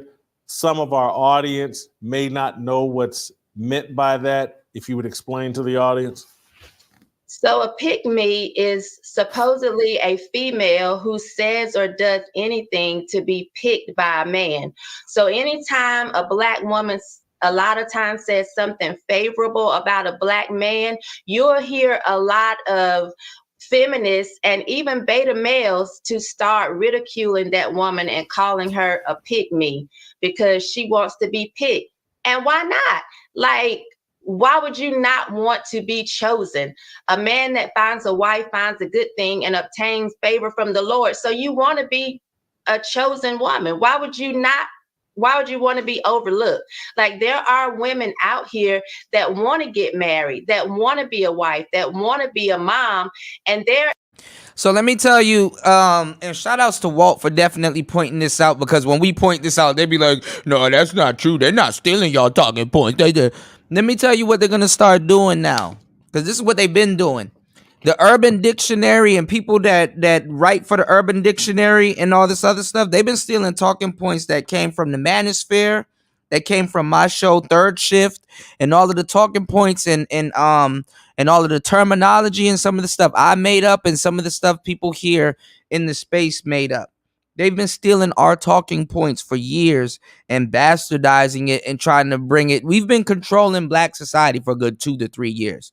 Honestly, and the conversations that's been going on with it. So when people are like, oh my God, this is terrible, who's going to have the conversation? It was us that was having those conversations. It was us. Now I'm going to tell you some real shit. I'm going to tell you some real shit. And I know what they done, because this is why I talk about people stealing for the whole time. What they do is that they can act like they're the ones that came up with it, and they're the ones that's been doing it for the longest time and talking about it for the longest time and using all of these $20 words is because people put it in the Urban Dictionary. So now that people put it in the Urban Dictionary, now it's fair game for them to use it and say, oh, well, I wasn't watching the Black Manosphere. But Whitlock just told y'all the Black Manosphere. He basically, they watch us. They're watching us now. Day in and day out. Like clockwork, they watch us. Some of these avatars be these people trying to get some pushback. That's why when somebody be in your chat room and they ask you some weird question that if they've been watching your show, they would have known the answer to. Sometimes it's these people doing journalistic work. Okay, well, I asked somebody in the Manosphere, obviously somebody here. You just think it's a random avatar asking you a question, but it's this nigga or somebody else. You know, not respectfully, but you know, it's somebody else. You understand what I'm saying? So sometimes they come here and they do journalistic work. They do field work in the space. And ain't nowhere else popping but the space. I swear to God, if you got cable TV and you found the Manosphere, you're not watching that shit. You here. Nobody watching no goddamn TV. With all this shit going on. Let's go. Especially now. Apparently, y'all chose Black History Month. This is the month y'all chose for violence. Expressing themselves that way. They have no problem with women being on Instagram, half naked, talking crazy. You never see people in their comments ridiculing them for the conversation that they're having. Yet when you come across comments under women who are actually saying favorable things about Black men, you always see them being ridiculed and called pygmies. And it's crazy to me. It shows how sick we are as a culture, that we value things that actually have no value, and we uplift things that can actually hurt and harm us. You've landed at the next point I wanted to make in terms of, like, we basically outlawed correction of the Black woman and Black man as well. And so you'll see things over social media on people's Facebook or Instagram. It's like, man, that's incredibly ghetto. That's a bad look. Them 6-inch fingernails. Don't nobody want to be bothered with that. You can't even wipe your rear end. Why would a man want to be bothered? You're loud. You're in someone's face. You're arguing and bickering publicly in a loud way.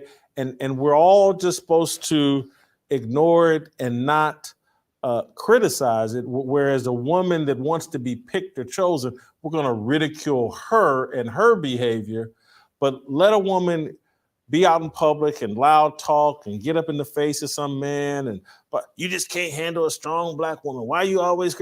And it's like we've illegalized good advice and corrective behavior for Black men and women, but I just someone that's so has to true, tell Faster. these women, no matter what's said over social media, There's no man, and I don't care, he could be the biggest simp in the world.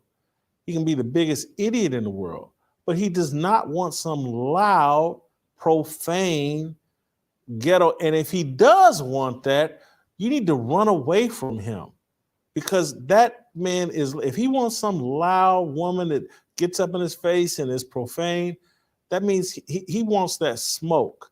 And that smoke, eventually he's going to turn into a man. He's going to punch you in the face and be like, I thought that's how you liked it. That's how you're a strong black woman. You don't, but it's like, we can't correct each other. We can't steer each other a positive direction. Yeah, if he wants a woman that's constantly ridiculing him, you have to look and see if that's trauma bonding. Like, how was he raised? Because why would you even want to enter into something where you have to constantly fight and argue and explain? Who has time for that? You certainly won't be a successful man if you have to have a woman that you have to control when she says, you know, I need a man who can control me, or I need a man that can handle me. Well, you need to go and live at the zoo, because that's where they handle people. They handle animals at the zoo. So if that's what you want, you don't even belong out here in society, because we ain't got time to be trying to handle and manhandle women. You need to be able to have control over your emotions and have respect for yourselves in order for a man to want to deal with you. So if he wants something else, he's not even a good man to start with. And we have to stop acting as if we are choosing the right man when we start belittling all the other men. Like, if you ran into a man, most of the time you've seen who he is. There are red flags. If you ignored him, that's on you. And people hate when you make generalizations, but I just feel like people should be smart enough. If you know it doesn't pertain to you, if it doesn't fit, you must have quit or whatever, you know. Be able to realize when you fall into some type of category and when you don't. That was one of the things that irritated me about that Fox Soul piece with Vivica Fox and the other women. Why are people having such a hard time separating the issues here? Separate the issue from the death and what is happening and what we can actually see going on in America. If you want to pretend like this matriarchal culture is not harmful for us, then keep pretending, keep living in la la land. But we know that it's an issue, and you're right. Black men and Black women don't want to be corrected, but let's be honest. It's really the Black woman that is above correction. It's the Black woman that has an excuse for everything. And my kids say this saying, excuses are tools of incompetence. So when you hear her constantly throwing out an excuse, that's a prime example that she's incompetent, period. Good stuff. We'll end on that note. Thank you, Ms. Shamika. Great job as always. You can email me and us, fearlessblazeshow@gmail.com. Got another batch of great emails yesterday. Shoot, we might have to get her to come on some of these Manosphere shows. See if she really sticking behind what she talking about. Or maybe she is just an older woman that spent a little bit of time here in the Manosphere and don't know what all of this shit means and goes by the Urban Dictionary definition of it. But I like what she was talking about. Let's get it. Today, keep them coming. Love to hear from you guys, particularly those of you that have been given to preborn or using one of our sponsors or coming to the roll call event that we're having April 15th. Need you guys signing up for that. We're eventually going to escalate the cost of the tickets for roll call, and that's why you want to sign up early before we raise the rate to attend roll call. TJ Moe, discussion about Tom Brady and Giselle. Next.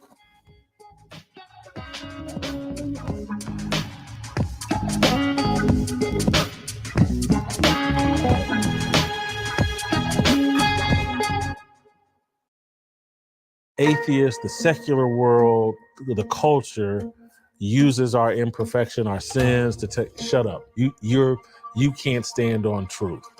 And if all it was imperfection, it eliminated us from standing on truth, this would be a very quiet place. I'm trying to be as loud as I can and as transparent as I can to try to inspire other men We know you're imperfect. You know you're imperfect. God's grace and mercy gives you the right to stand on his truth and to speak that loudly into the culture. And we have to do that. You can look around and say, these guys have taken over everything. They own the CDC, the NIH, they got the president. Is transgender surgery for children? Colleges today are nothing but leftist indoctrination centers working fully against the Bible. What's the alternative? So you're gonna stop fighting today and you're gonna let the government raise your kids? And you're gonna turn around and let them chop off your 12-year-old daughter's breasts and let them sterilize your son and tell him that he's a girl? And you're gonna let them make the Bible hate speech? You're the last line of defense here because nobody else is gonna do it. And God's gonna walk with you. This is literally worth dying for. I'm telling you. So it's like everybody, that's a nice little metaphor. This is it. If there's a hill to die on, this is it. The Overton window has been moved right in front of our children's bedrooms. And there are all types of people that are trying to climb up the ladder. And every good father should be on his post so that when they peek their head up over the windowsill, you kick the ladder back down, let them know you move on to the other house because we're not playing that around here. Sometimes just standing up, just saying, no, we're not going to do that. Not my marriage, not my kids, not my family, not my community, not my church, not my city.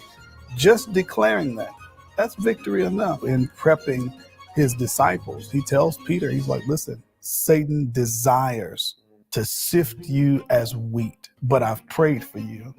We're going to face some ups and downs in life, and we're not going to always get it together.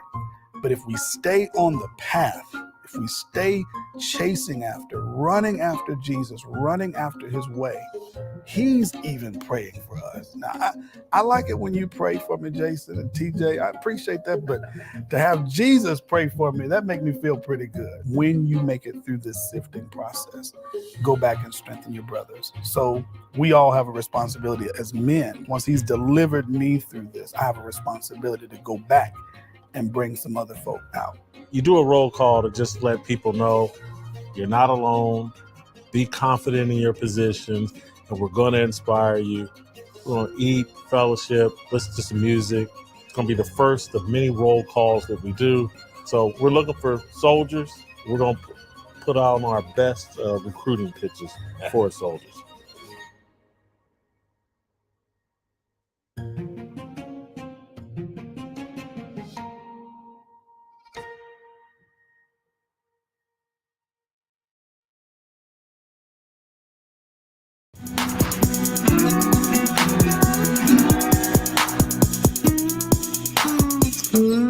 All right, we're going to switch up topics, talk a little sports. Tom Brady retired yesterday, announced his retirement on the first day of Black History Month.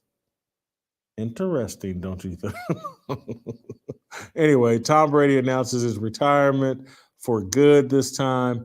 And, well, let's hear from Tom Brady himself. Good morning, guys. I'll get to the point right away. I'm retiring for good.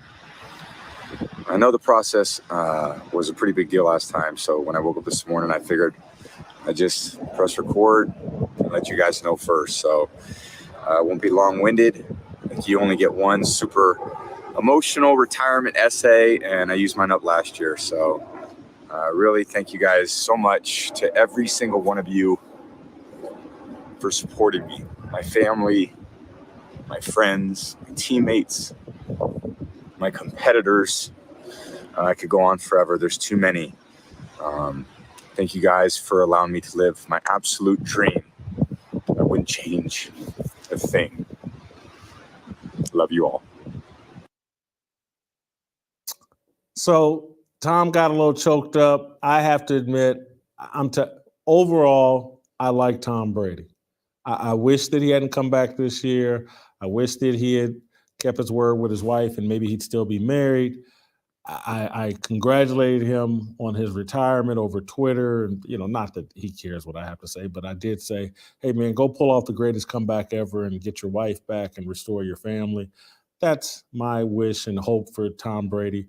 And then yesterday, everybody reacted to Tom, I think, put out a post over Instagram.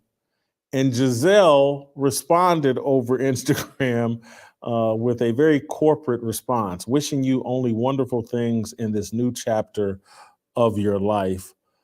TJ Moe, we're going to roll out to St. Louis and get TJ's reaction. A lot of people being critical of Giselle, saying that's too impersonal. It's not strong enough, or it's not personal enough. It sounded very HR-ish.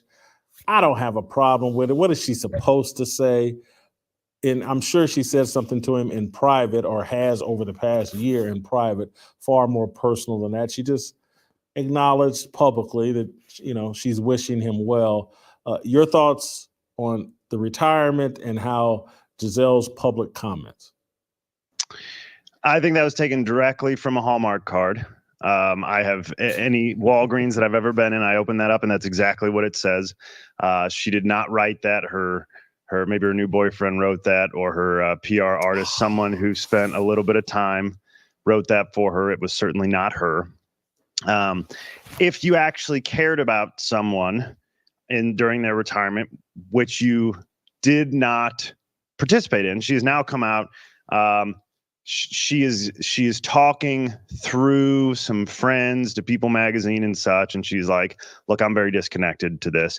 I'm not a part of this decision-making process, obviously." And so I would have liked for her to come out and just say, "I'm so glad you're going to be able to spend some more time with our kids and can't wait to have you around more." Right? Just something personal, not straight out of a Hallmark card. So I actually did not like the way she wrote that at all. I mean, I suppose it's better than writing nothing, but it's still a Hallmark card. Hold it, TJ. I got to stop you. If she says what you just said, everybody goes, "Oh, look at her taking a shot. She clearly upset Tom didn't spend enough time with the kids, and now she's throwing a tantrum saying, 'Now you've got no excuses, Tom.'" That's how that would have been interpreted. I disagree, because I think it's so well known to anybody paying attention that was obviously true, and it caused a divorce. So why is she throwing a tantrum now? It would just be an acknowledgement that, of course, I want to do that. Well, that's my point. Even if she were to be saying that, she would not be throwing a tantrum. She would just be saying, they're both stationed in Miami now, based on what I'm reading. They're moving from Tampa. She's in Miami. They're both going to be back and forth, I guess, and around the kids. And so Tom has spent it. It's no secret that when you're playing at the level he's playing in the NFL, you don't have that much time for family. As we discussed, I think it was last week, your playbook is your Bible. That's where all your extra time goes, in the film room and everything else. So I don't think it's a shot to say, "I'm so glad you can spend some time with our 10-year-old and our 13-year-old that for 9 months out of the year don't get to see you hardly at all because you're living out of town and you spend more time with Rob Gronkowski than you do our kids." I don't think she can win here. And so let's get to our approval rating. We can continue this discussion, but let's do it while talking the approval rating on Gisele Bündchen.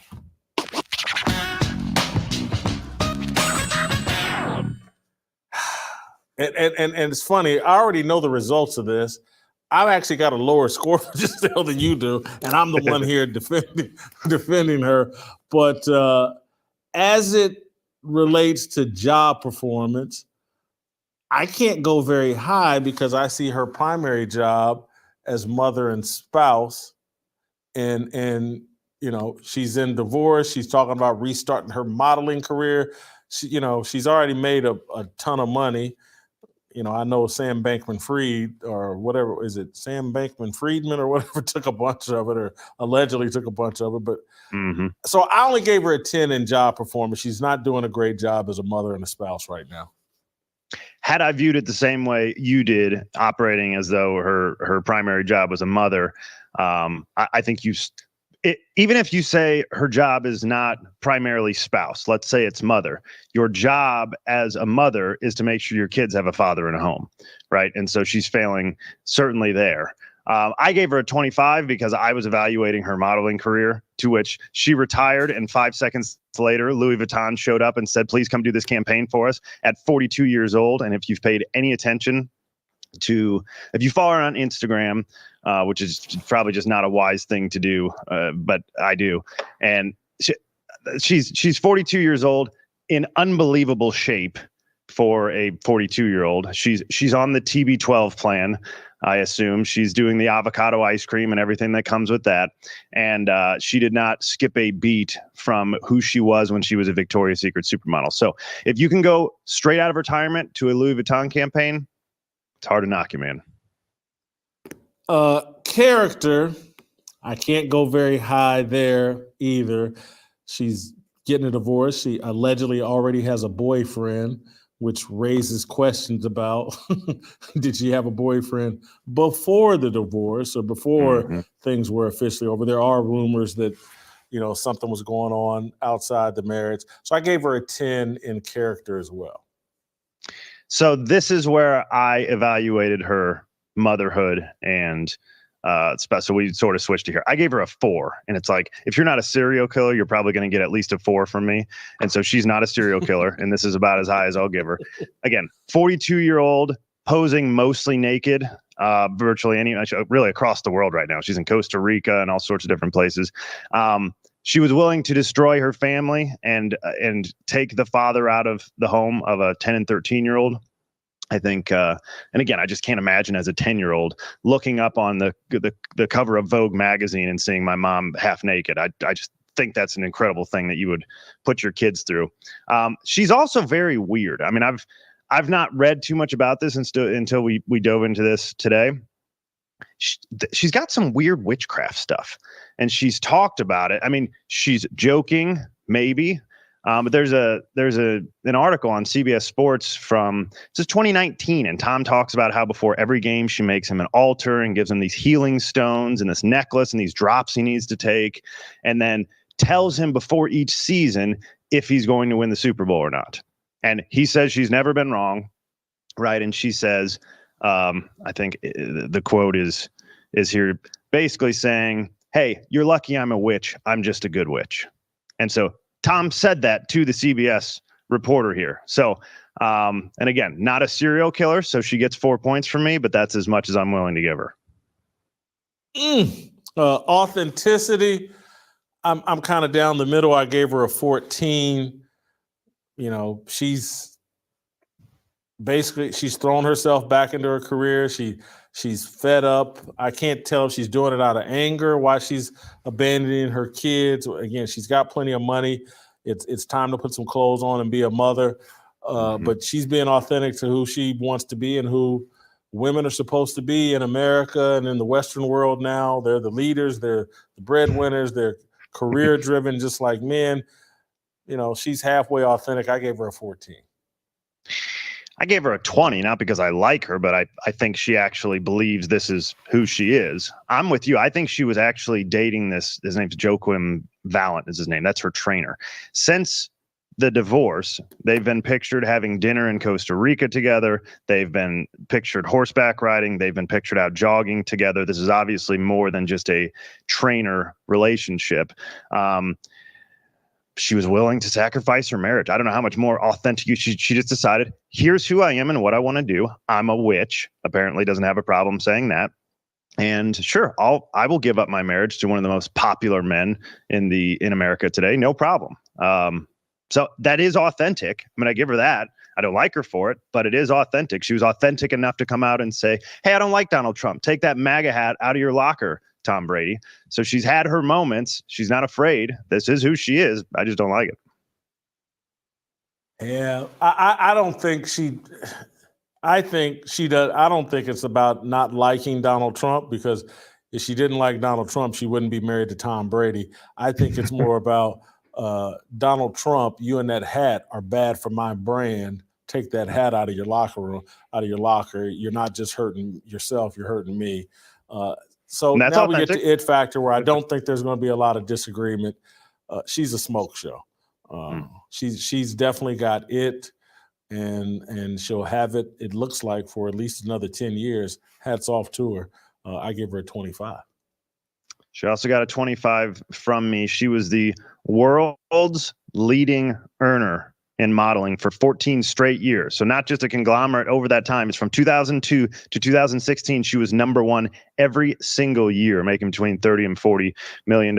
Fun fact, I think it was Kylie Jenner that overtook her in 2017 as the top model, one of the Jenners. And so she's been on the cover of over 1,200 magazines. If that doesn't give you a pretty high hit factor, I don't know what does. She also created, another fun fact, if you get on Wikipedia, she pioneered the horse walk, which I had never heard of, but apparently is the walk that you'll see every Victoria's Secret model doing on the runway today. And so she's got it. Again, not a fan of her. I mean, I can't say, if you said, hey, what is your approval rating? If we rated her like we do the president, do you like him? Do you think he's doing a good job in life? She'd have gotten like a 10 from me, but the way we set it up, she got a 74.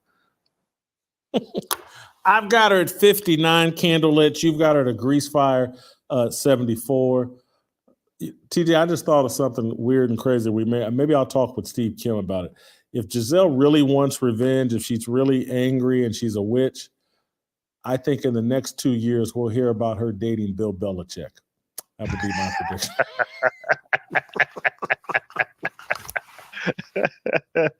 I'm just wondering if Bill Belichick would have the discipline to say no. Or he's got, but Robert Kraft just got remarried, so he's probably not a candidate. But he likes younger women. Yes, he does. In Florida, in beauty shops or whatever, massage parlors. Yeah, well, now he's married to some young woman as well. All right, TJ, I'm going to let you go. Thank you. Great job as always. Go to youtube.com/Jason Whitlock. Hit notification, hit subscribe. Korean Cosell, Steve Kim next.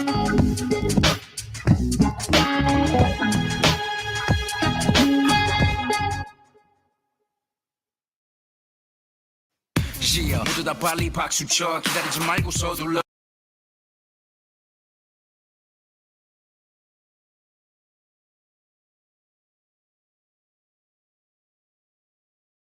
Atheist, the secular.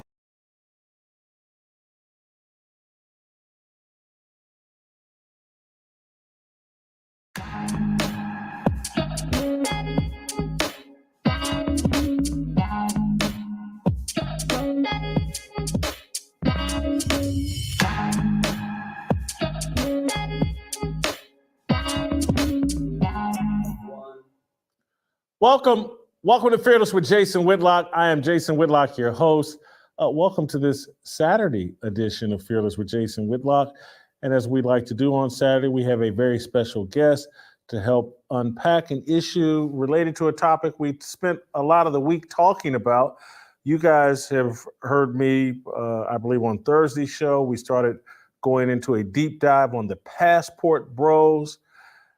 And that was an offshoot of the conversation we were having about the Black community and our communities being dominated by single Black women and single Black women that want to be leaders in the community. And I think that was on Monday. And then Tuesday, Royce and I had a long conversation about the discord, the disconnect between the Black man and the Black woman in America. And I think I came back on Thursday and we took the song American Woman by Lenny Kravitz and the Canadian group, the Guess Who, and related that to this whole passport bros movement that is starting to get a lot of attention and a lot of pushback over social media. And we talked about it on Thursday. I wrote an article about it. And then on Friday, it's trending all over Twitter. And I got emails from people saying like, hey man, you really need to understand the history of this passport bros and even the whole manosphere. I don't know if you guys are familiar with that, but there's this manosphere over YouTube and among content creators of people that are pushing back against the attack on masculinity, and they call it the manosphere. And so between the manosphere, the passport bros, that's like where Kevin Samuels developed all of his popularity, talking about men and the relationship between Black men and Black women. And Kevin Samuels dies.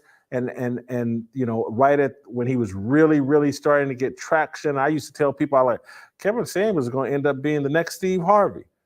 Unexpectedly dies. But yesterday I get emails like, if you really want to know the history, you got to talk to Al Grease. Al Grease is the godfather of all of this And they said you got to go back and read this 2006 article in Essence magazine that talked about black men going to Brazil, and the article was kind of a hit job on these black men that went over to Brazil for a good time, dating, treating it like a trip to Las Vegas, or looking for a wife with more traditional values or a girlfriend with more traditional values. That article comes out, and I think that sparked, well, we'll let Al Grease tell you what that sparked. But eventually, Al Grease has, I think, done 3 movies or documentaries about the relationship between black men and black women, and they're titled Frustrated. And so without further ado, let me bring Al Grease in and let him explain for himself some of the history and what went on in 2006 with Essence Magazine and what that sparked. Because, Al, I was told there were a group of you guys that in the early 2000s would go to Brazil, and that's kind of where all of this started. First, I'd like to say thank you for having me on your platform, man. It's truly a blessing. Thank you for reaching out. I truly appreciate that. Thanks for coming on. Yeah, it all started as just going on a vacation. I was a gym rat at the time, and I met a young guy that was in a motorcycle accident. And at that time, he didn't have insurance, so he saw me working out in the gym, didn't know what to do. And he asked me if I would help him, assist him in working out, because he said, I see you know what you're doing. And I told him, listen, man, I come here, we're gonna work out, we don't have nothing to talk about. Put your music on, and let's go to work. And after that 6 weeks, I wanted a break. And he recommended, he said, hey man, go to Brazil. You want to take a break? Because I worked hard 6 weeks, and then I want to take a break. Let my body take a break. He said, go to Brazil. And I said, okay, never been. And he recommended, I gave me some information of a gentleman by the name of John Thompson, who was from New York as well. I'm from New York City. He was from New York, and he was renting out apartments at the time. So if you needed a place to stay, John Thompson was the reference guy at that time. And I went, called John up, he hooked me up, booked the flight, had an awesome time. Me and my older brother went, great time. And I got back and went to DC. My cousin lives in Washington, DC. He throws this annual barbecue out in Maryland. And I heard a gentleman speaking Portuguese. And I went over, I said, hey man, are you Brazilian? And he said, no, I'm planning on going, but I took the language. His name is Dr. Larry Davis, intelligent guy, brilliant guy. And I said, man, I just got back from there. And he said, did you read that Essence article that was going on? And I said, no, I didn't. I'm not familiar with that. I don't read Essence. And he said, oh man, you got to check this out. And I read the magazine. I read the article. I called him back up. I said, oh, this is trash. This is garbage. This is not what I just experienced. And he said, well, your cousin told me you're a filmmaker. Why don't you do something about it? And I said, you know what? I am. You're right, I am. So I went back again on my own to get points of reference. And I met another gentleman by the name of Johnny Johnson, American guy who retired out there. And I met several guys, American guys that were retired out there. So I did some investigation, interviewed them, and told them that I was interested in doing a piece and would they like to be a part of it. Some agreed and bailed out at the end, but Johnny Johnson was a stand-up guy, ex-police officer. And he said, sure, man, come on back. And I came out there to interview him and some other guys, and I ran across the Philadelphia firefighters. It was about 8 guys out there together, tripping. I said, hey, man, can I interview you about your experience and why you come out here? And that's when they shared that put this delicate, I'm not familiar with your platform, so we'll keep it delicate, but some of the troubles they were having with women in the States, and they found it more soothing to deal with more traditional women abroad, especially Brazilian women. They were fit, they were friendly, and easy to get along with. And they said they preferred that in not dealing with women who were too masculine and kind of like pulling guards and tackles. Really didn't keep themselves up to shape, keep themselves up in shape. And we did the project, and I kind of sat on it a little bit. I said, maybe there's nothing here. And my older brother told me if I didn't release that product, that he was going to do some physical harm to me. So I took it to a film festival out in Atlanta. Went to Atlanta Film Festival, and the guy invited me out. I knew the guy who was running it, And I showed him that, and he was cool. And then he gave me a weird time slot, 8 o'clock in the morning time slot. And I said, hey, man, why you put me so early in the morning? He said, man, it wasn't me. It was the women that was involved that did this to you. I said, okay. I got up in the morning, went out there and worked it, invited guys in. And I saw a gentleman standing there. I said, listen, man, I'll be honest, you come in and watch my film. I produced it, I directed it. And he said, what's the name of it? I said, Frustrated. And he came in, the documentary played, and they got up, and that's when it started. I knew I had something because the women were angry, and the gentleman stood up and said, brother, I want to thank you. This is really before the whole social media thing, but he said, I want to thank you for inviting me in here. I just booked my flight to Brazil while the movie was playing. I'm sorry I can't stay for the Q&A. I'm going to pack my bags right now. And he held up his phone and showed it, said, I'm out of here. Thank you, brother. I love you. And he took off.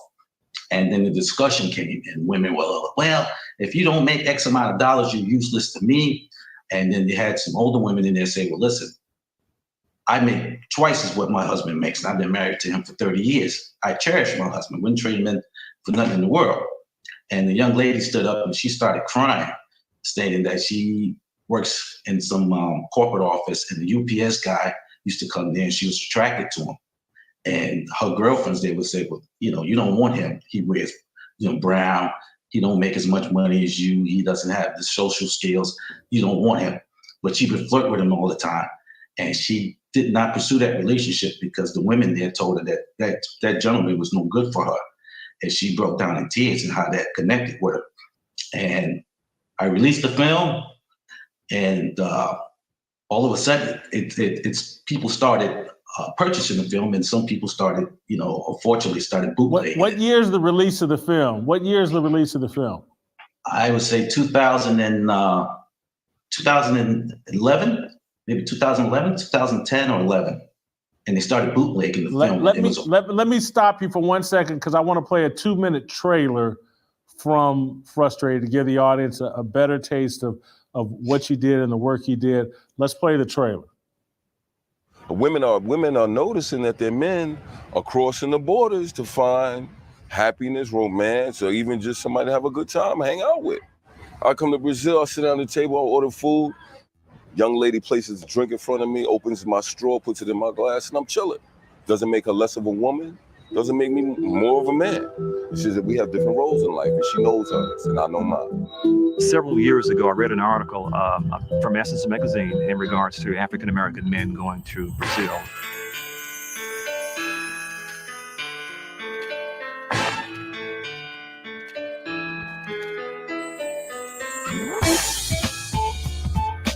Been a number of articles since the Essence store. The article was not pleasant at all. It was quite negative. The article is racially motivated. To me, it's just another attack on the black man. I feel in conversation with other guys who have friends here, you should come here and experience what she has to offer Brazil. People that write the article say that they don't understand why we come to this place or any other place of bias because they've never experienced it. Every black man should come down one time before you put in this earth to see how this country treats you. It's heaven. You don't want to come down to Rio. I said, but if you do, you're going to come back thinking, how can I get rid of her? And I just said, I can't put it to you. I said, if you married and you love your wife and you satisfied, I said, don't come here. You be looking for cheap sex with pretty girls. I think to a certain extent, you're almost like a predator. There's nothing but lies, and it should not have been accepted by the black women. That article is to bridge the gap between you, and that's the reason that article came by. It's not an issue until the black man starts doing it. I agree.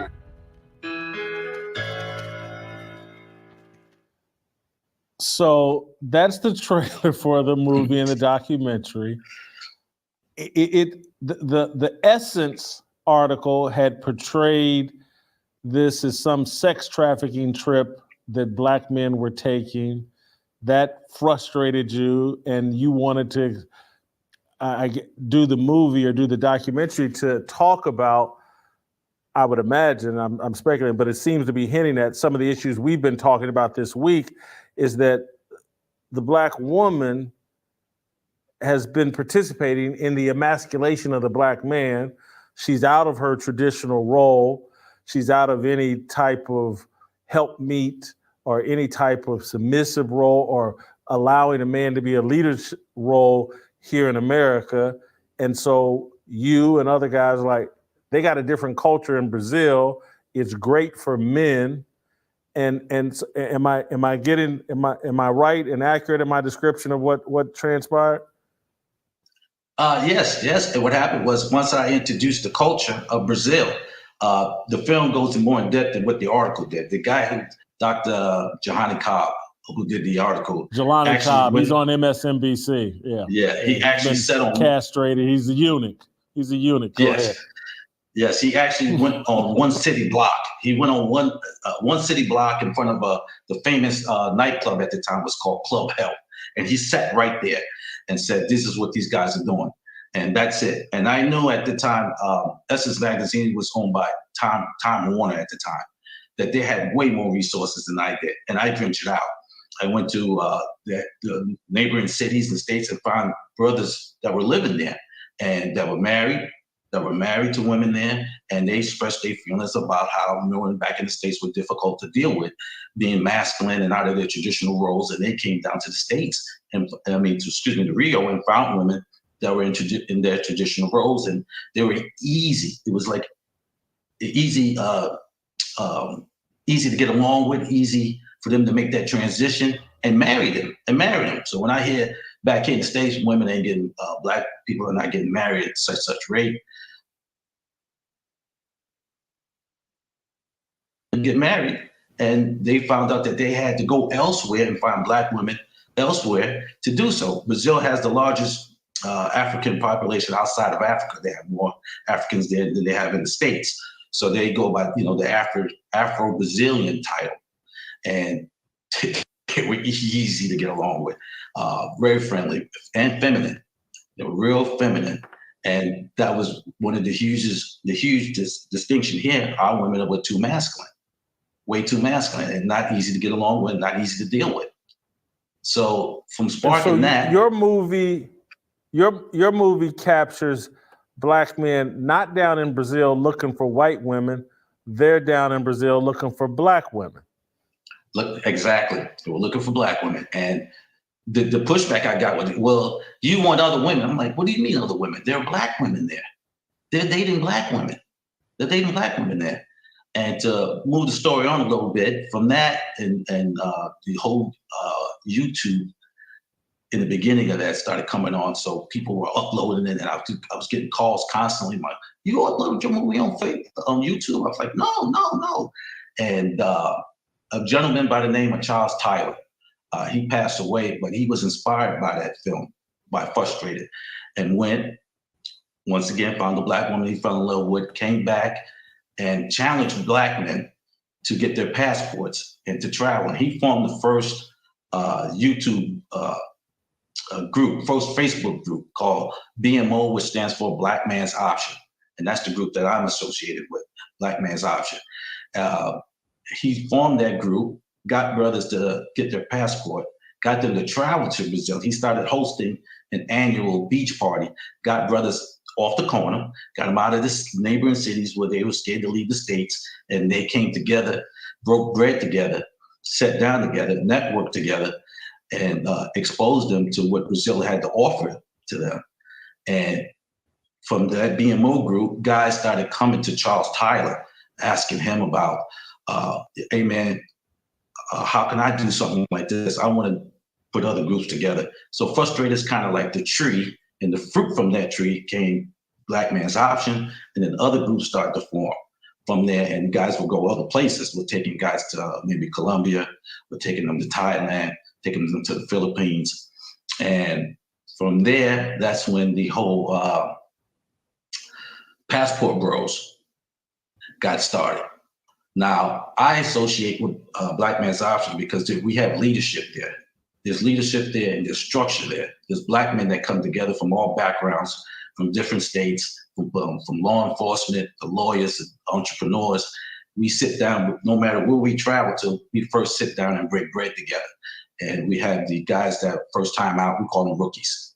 First time out, the rookies stand up, state their name, where they're from, and we introduce them to the vets. These are the veterans that have been out. So if you get into a little trouble situation, you can rely on the vets to help you.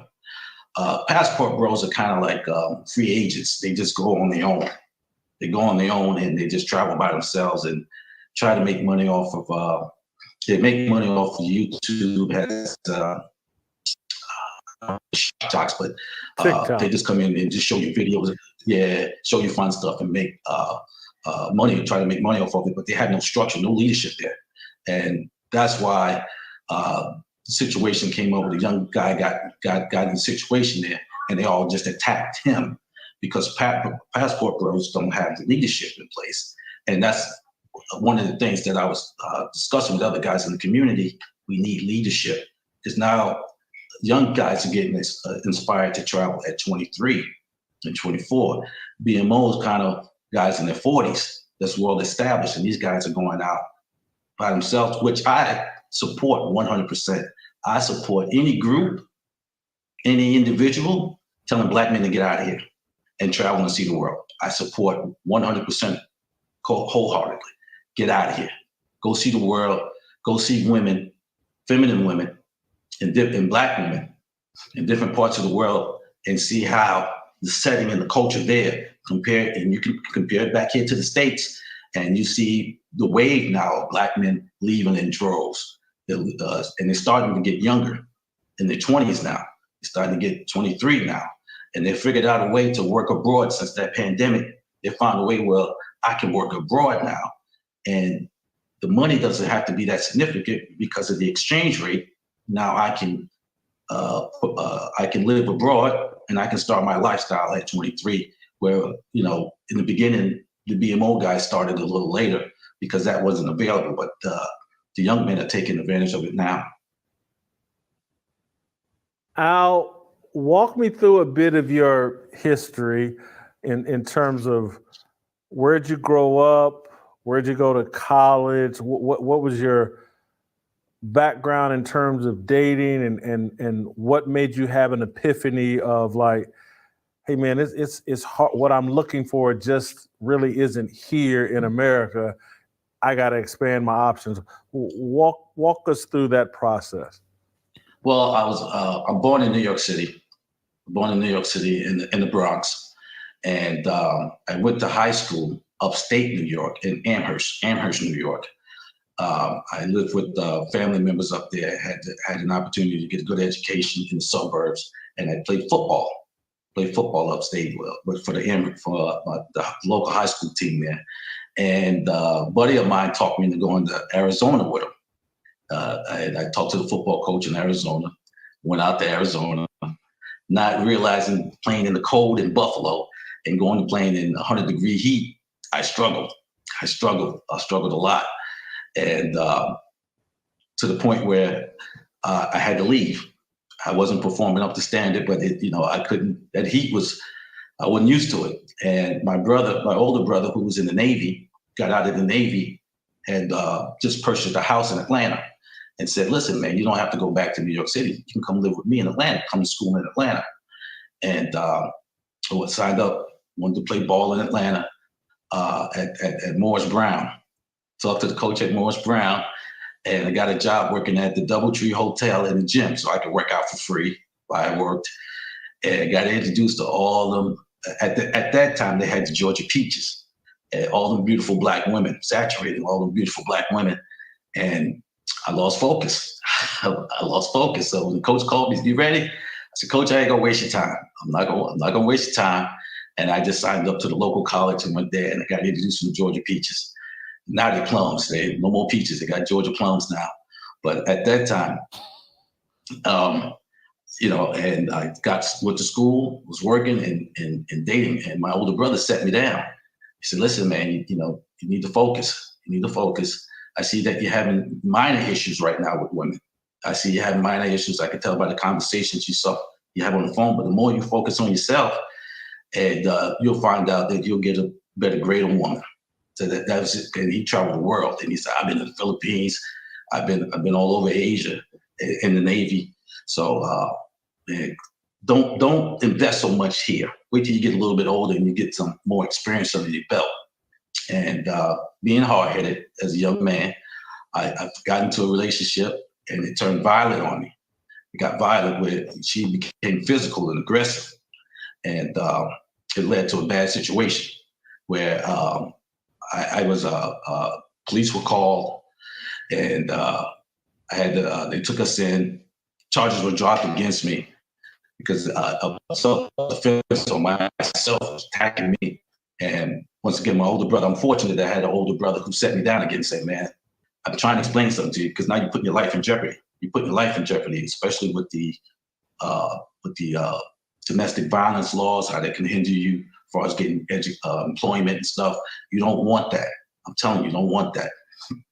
So I wind up taking an offer to move to Alaska. I was working for a financial company in Alaska.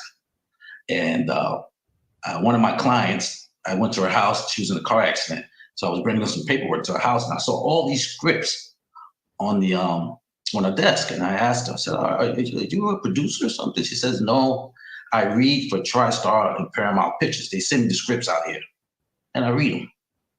And I said, "You know what? I always wanted to write one." She said, "Oh, you want to write one? I'll show you how to write one." And she took me through the whole process, and she didn't charge me anything and said, "If somebody ever asks you how to do it, pay it forward." I did. I wrote this beautiful script, went to LA, tried to shop it around, and I didn't have success. And I got disappointed. And I laid down. I remember I was in a hotel. I was down to maybe last $5 in my pocket. I was eating out of 7-Eleven. They're eating hot dogs for dinner, chips after dinner. And I laid in the bed and I said, "Oh man, this ain't working." And my conscience and God spoke to me and said, "Listen, man, why don't you go learn how to make them?" I said, I don't know how to make no movie." He said, "Well, you didn't know how to write them. 6 months ago, you didn't know how to write them. Let's go. Let's get on out of here and I'll show you how to make them." And got out of there, went back to Atlanta, found a film school in DC area, went there, learned how to make them. And I started, I got real excited, wanted to be productive. So I made some movies. They were awful. Some films, they were bad. But when this came about, a chance to do a film on this, and I had the funds to do it, I said, "You know what? Let's do this. Let's do this." And I did it. And that's how frustrated I got about. But as far as my relationship and women, I'm gonna tell you, my high school sweetheart at the time, I dated an Italian chick, and she took great care of me. And to the fact that even I was on the basketball team, she would bring me food because the varsity team played late. She would make sure, "Hey, baby, here's some food." And the coach would be like, "Don't be eating that. You're not gonna be able to run up and down the court eating that. Don't bring him no food." She took great care of me. Was my high school sweetheart, and so I got exposed to that. But I had a strong attraction towards Black women. When I went to Atlanta, I seen all them peaches. And I said, "Oh, I got to get my hands on them." But I come from a 2-family home. So I saw what my father meant to my mother. And I see what my mother meant to my father. I was raised in a 2-family home. And my father provided, I'm the youngest out of 7 kids. And I seen my father work 6 days, 7 days a week to provide for his family. And didn't want to take days off, and would watch football with us and then get up and go to work. So I was looking for that, and I wasn't finding that. I wasn't finding that in Georgia. And I said, wow, I was struggling. But moving forward, when I started making these projects and I started getting introduced to foreign women and traditional values, and with traditional values, and with the femininity was big for me because I wasn't coming in contact with feminine women. I was coming more in contact with masculine women who, if they didn't get their way, felt that they could put their hands on you. They can challenge you in certain ways. If you said no to something, that didn't suffice, and then what the hell, and wouldn't put their hands on you. But when I got introduced to traveling, I didn't get that. I didn't get that. If I had food on my mouth, she would get the napkin and wipe my mouth and nurture me and kiss me. Thank you, baby. When I went to Thailand, I took a young lady out to eat. She would not touch her food until I got my food and I took the first bite. And you struggle with the menu a little bit. And she got her food. I said, why are you not eating, baby? She said, I can't touch my food until you touch yours first. I said, what? She said, you bought me food, you bought me dinner. The least I could do is wait till you get yours. So I got mine. Being the youngest out of 7, if you didn't eat fast at my house, my older brothers, I got 4 older brothers, they go on your plate, take your food. So I eat fast. I developed eating fast. And she would, I was eating it and she pushed her plate towards me and you want mine? I said, no, I don't want your food. She said, no, if you want, you can take mine. You can take mine if you want more. And so I started getting introduced to that and then traveling with groups of brothers. So we experienced that all at the same time. So to see the joy on these brother faces, and I see why the movement is moving so fast and is getting to the younger guys now who turn on YouTube and hear these stories and said, you know what, I'm not going to deal with this. I'm not going to deal with this. I'm going to go overseas and see what these guys are talking about overseas. Al, thank you so much. I needed that background. I'm glad you made some time for us today. I had no idea because literally I just heard about the Passport Bros this week and it was like, well, let me look in, did some research, and then someone said, now you got to go to the root. And so we've done that, and now I feel far more educated about what this whole thing is about, and I'm going to dust off my passport. Well, listen, I tell you, I had a good friend of mine, big guy, a dark-skinned guy, big guy, and when we went to Thailand, the people ran out of the malls like he was LeBron James. You thought Michael Jordan or something was in town. They love black men there. Black men. They told me I wasn't black enough. They said, you too light. But your friend, they told me I wasn't black enough. But your friend, he was treated like a god there. And they would wanted to take pictures of him. The men would fight with their wives. Take the camera. Let me take a picture with him. Baby, no, my turn. I seen it in the mall. They were treated like rock stars. And the darker you are, and he said, man, you know what? Back in the States, I get ridiculed for my skin tone. Here, I get ridiculed by women, calling me, you black so-and-so. So here, they love me for my skin color. They love me. And brothers are starting to experience that. Now, we won't see the true effect of this until the next maybe 10 or 15 years. When these women still with the mindset they have, the entitlement, no lack of accountability. So what? I got 3 or 4 kids by 3 or 4 different men. You're supposed to take me the way I am. So what if I'm not feminine, I'm masculine? You got to take me and accept me the way I am. And what you see now is them peeking in. They're starting to peek in the Passport Bro movement. They started to peek in at BMO and start to single guys out. But BMO, Black Man's Option, is more solid because we have leadership. We have good guys in place. And the Passport Bros are kind of, like I said, free agency. They're out there by themselves, so they're easy to get picked off one at a time because they'll isolate one incident with one individual and try to classify all of us that way, which is not true. Well, I got an adopted son that he swears by Filipinos. He's married or lives with one and has been telling me forever, like, you got to get you a Filipino woman. You got to get you a Filipino. They know how to take care of you. So, well, you know already, Jason. You know, if you got your son. He's already telling you. You know already. Your son is at home, and it's starting at home with your son. And the word has got out, man. And I tell you, I had a friend, my best friend from high school. I told him, I said, listen, because he was going through a bad relationship back at home. I said, man, listen, come with me to Brazil. I want you to experience some joy. Just come with me to Brazil, man. And he got on, all right, man, I don't want to fly out. Just come on. We went. When it was time to leave, I said, I got the driver downstairs. We got to go. And he was just standing there. And I said, hey, man, come on, let's go. And he yelled at me. I said, wait, what's going on? And I looked, man, and tears came out of his eyes. He started crying, man. He said, I don't want to leave, man. I have not experienced something like this. I don't want to leave. I've seen men cry. The joy and then the disappointment knowing that they have to go back and break down in tears and saying, man, something's got to change. I can't live like this back in the States. I refuse to live like this. Well, I've been saying for years, when I was younger, I get into a relationship. You just don't want to be challenged. Yeah, I really don't. I got a career that's challenging. When I come home, I want peace. I don't want to be challenged. That's no fun for me. That's not. I got enough iron out there sharper than me.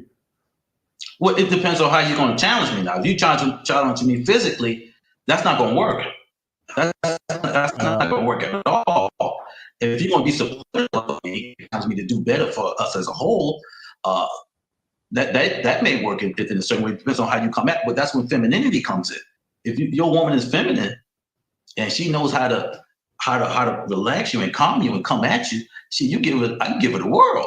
And most men will tell you, this is my woman, I'll kill you over this. Don't come here. Don't knock on my door. No man knock on my door, because they got something that's priceless in a man home. But when you got a woman that feels that she can challenge you and put your hands on you and challenge you in certain ways and challenge your manhood, that's not gonna work, Jason. That's not gonna work. And that's what I try to explain. Thank you for the time. Yes, man. Thank you for the time. Anytime. Enjoy the rest of your weekend. Thank you so much. That's our Saturday edition of Fearless. I hope you enjoyed it. I'm going to go home and dust off my passport and start looking at my globe.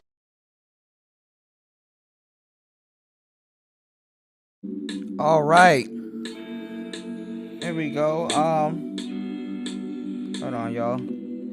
All right, sitting here making a beat. He said he's going to go home and dust off his passport.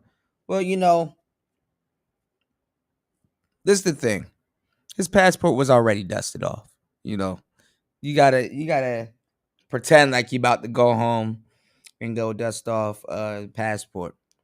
Well, listen, for the smaller group of people that are listening, news just in.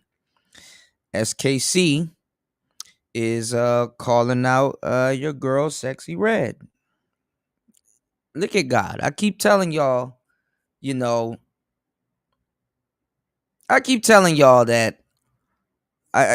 she ain't got my protection now. So I don't know what she thinks she about to do in this space. At this point, she done burnt the last bridge to be burnt. You understand what I'm saying? He done called her out. She knows he's live, and she not showing up over there, but she over here and she over there and she everywhere, and she in everybody business but her own. And now she's turning into a coward. Once SKC start calling her out about some slander about him and slander about his business. You know how SKC does a lot of intros for a lot of people here in the manosphere and people around the space. Now he's calling out Sexy Red for some of the stuff that she said. So apparently she was involved with a couple of people trying to dox Mad Bus Driver, doing fuck shit around the space. Just like I said. So I'm telling you right now that she don't. I said this day before. I'm gonna say this again. It ain't even me she got to worry about now. She wanted to pick fights with people and shit like that. Well, you gonna have enough fights lined up for you right now, because the person that was shielding your ass now, hey, not there no more. You are going to play with the wrong one, or you're going to do something wrong, and you are going to get your ass roasted. Shit gonna start getting real. You don't know what the fuck you're doing. You don't know shit. You don't know your audience. You are stupid, and you're just, and now you're done. Burning that bridge with me. I got you, Nicer. Burning that bridge with me. Definitely, like I said, and you don't even realize it. You done put a clock on yourself. You done put a whole clock on yourself. You don't gotta worry about me. I'm not gonna do nothing to you or say nothing to you, but you might wanna pipe down and maybe switch your content for the better, even though that's really not gonna help you because now everybody about to look at you. And it's cool. Everybody was over there laughing, keying, and oh my God, congratulations, you done you done burnt Cooter after he helped you get monetized and all this other stuff, Yeah, Ben told y'all. Look how quick. The pride comes before the fall. The pride comes before the fall. You might have to apologize a little bit sooner than you think. Can't hide. You can't. You didn't even realize you were hiding behind me for shelter. Oh no, no, no, no, no. It don't work like that. Oh man, Nick Taylor. Oh man, it's over for you. You can't go nowhere around this bitch. You can't go nowhere. Why? Like, how do you burn all these bridges? Like, how does that work? Like, I thought you were cool. This is indicative of your character, man. Hold on, y'all. Aloof about concerning his motivations and all of that. Nevertheless, hey, it is what it is. Way back when She ducking that smoke. Releasing this just for a little bit. Let me put that on screen, man. Way back.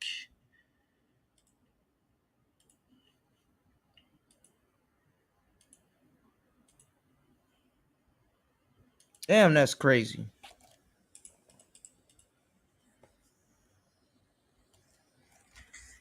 Well, you're getting the attention that you want, man. Hope it was worth it, man.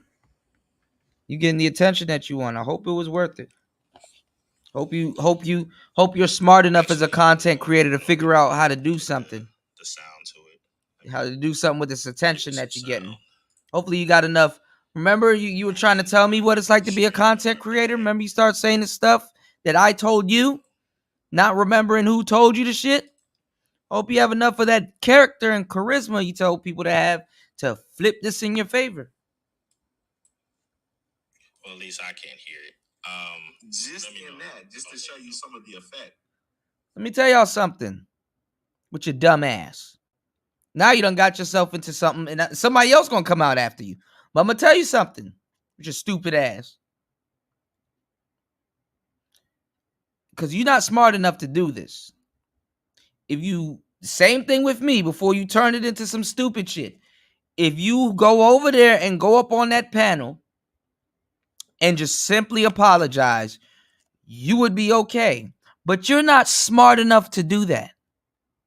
You're not smart enough to do that. You're an idiot. You're an idiot. And you need to watch the bridges that you burned. How is it that I'm catching you in my snare trap and you trying to run around here like you did something to me when you didn't? You just made yourself look stupid. You want a sympathy tour, talk about some, I'm innocent. You got to state your innocence before you even get into certain places now with your dumb ass. Ain't nobody about to listen to you now. All that hard work you done did. All of that game I done gave you. It just went right to shit. Because you're a dumbass.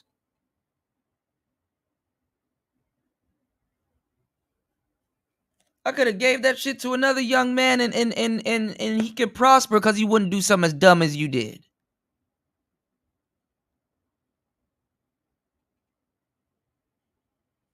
Sitting up here talking when you should be listening. You ain't hear a damn thing people in the manosphere was talking about, huh? God damn. This pains me to even be saying this to you.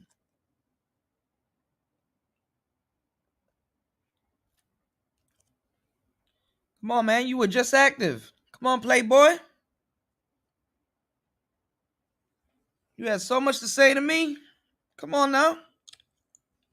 out of bounds. Wait until the women start coming in. Oh, the women are next, baby. That your account can get suspended. The women are next. I made replies to certain people about some of the things that they wrote, and I was just doing my editorial thing and said, "Hey, give me a second, y'all. Let me go get me something to drink. It's gonna be an interesting night."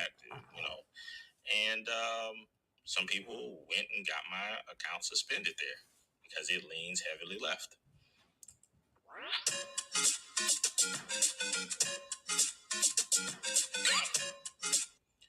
And that was my original avatar way back when, as I stated at the very beginning of all of this, and in the title of this live stream. Avoid the succubus. That used to be my little thing. Right there. 78 followers. Went from like 5 to 78. It was just almost overnight.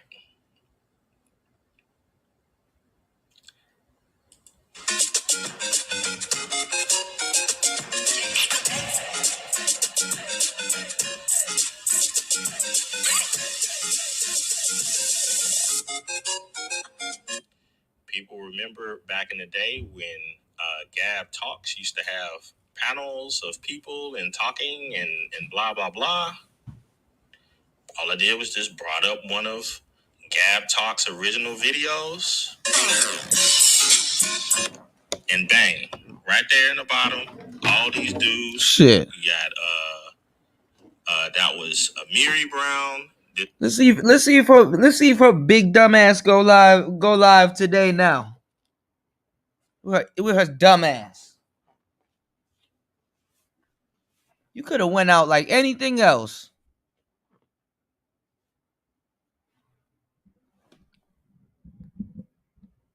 She gonna go somewhere and cry if she ain't crying right now. I know how the fucking dumbass Aquariuses are, bro. Big babies and shit, especially the women.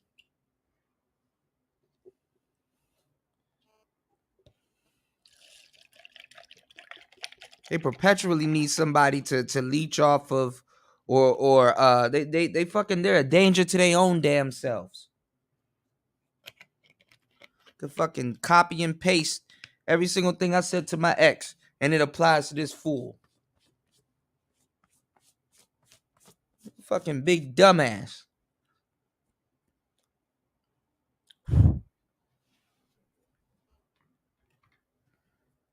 Thank you, Nicer. I'm sorry. I'm just really putting this shit together. People done gave you all this help. You done got all this support less than 24 hours ago. And damn, dog, that ain't gonna change you, bro. You is not gonna last at all around this bitch. Yeah, let's see if she go live today. What she need to do is rally up her troops. She not gonna go nowhere alone. She not gonna go nowhere alone. She's a coward.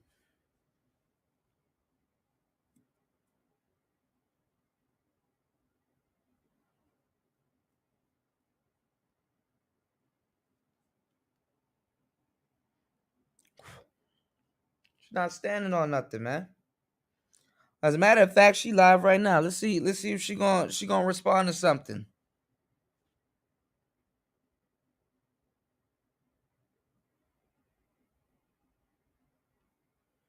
She's gonna try to fake respond to me. An honest mistake exposed to fake feminine emotional management. Yeah, she over here listening. That's why. Well, hey man, you got the attention that you wanted. Don't talk to me. You gonna have other people on your line. You don't have to worry about me. I ain't gonna do shit.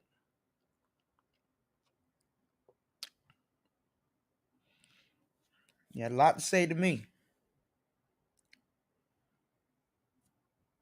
So, give me 1 second, y'all. Let me cut this live stream, and I'm gonna come right back, and we're gonna make some beats. So, give me 1 second, y'all. Peace.